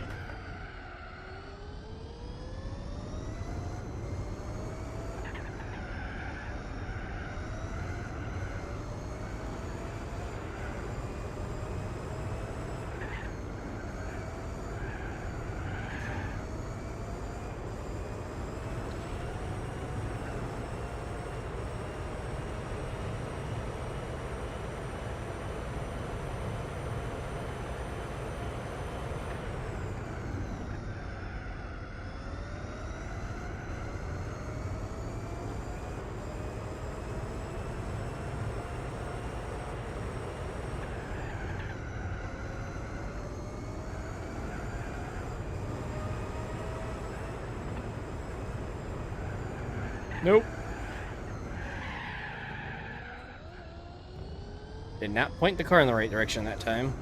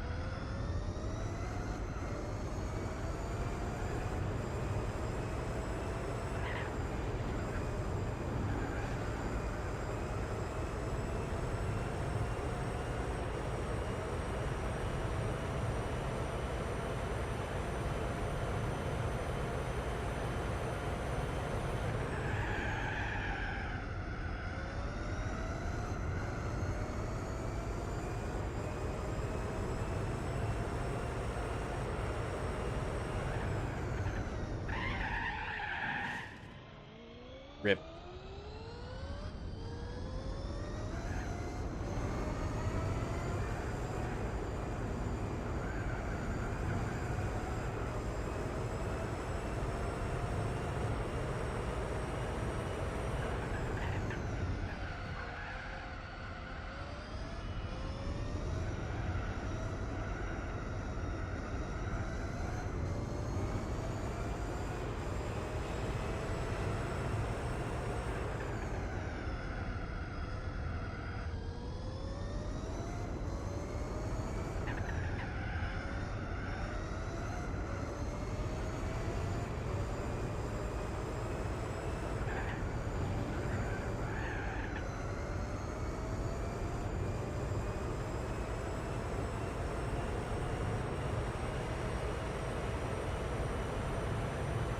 Hmm.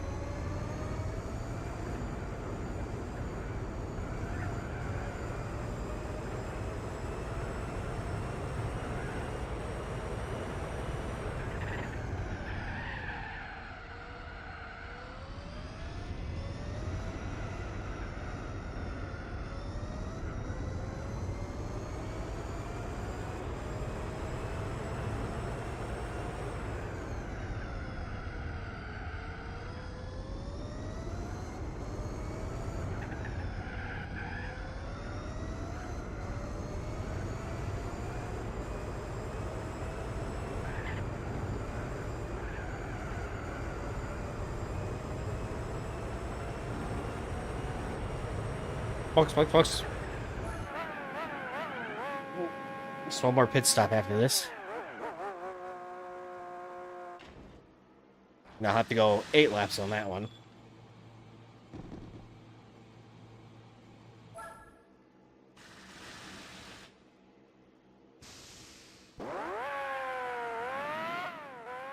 Yeah.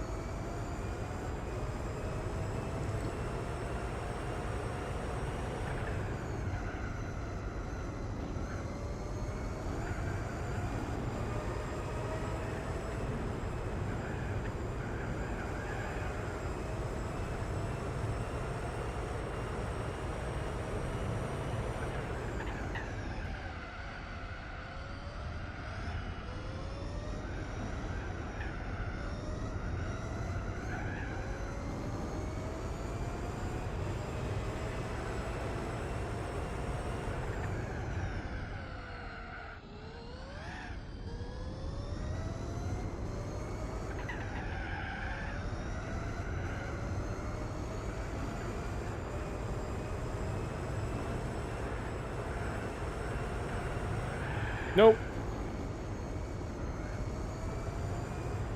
Thought I could do that, but nope.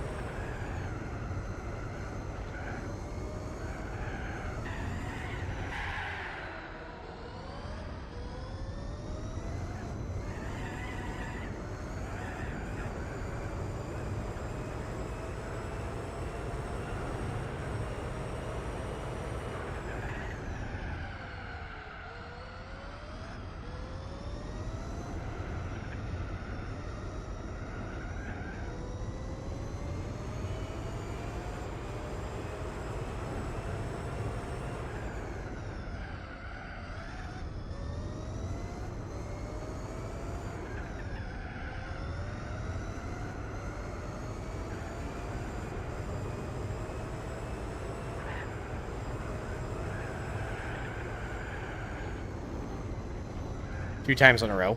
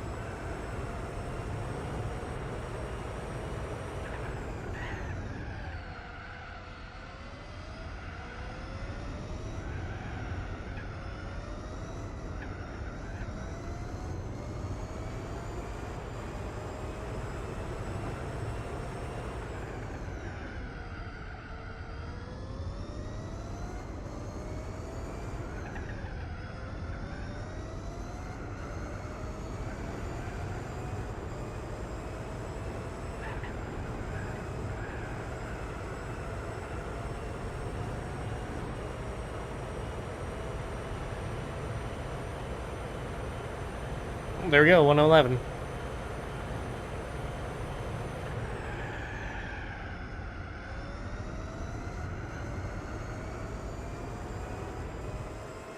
I got traffic again.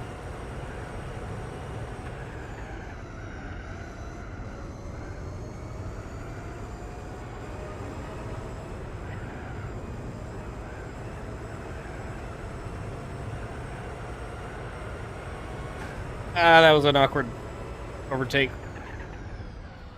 I was gonna try to swing on the inside, but nope.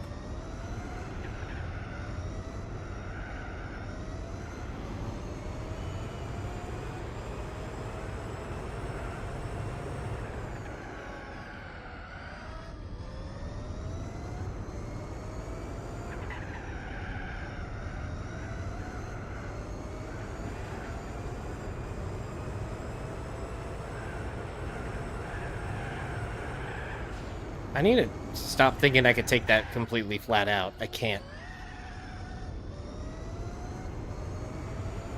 Not even barely flat out.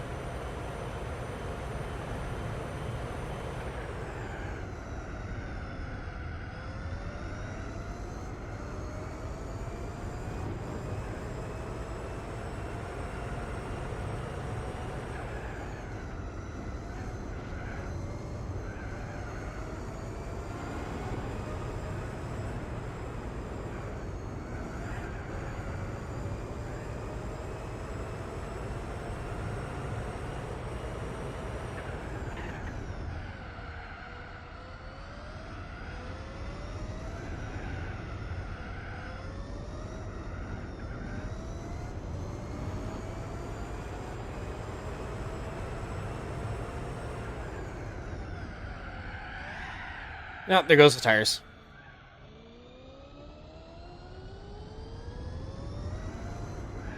I'll need to suffer an extra 8 or an extra lap on the next set. For 8 total. Yeah. But yeah, last box. There goes my knees.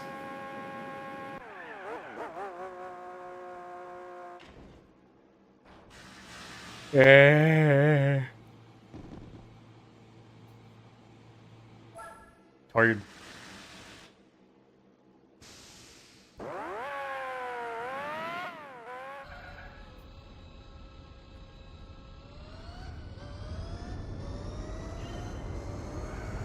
You can't change tire compounds. You're pretty much stuck on mediums for this car. You can't buy any.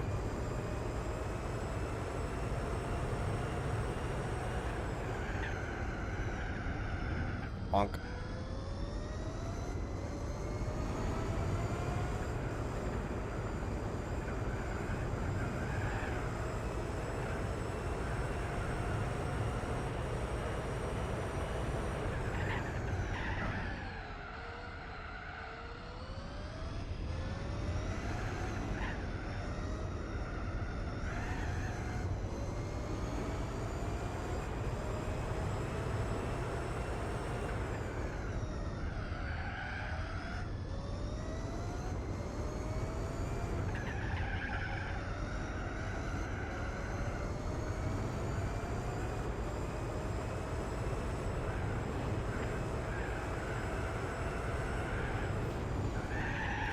I'm doing it again!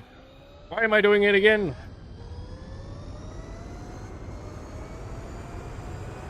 It's kind of a combination of both. So, blue means they're cold. Green means they're optimal temp. Yellow means they're starting to wear. And red means they are worn. So it's... yeah, only at first does the temperature really matter.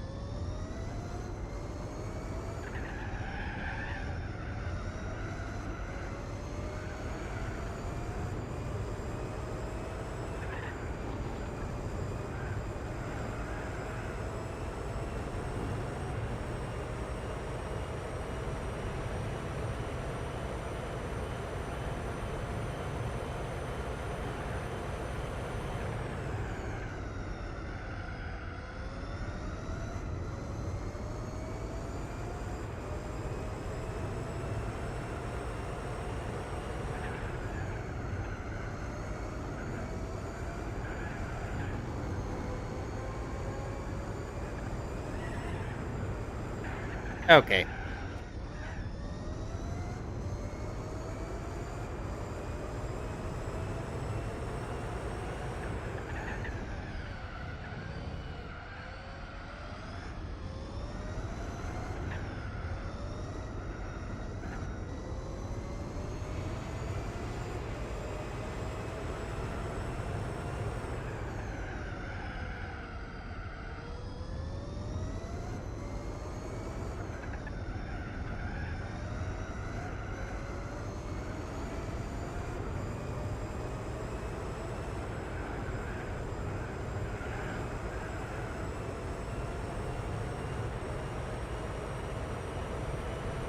Five to go.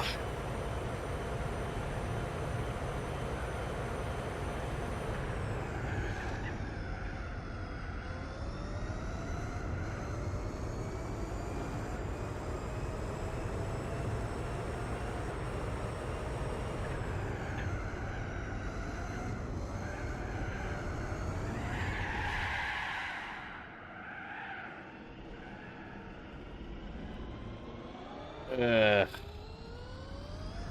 This is the part where my brain compartment starts to slow down.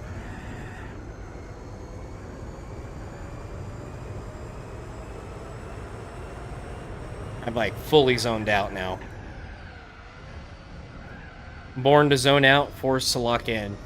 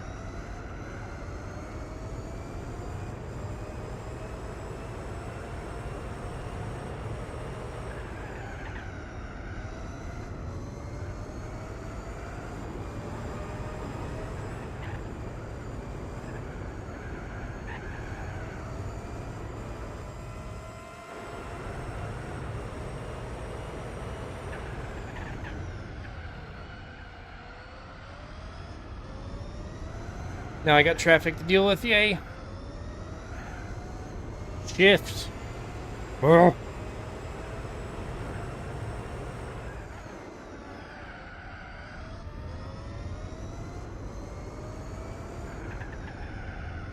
This line is not optimal.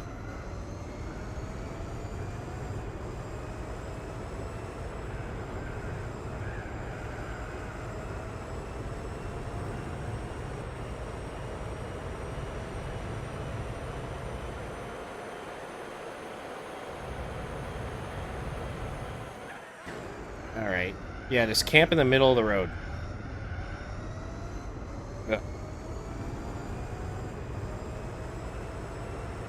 Well, new personal best isn't happening this one, because my tires are wearing.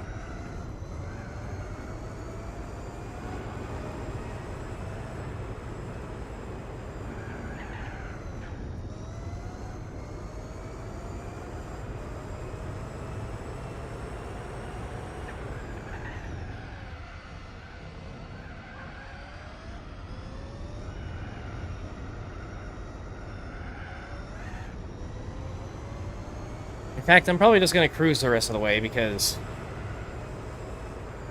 I don't want the car to be fully undrivable, so...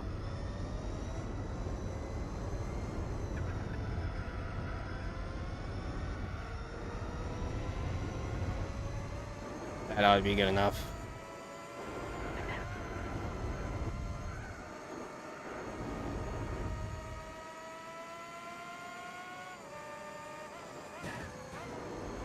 Bonk.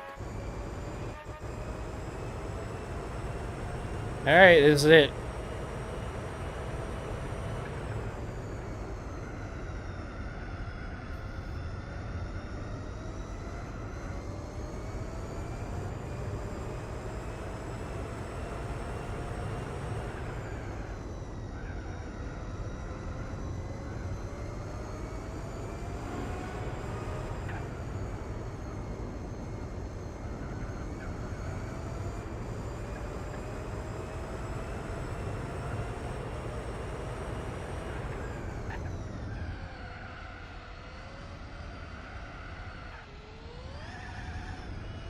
Oh no, my tires are gone.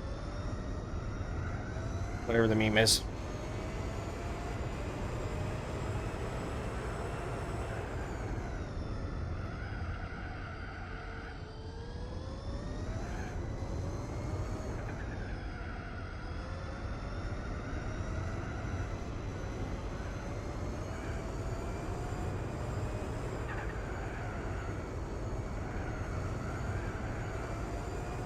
Alright. Oh. That one did feel like a drag. Low key. It wasn't technically longer than any other one, but it definitely felt like it was.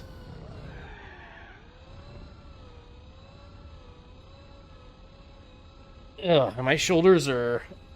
They're feeling it. More like my traps and my neck.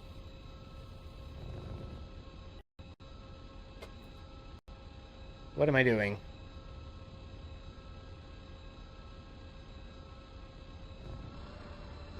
Alrighty.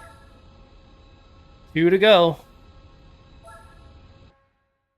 Yay.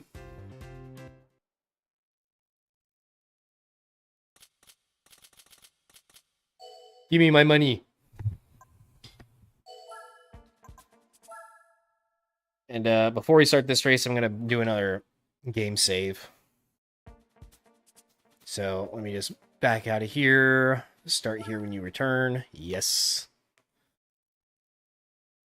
I am awful at this track, so yeah, prepare yourselves.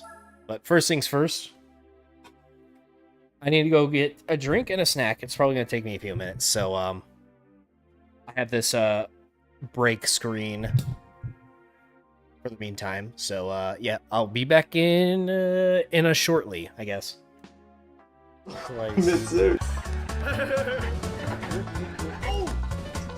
Okay.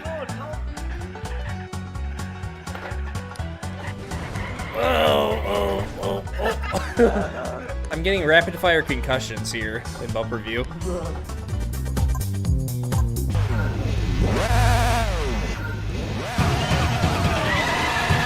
he is, I see him. Got him covered. Code 3. Just ran me. He just flew by me. I'm on him.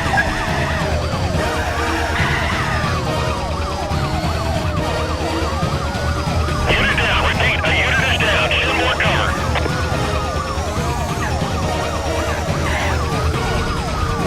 Dispatch, clear everyone you can over here.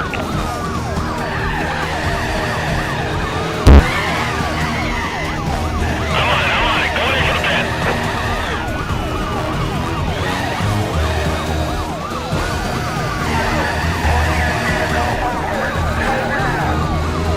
If I can get around him, I'm running a block. Drop tape when I can.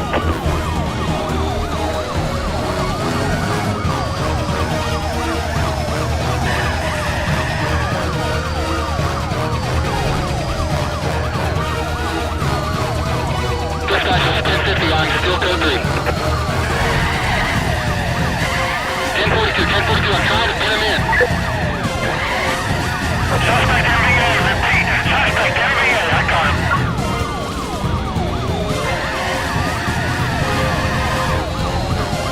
Lock him! Lock him, get in there!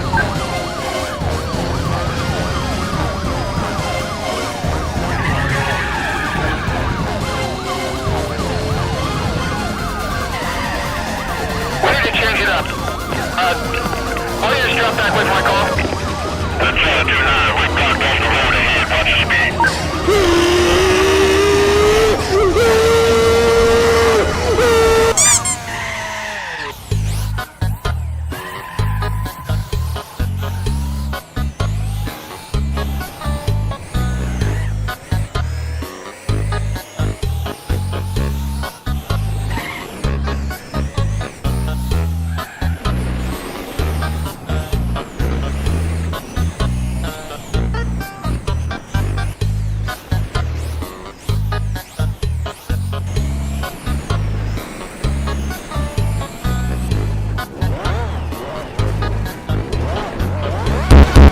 Yeet!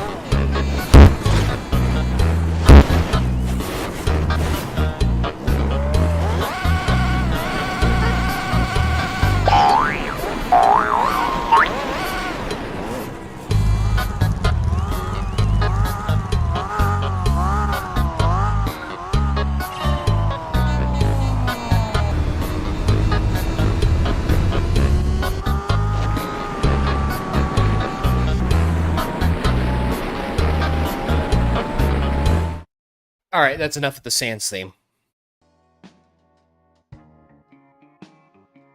I don't know why I used that specific song so long in that video, but I did, and yeah, there we go. Back to it.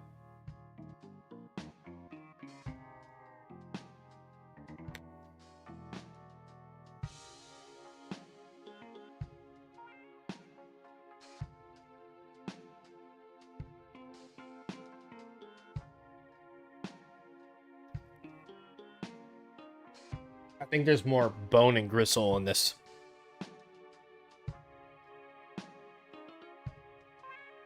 That was an awkwardly crunchy bite.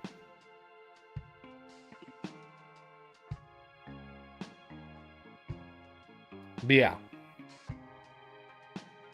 My apologies for eating on camera like an absolute swine, but man's gotta eat.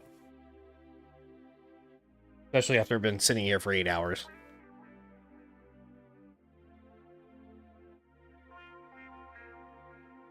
Was I muted? I muted? No, I'm fine.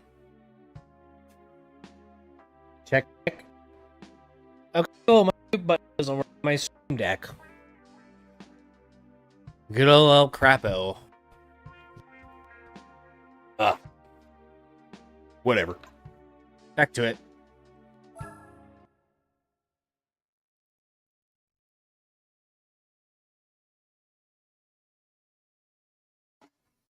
Yeah, that was surprisingly good on the dirt. Same with the Nike one. The Nike one especially. Like, that was shockingly good.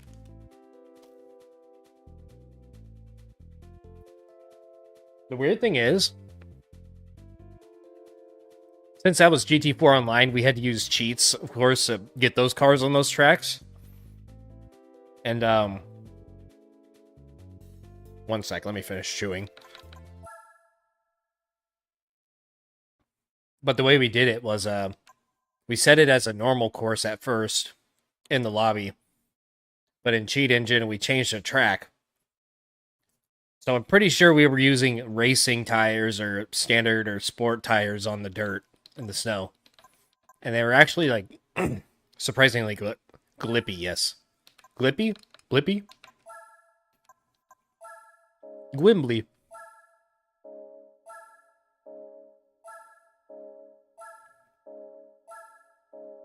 Yeah.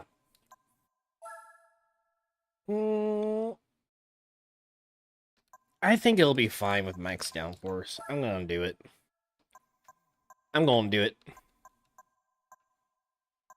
And since these last two races are both circuits, I'm gonna bring this back up to where it was. It was 2244, I'm pretty sure. Or it was 2266, but that'll do. Fuck it. Alright. 3 more hours of suffering to go. Let's do this. Stop. Music.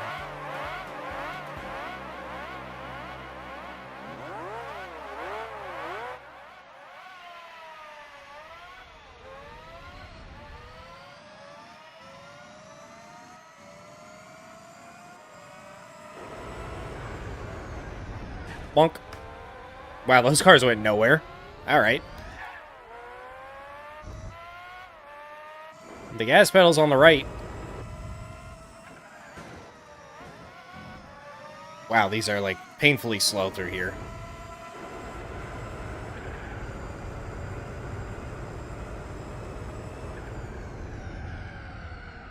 Expect me to use a ton of the runoff, like, throughout this whole race, because I just cannot drive this track. If I see a paved road, I naturally, like, gravitate towards it.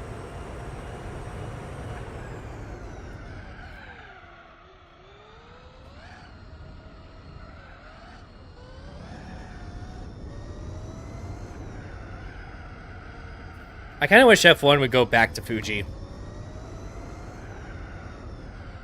But if they were to make a second Japanese Grand Prix, it would probably be some fucking race in Tokyo or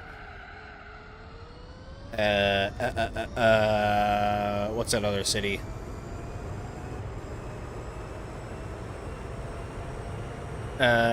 What's the other big city I'm thinking of?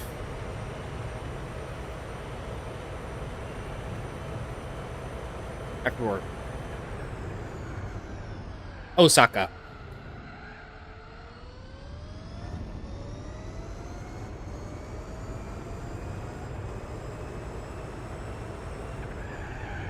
Kyoto? Yeah, maybe. Kyoto Driving Park? Yeah, where's the road? I don't know. Everywhere's the road for me.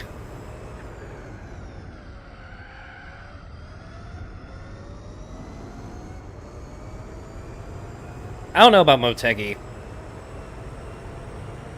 That'd probably be kind of boring, to be honest. And it's not FIA grade 1. No, like, that stopped them from doing random-ass city tracks with whatever.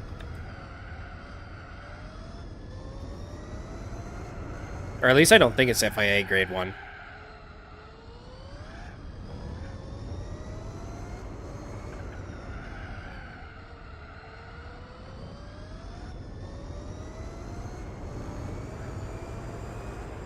Loop C1 Grand Prix. I actually made a video kind of like that. On GT7, but with super formulas. Surprisingly fast laps.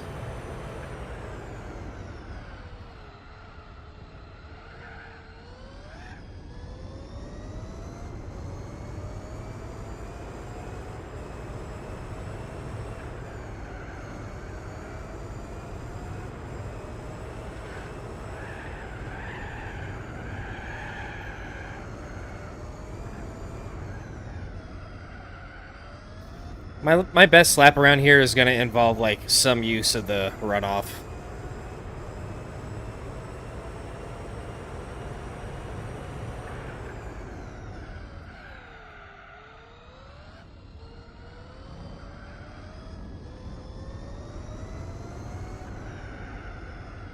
I'm just, like, awful around here.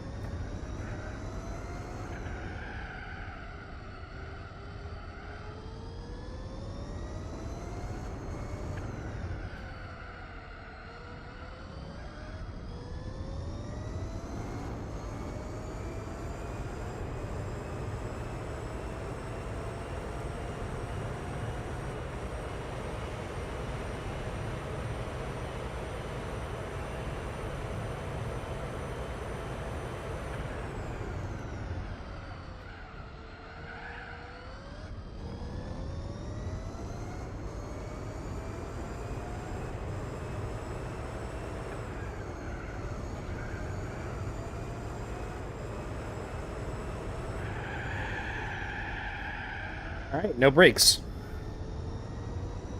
No capes, no brakes.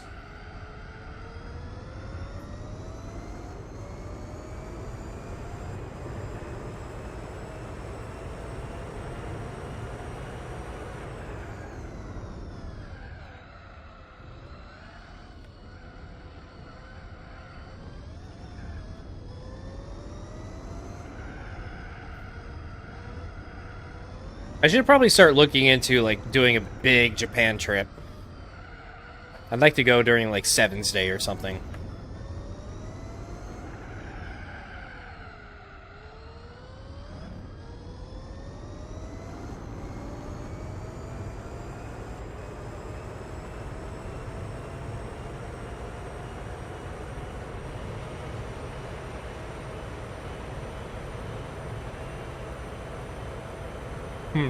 Forza Horizon 6 in real life.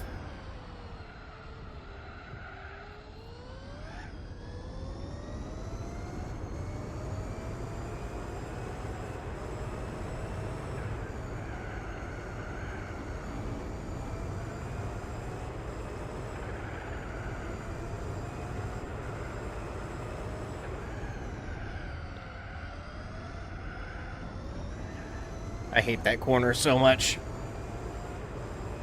If they didn't put so much runoff everywhere, then I'd be less incentivized to actually go wide. I'd be a little bit more careful and stay out of the grass.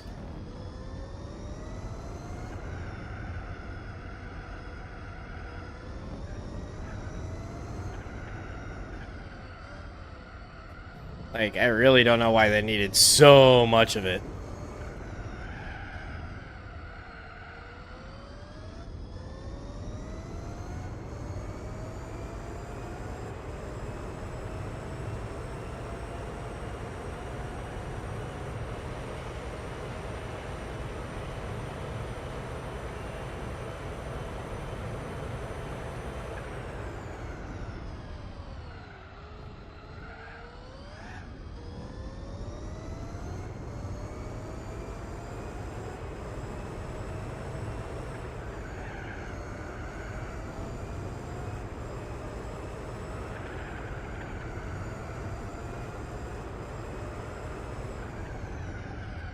Slow.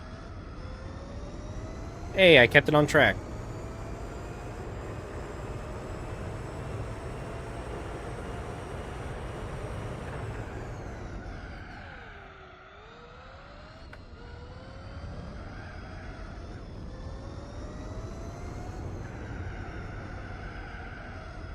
Until now.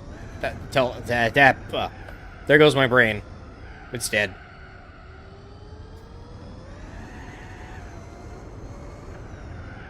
This race is going to be longer than El Capitan 2.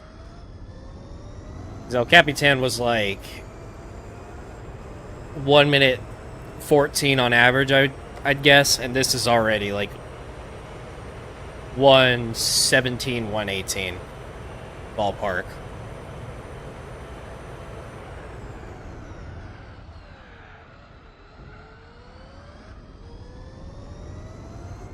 Yeah, and El Capitan was actually fun.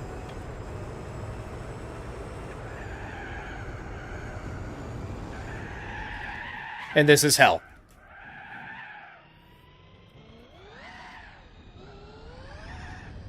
Fuck it. Why is there all of this real estate? What is its purpose?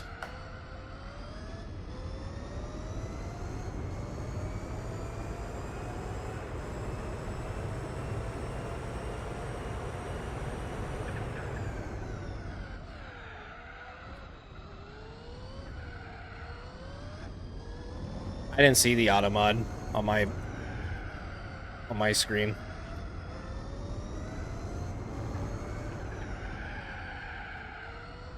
Unless I missed it.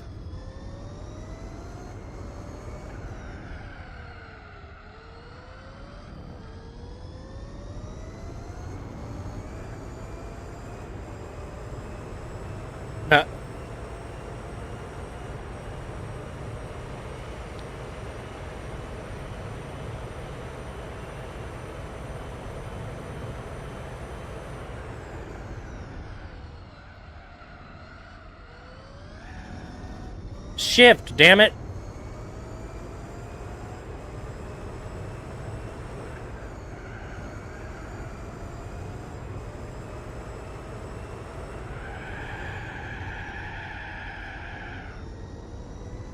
Don't tell me. Oh, backs are wearing.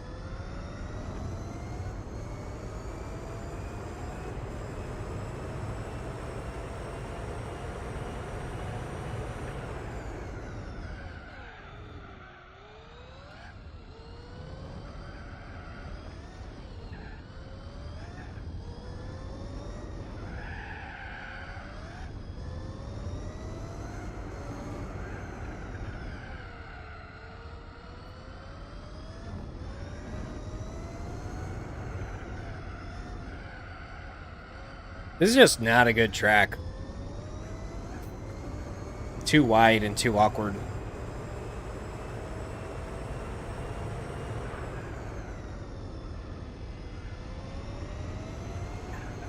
Looks nice, but that's about all it's got going for it.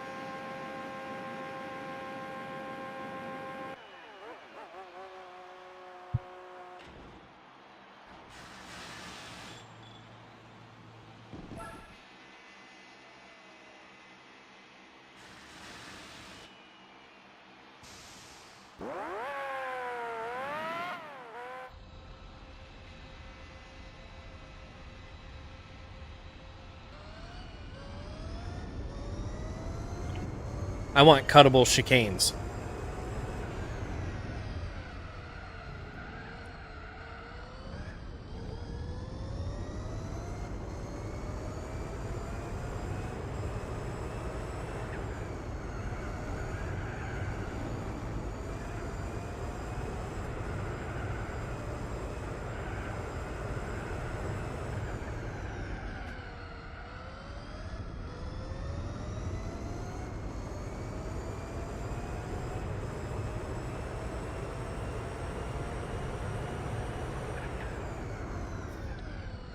Oh yeah, I could cut this one pretty good.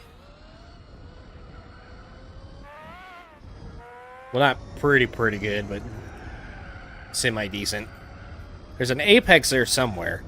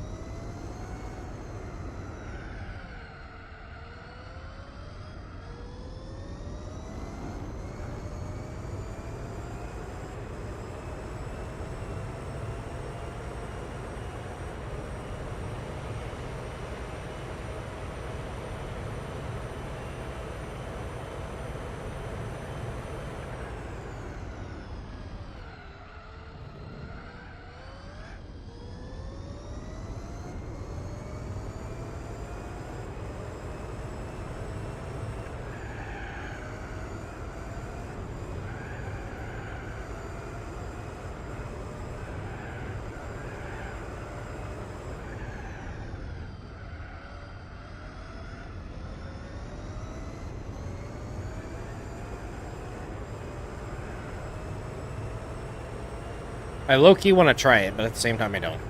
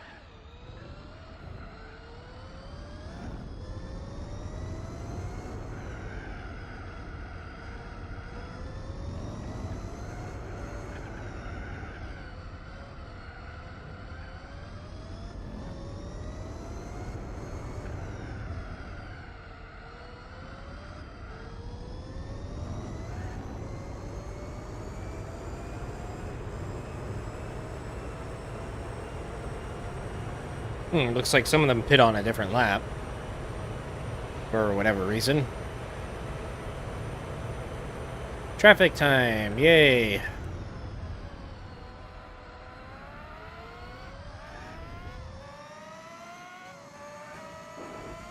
Oh my god.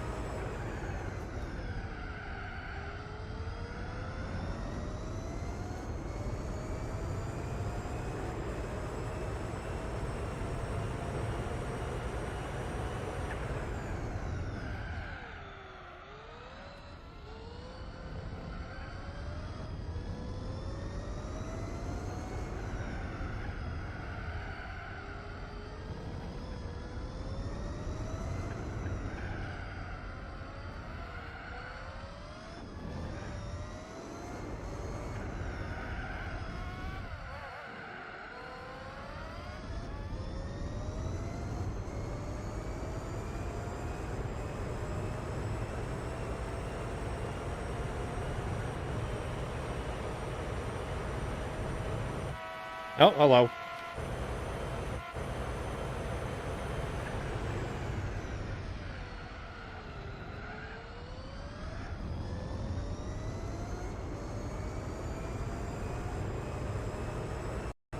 Oh my, what the hell?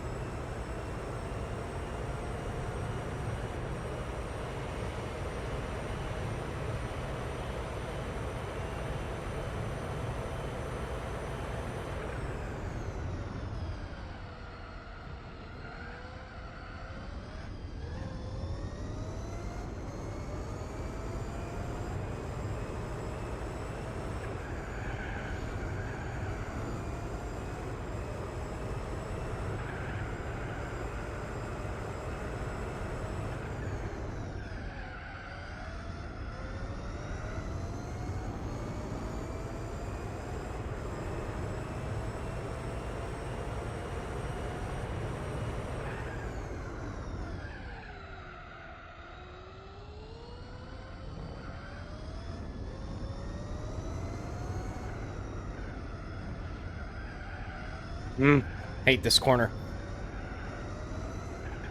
All of them, actually.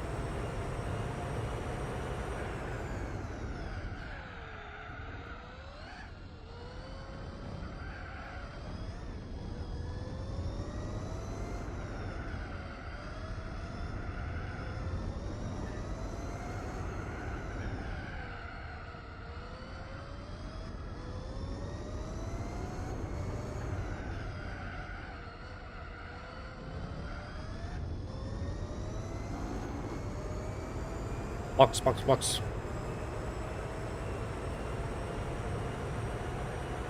Full speed. Lol. Yes.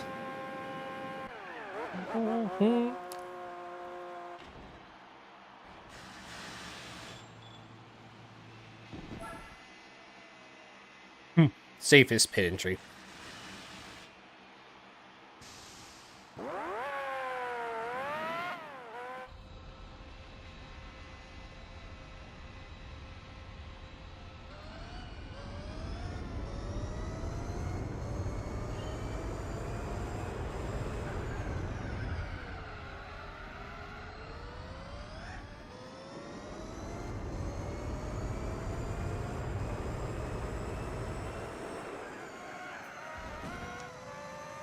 So the PCSX2 settings video, the thing about that, it's no longer like public on YouTube. Well, for one, it is a little bit outdated. There are a few different things now, but the main part was, it just got so tiring to keep up with, and comments telling me to fucking put the ISO in the description. It just pissed me off, to be honest. But to answer your question, it should be mostly the same. It's just the dithering option, set that to force 32-bit. But that's all I'm going to explain about it, because truth be told, I don't really prefer, like, even though I'm not saying anything else in this stream, like, I'm just putting laps down, I kind of don't want to go over, like, PCSX2 settings and tech support and all that stuff while I'm streaming. Because, one, it's hard to explain without showing things sometimes, and two, it's just not what I'm... It's just not what I want to talk about.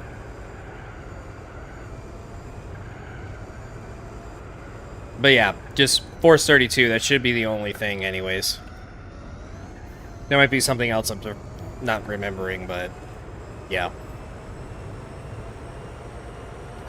Now, with that being said, I might go ahead and make another guide after this game is done, but no guarantees for one, and two, if I do, then there's probably not going to be any comments enabled on that video at all, because, yeah, some of the worst comments I've ever gotten have been from those videos, and mostly it's just people bitching about me not sharing a BIOS or ISO, and it's like, how terminally stupid do you have to be to not understand that?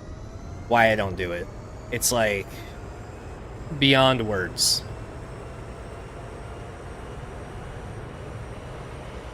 But yeah, I might just go ahead and make a new one anyways, leave the comments off, and it should be good enough anyways for most people nowadays, because there's not... There's a few weird things that could happen here and there, but for the most part, it's the same for most people.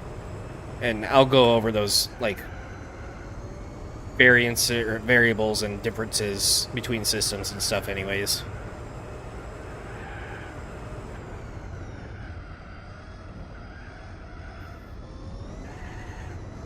But yeah, especially after, like, I think it's been like 5 years now since my first one. It gets tiring to keep up with after a while.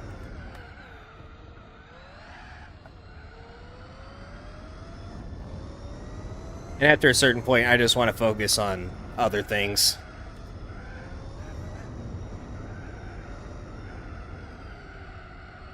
And with that being said, I applaud anybody who has the patience to keep up with that stuff, like PCSX2 Discord helpers and stuff like that. Like, yeah, I get it.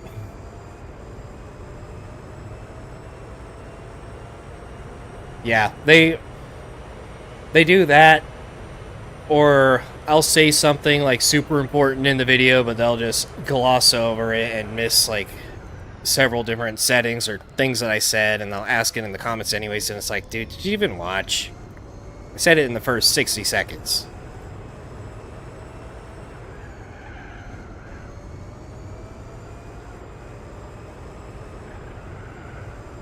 So yeah, that kind of content is good for getting your channel up and running, but once it already is up and running and you're making other things, it's just like, it becomes a burden after a certain point. I think the best way to go about it really is to just make like a website or just something that people can Google search, and they go and find like just like a documentation of like settings and stuff. And if they can't follow that, then good luck. That would be the way to go, instead of a video tutorial where,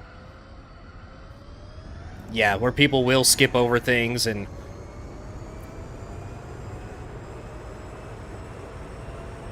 that might actually just be the way to go. But even I, like, whenever something can be Googled, sometimes I'll just go and search it on YouTube anyways. Even if it's something simple. Like how to sear a steak. But just an example. I could Google search it. But usually, like, sometimes those visual cues in a YouTube video kind of help too.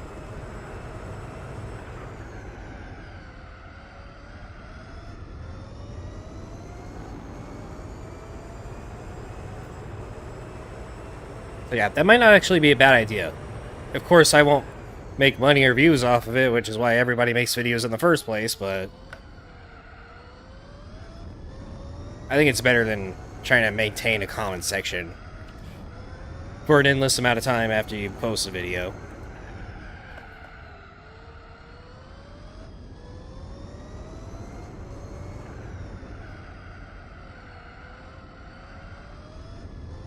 Like, somebody tried calling me a bad YouTuber because I didn't put the ISO in the description.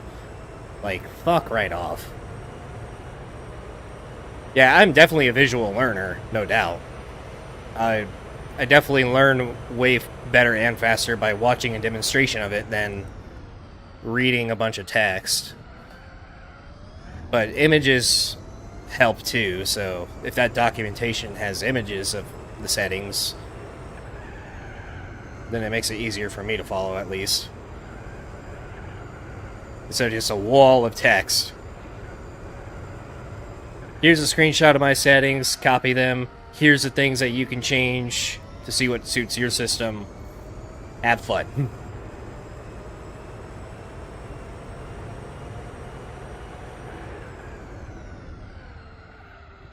I could probably structure the video a little bit better, though. Like, in the first 60 seconds, show every setting that I use, and then after that, I'll go back through and show the variables.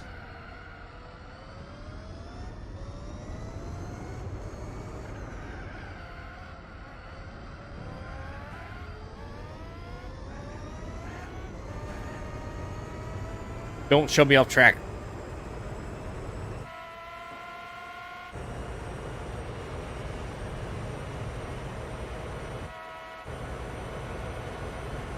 Oh my god, he's doing it again. Not today.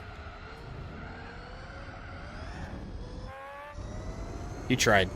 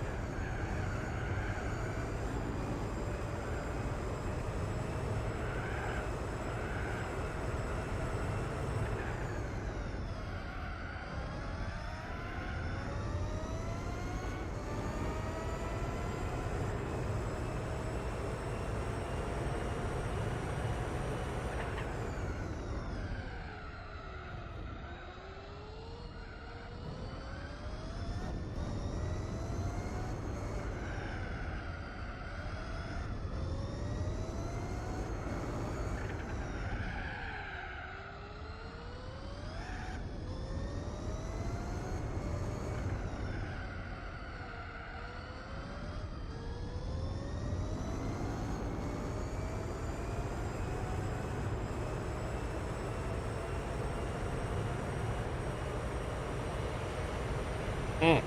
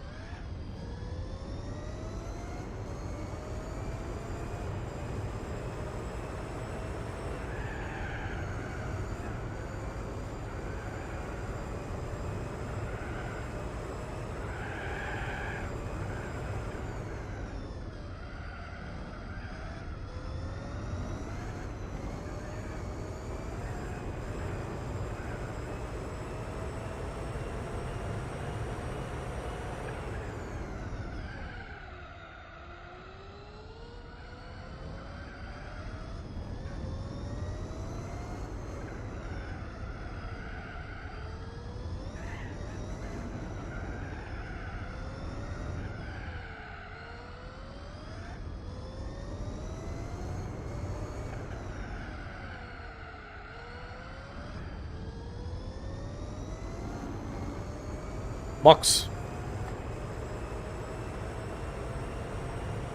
Full send. Clean.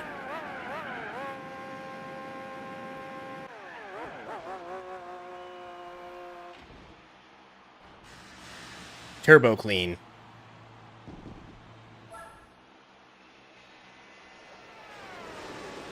Yeah, the settings are... Honestly, it didn't really take that much for me to get them down. I mean, it was over the course of like 5 years, of course, but for the most part, most of them are kind of default. There's just like a thing here or there you have to change, some texture packs, and yeah, that's pretty much it.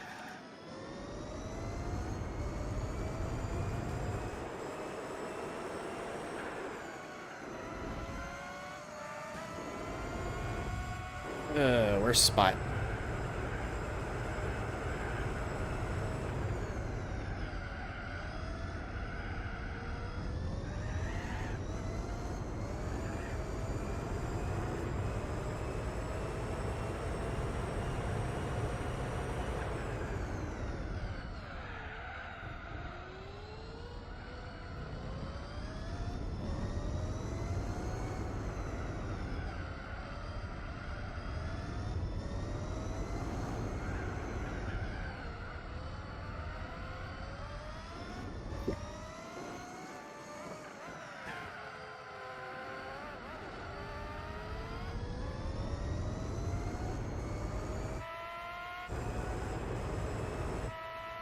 I'm not going to give that one a chance to slipstream and then try to shove me off track again.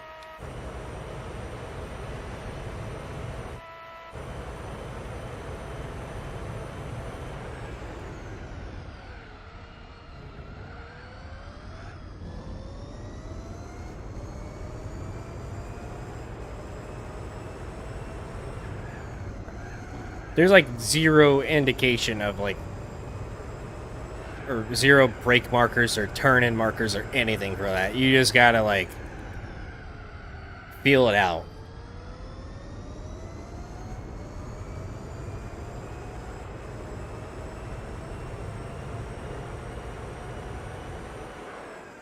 Honk.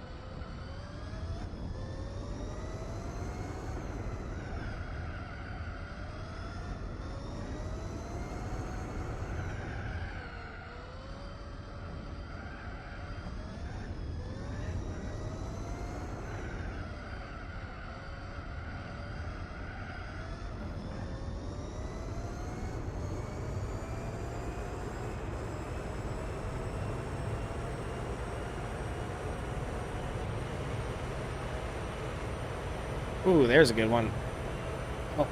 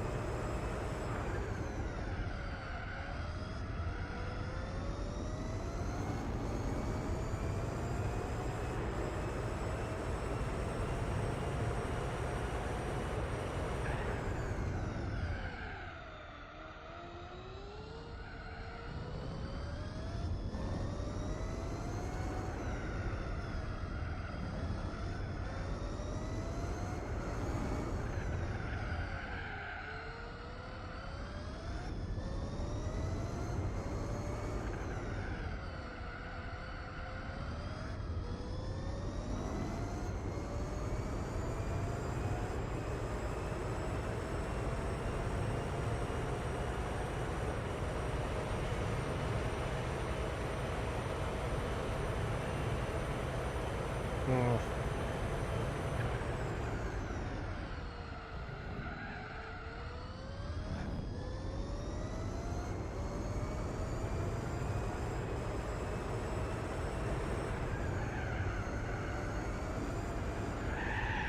All right, there we go.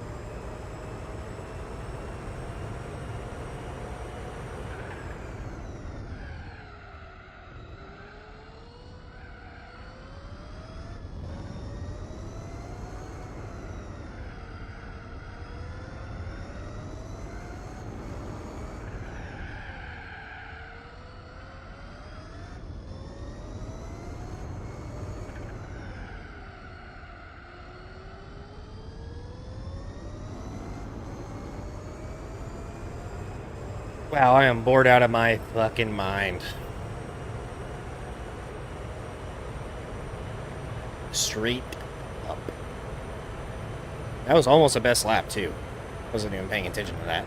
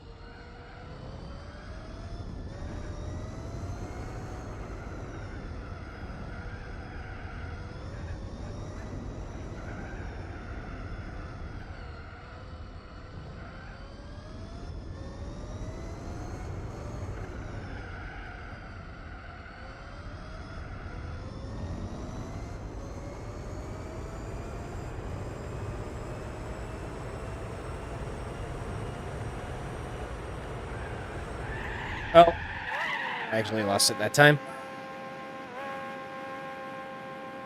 Yeah, this track is like a, especially with only 6 cars, it is a snooze fest. Let alone just bad flow in general. Yeah, Suzuka is actually going to be somewhat fun.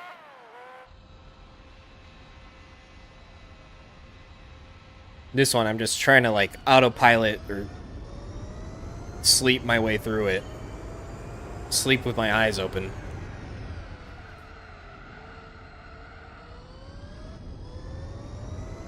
The music isn't really helping that much either.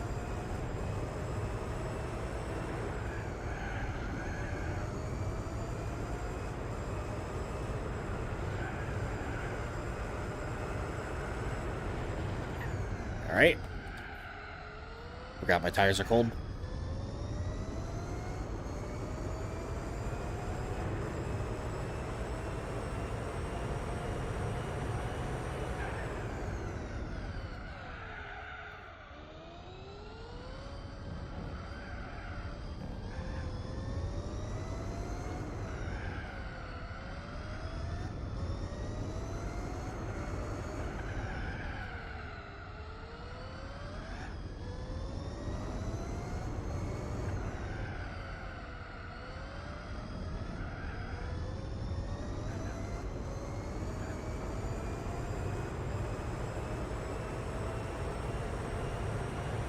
Ugh.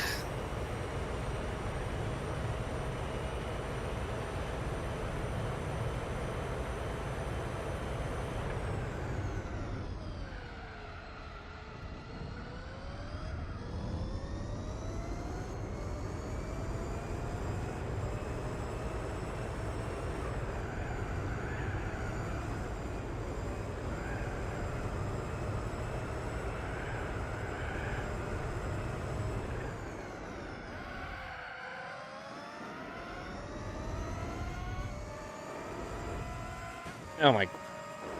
You can never tell where these AI are gonna go. You think they're gonna stay on the outside? Nope, they move it to the inside, or they're gonna get out of the middle of the road, and they don't.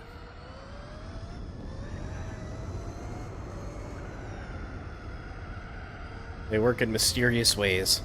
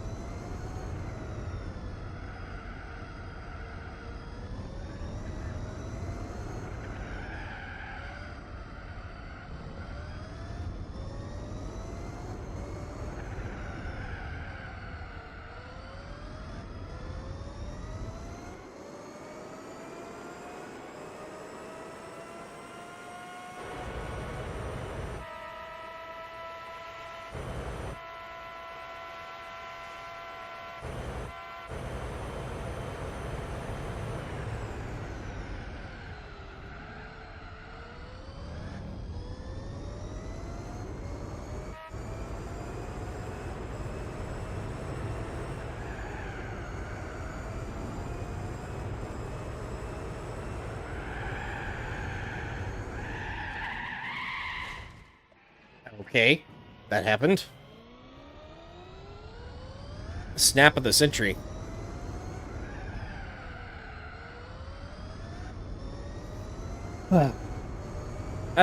Green Hell only gave me a couple problems, but no big deal.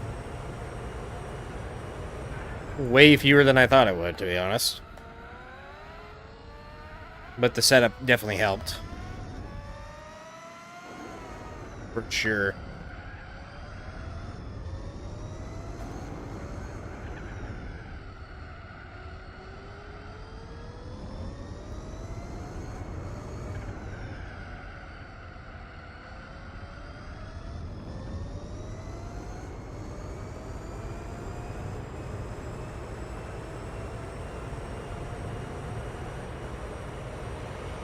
Oh, my neck is killing me.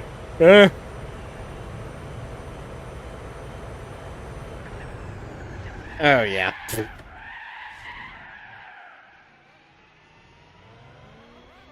This is it. This is where I start slipping. Don't you dare.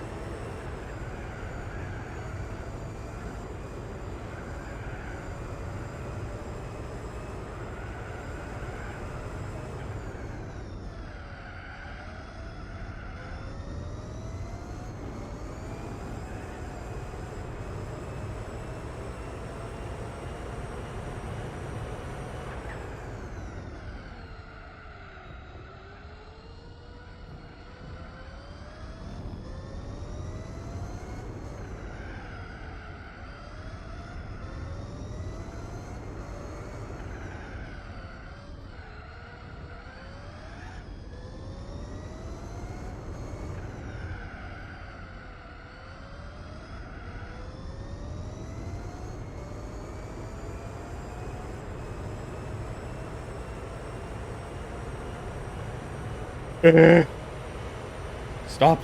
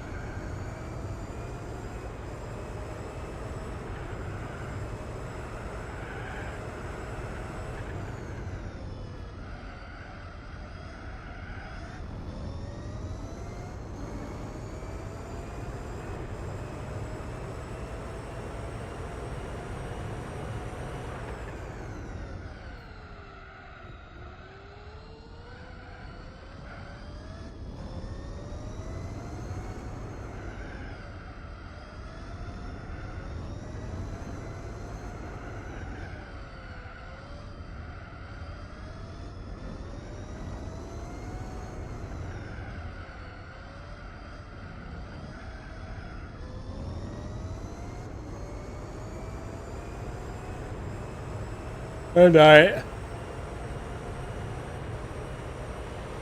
Ugh.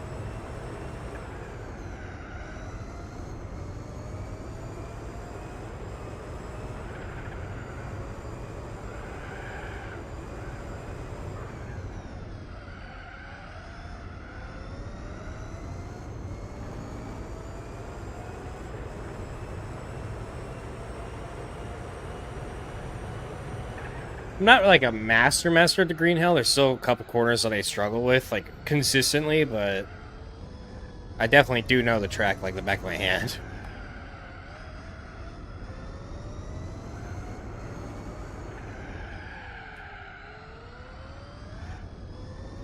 But I can't decide if I want to go to the Nurburgring or to Japan for like a big trip.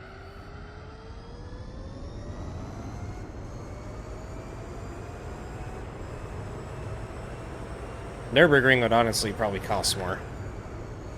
Unless I go to Japan to buy a car.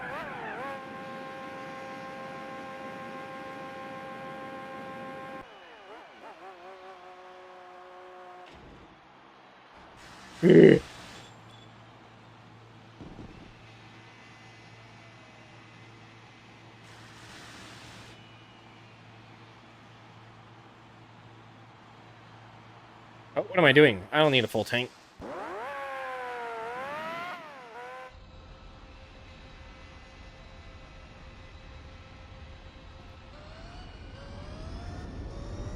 Great, now I gotta deal with this guy again.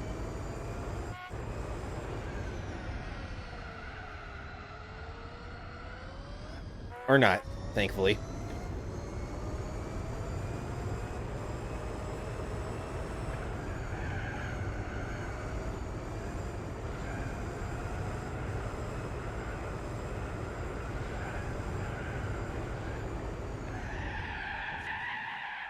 Okay, maybe I will.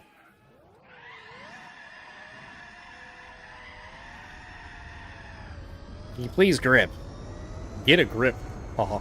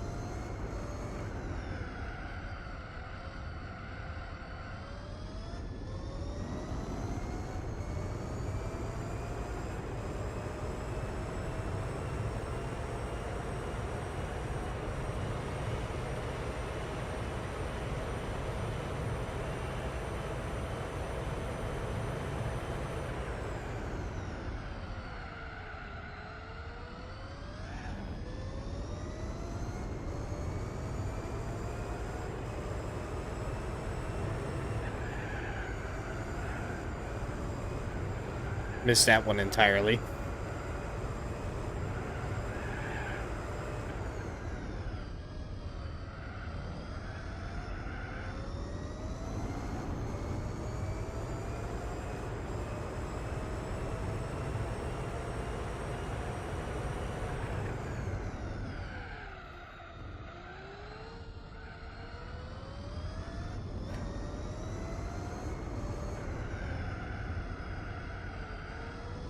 It really doesn't have a penalty system.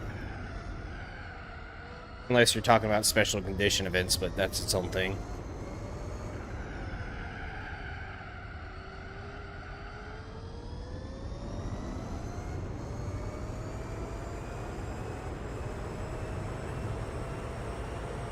I hope there's a way to, like, relieve my traps from getting so sore in the 24. I don't think there is, though. They're just, like, holding up my arms this entire time.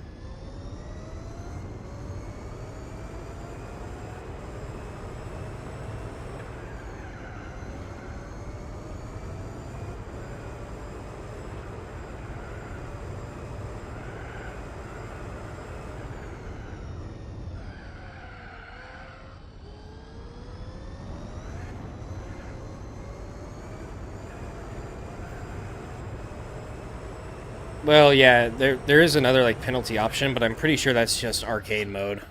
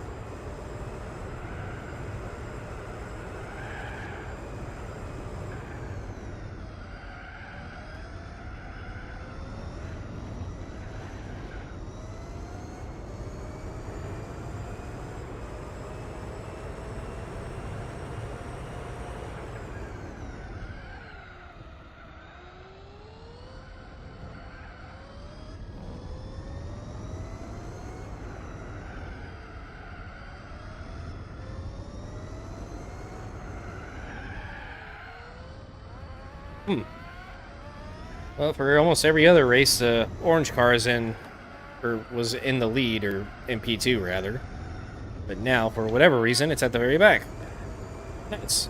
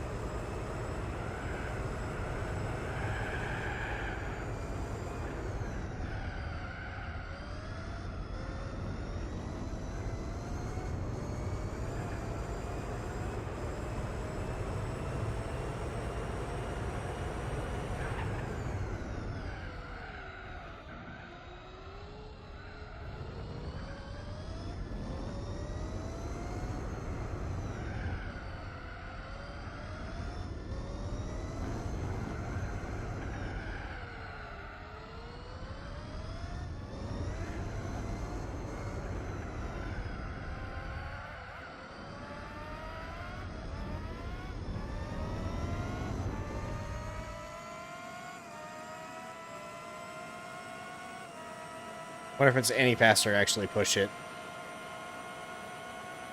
Oh, certainly. Look at this. Nice.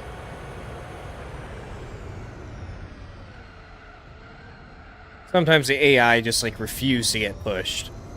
It will still top out at a certain point. But I think that's mostly on test course.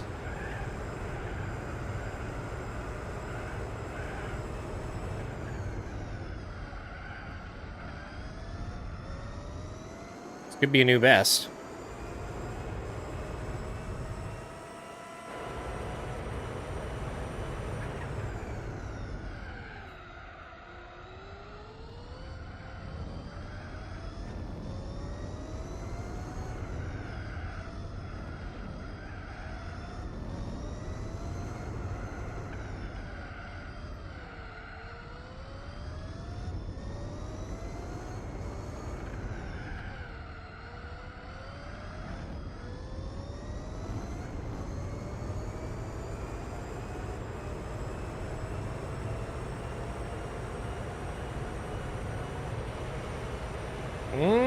Oh, just barely. Kind of thought it'd be a little bit more than that, though.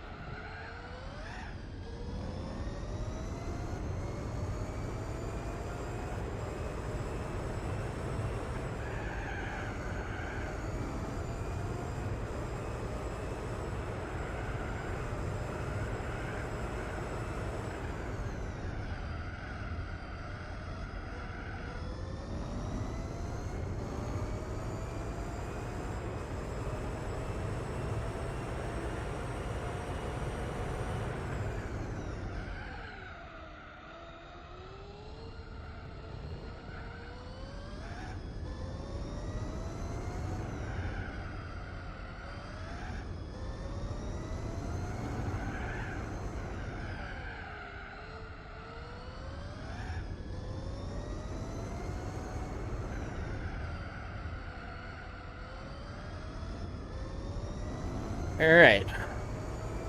Box. Full send.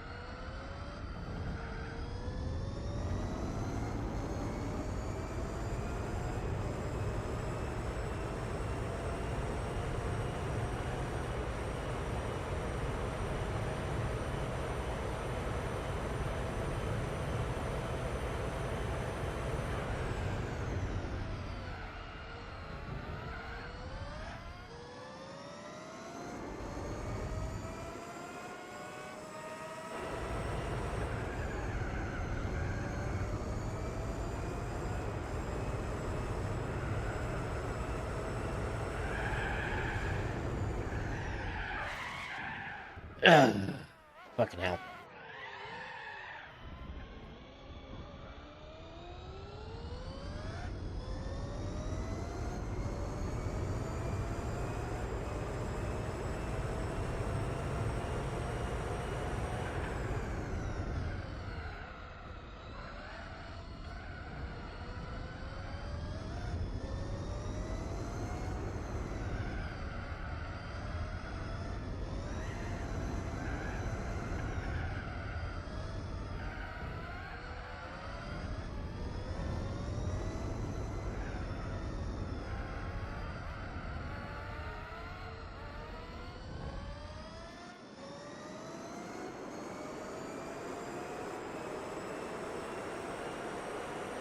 Nice slingshot here.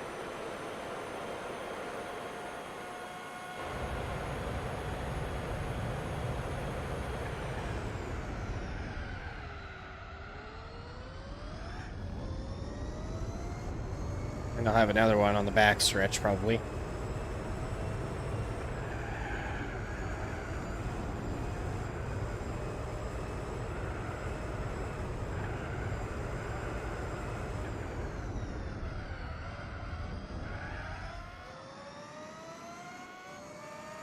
Not enough, though.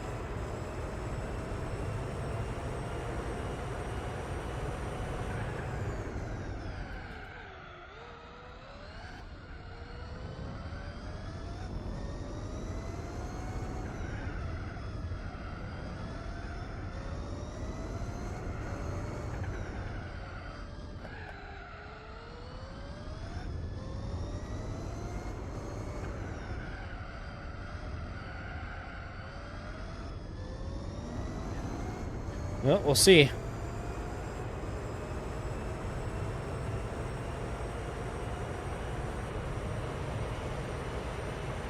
Oh, damn.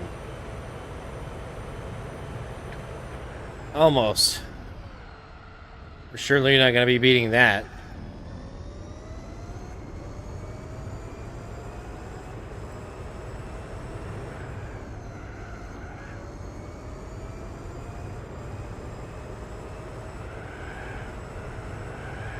Surely this must be something you could do.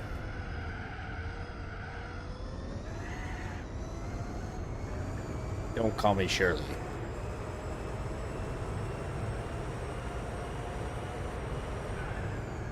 That line will never, ever get old.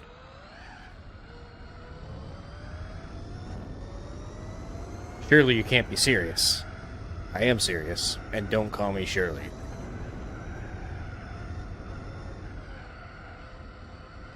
This woman has to be gotten to a hospital. Hospital? What is it? It's a big building with patients, but that's not important right now.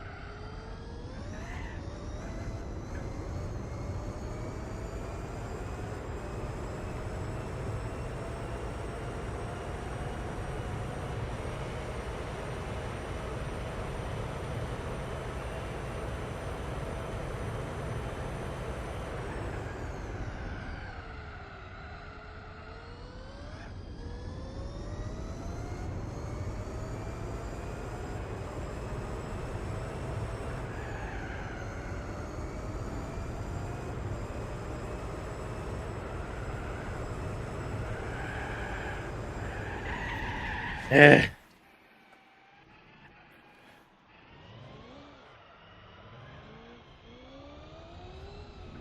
That means going into reverse, at least. Yeah, they're all pitting on different laps now. For whatever reason.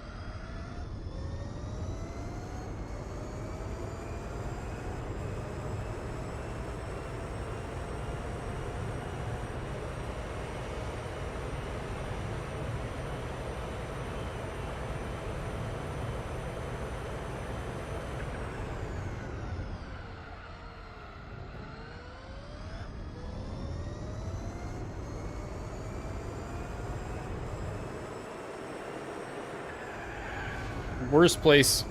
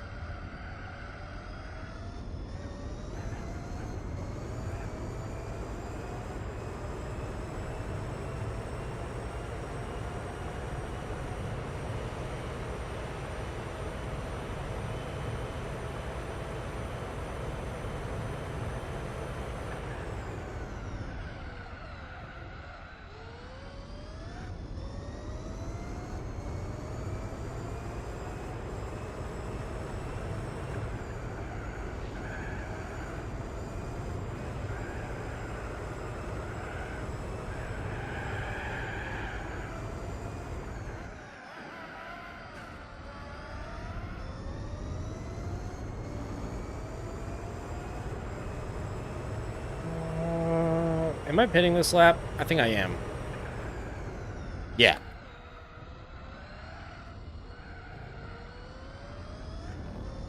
Or am I? Yeah.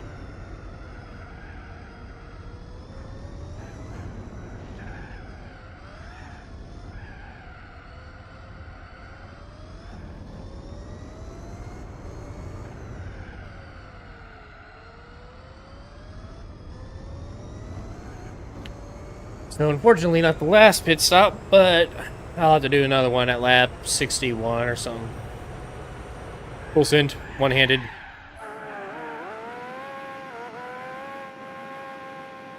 Imagine if the car got, like, spun around and then the AI was just stuck there. That'd be something.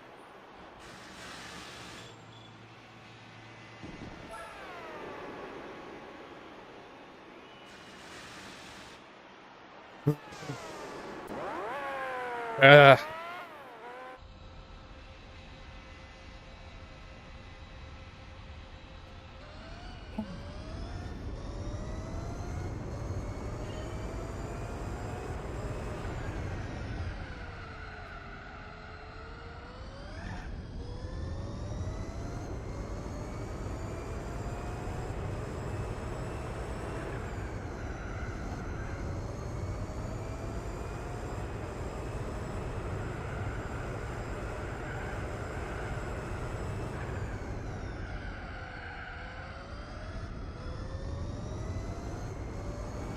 I think it might help if I turn that off. Yeah. Too much light in my face.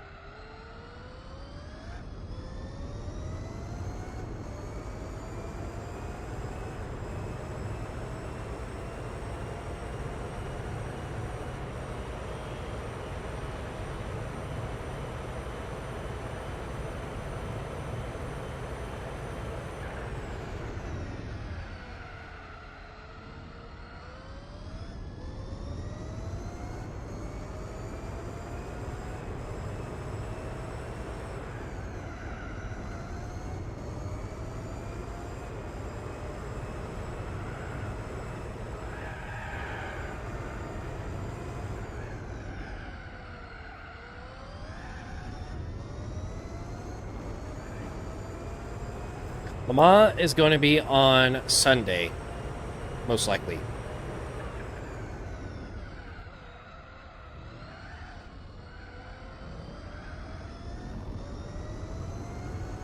Unless you mean in this championship, we already did it. But the 24-hour is going to be Sunday.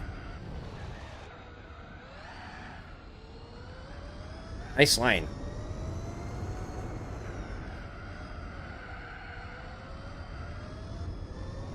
Nope, Bentley Speed 8.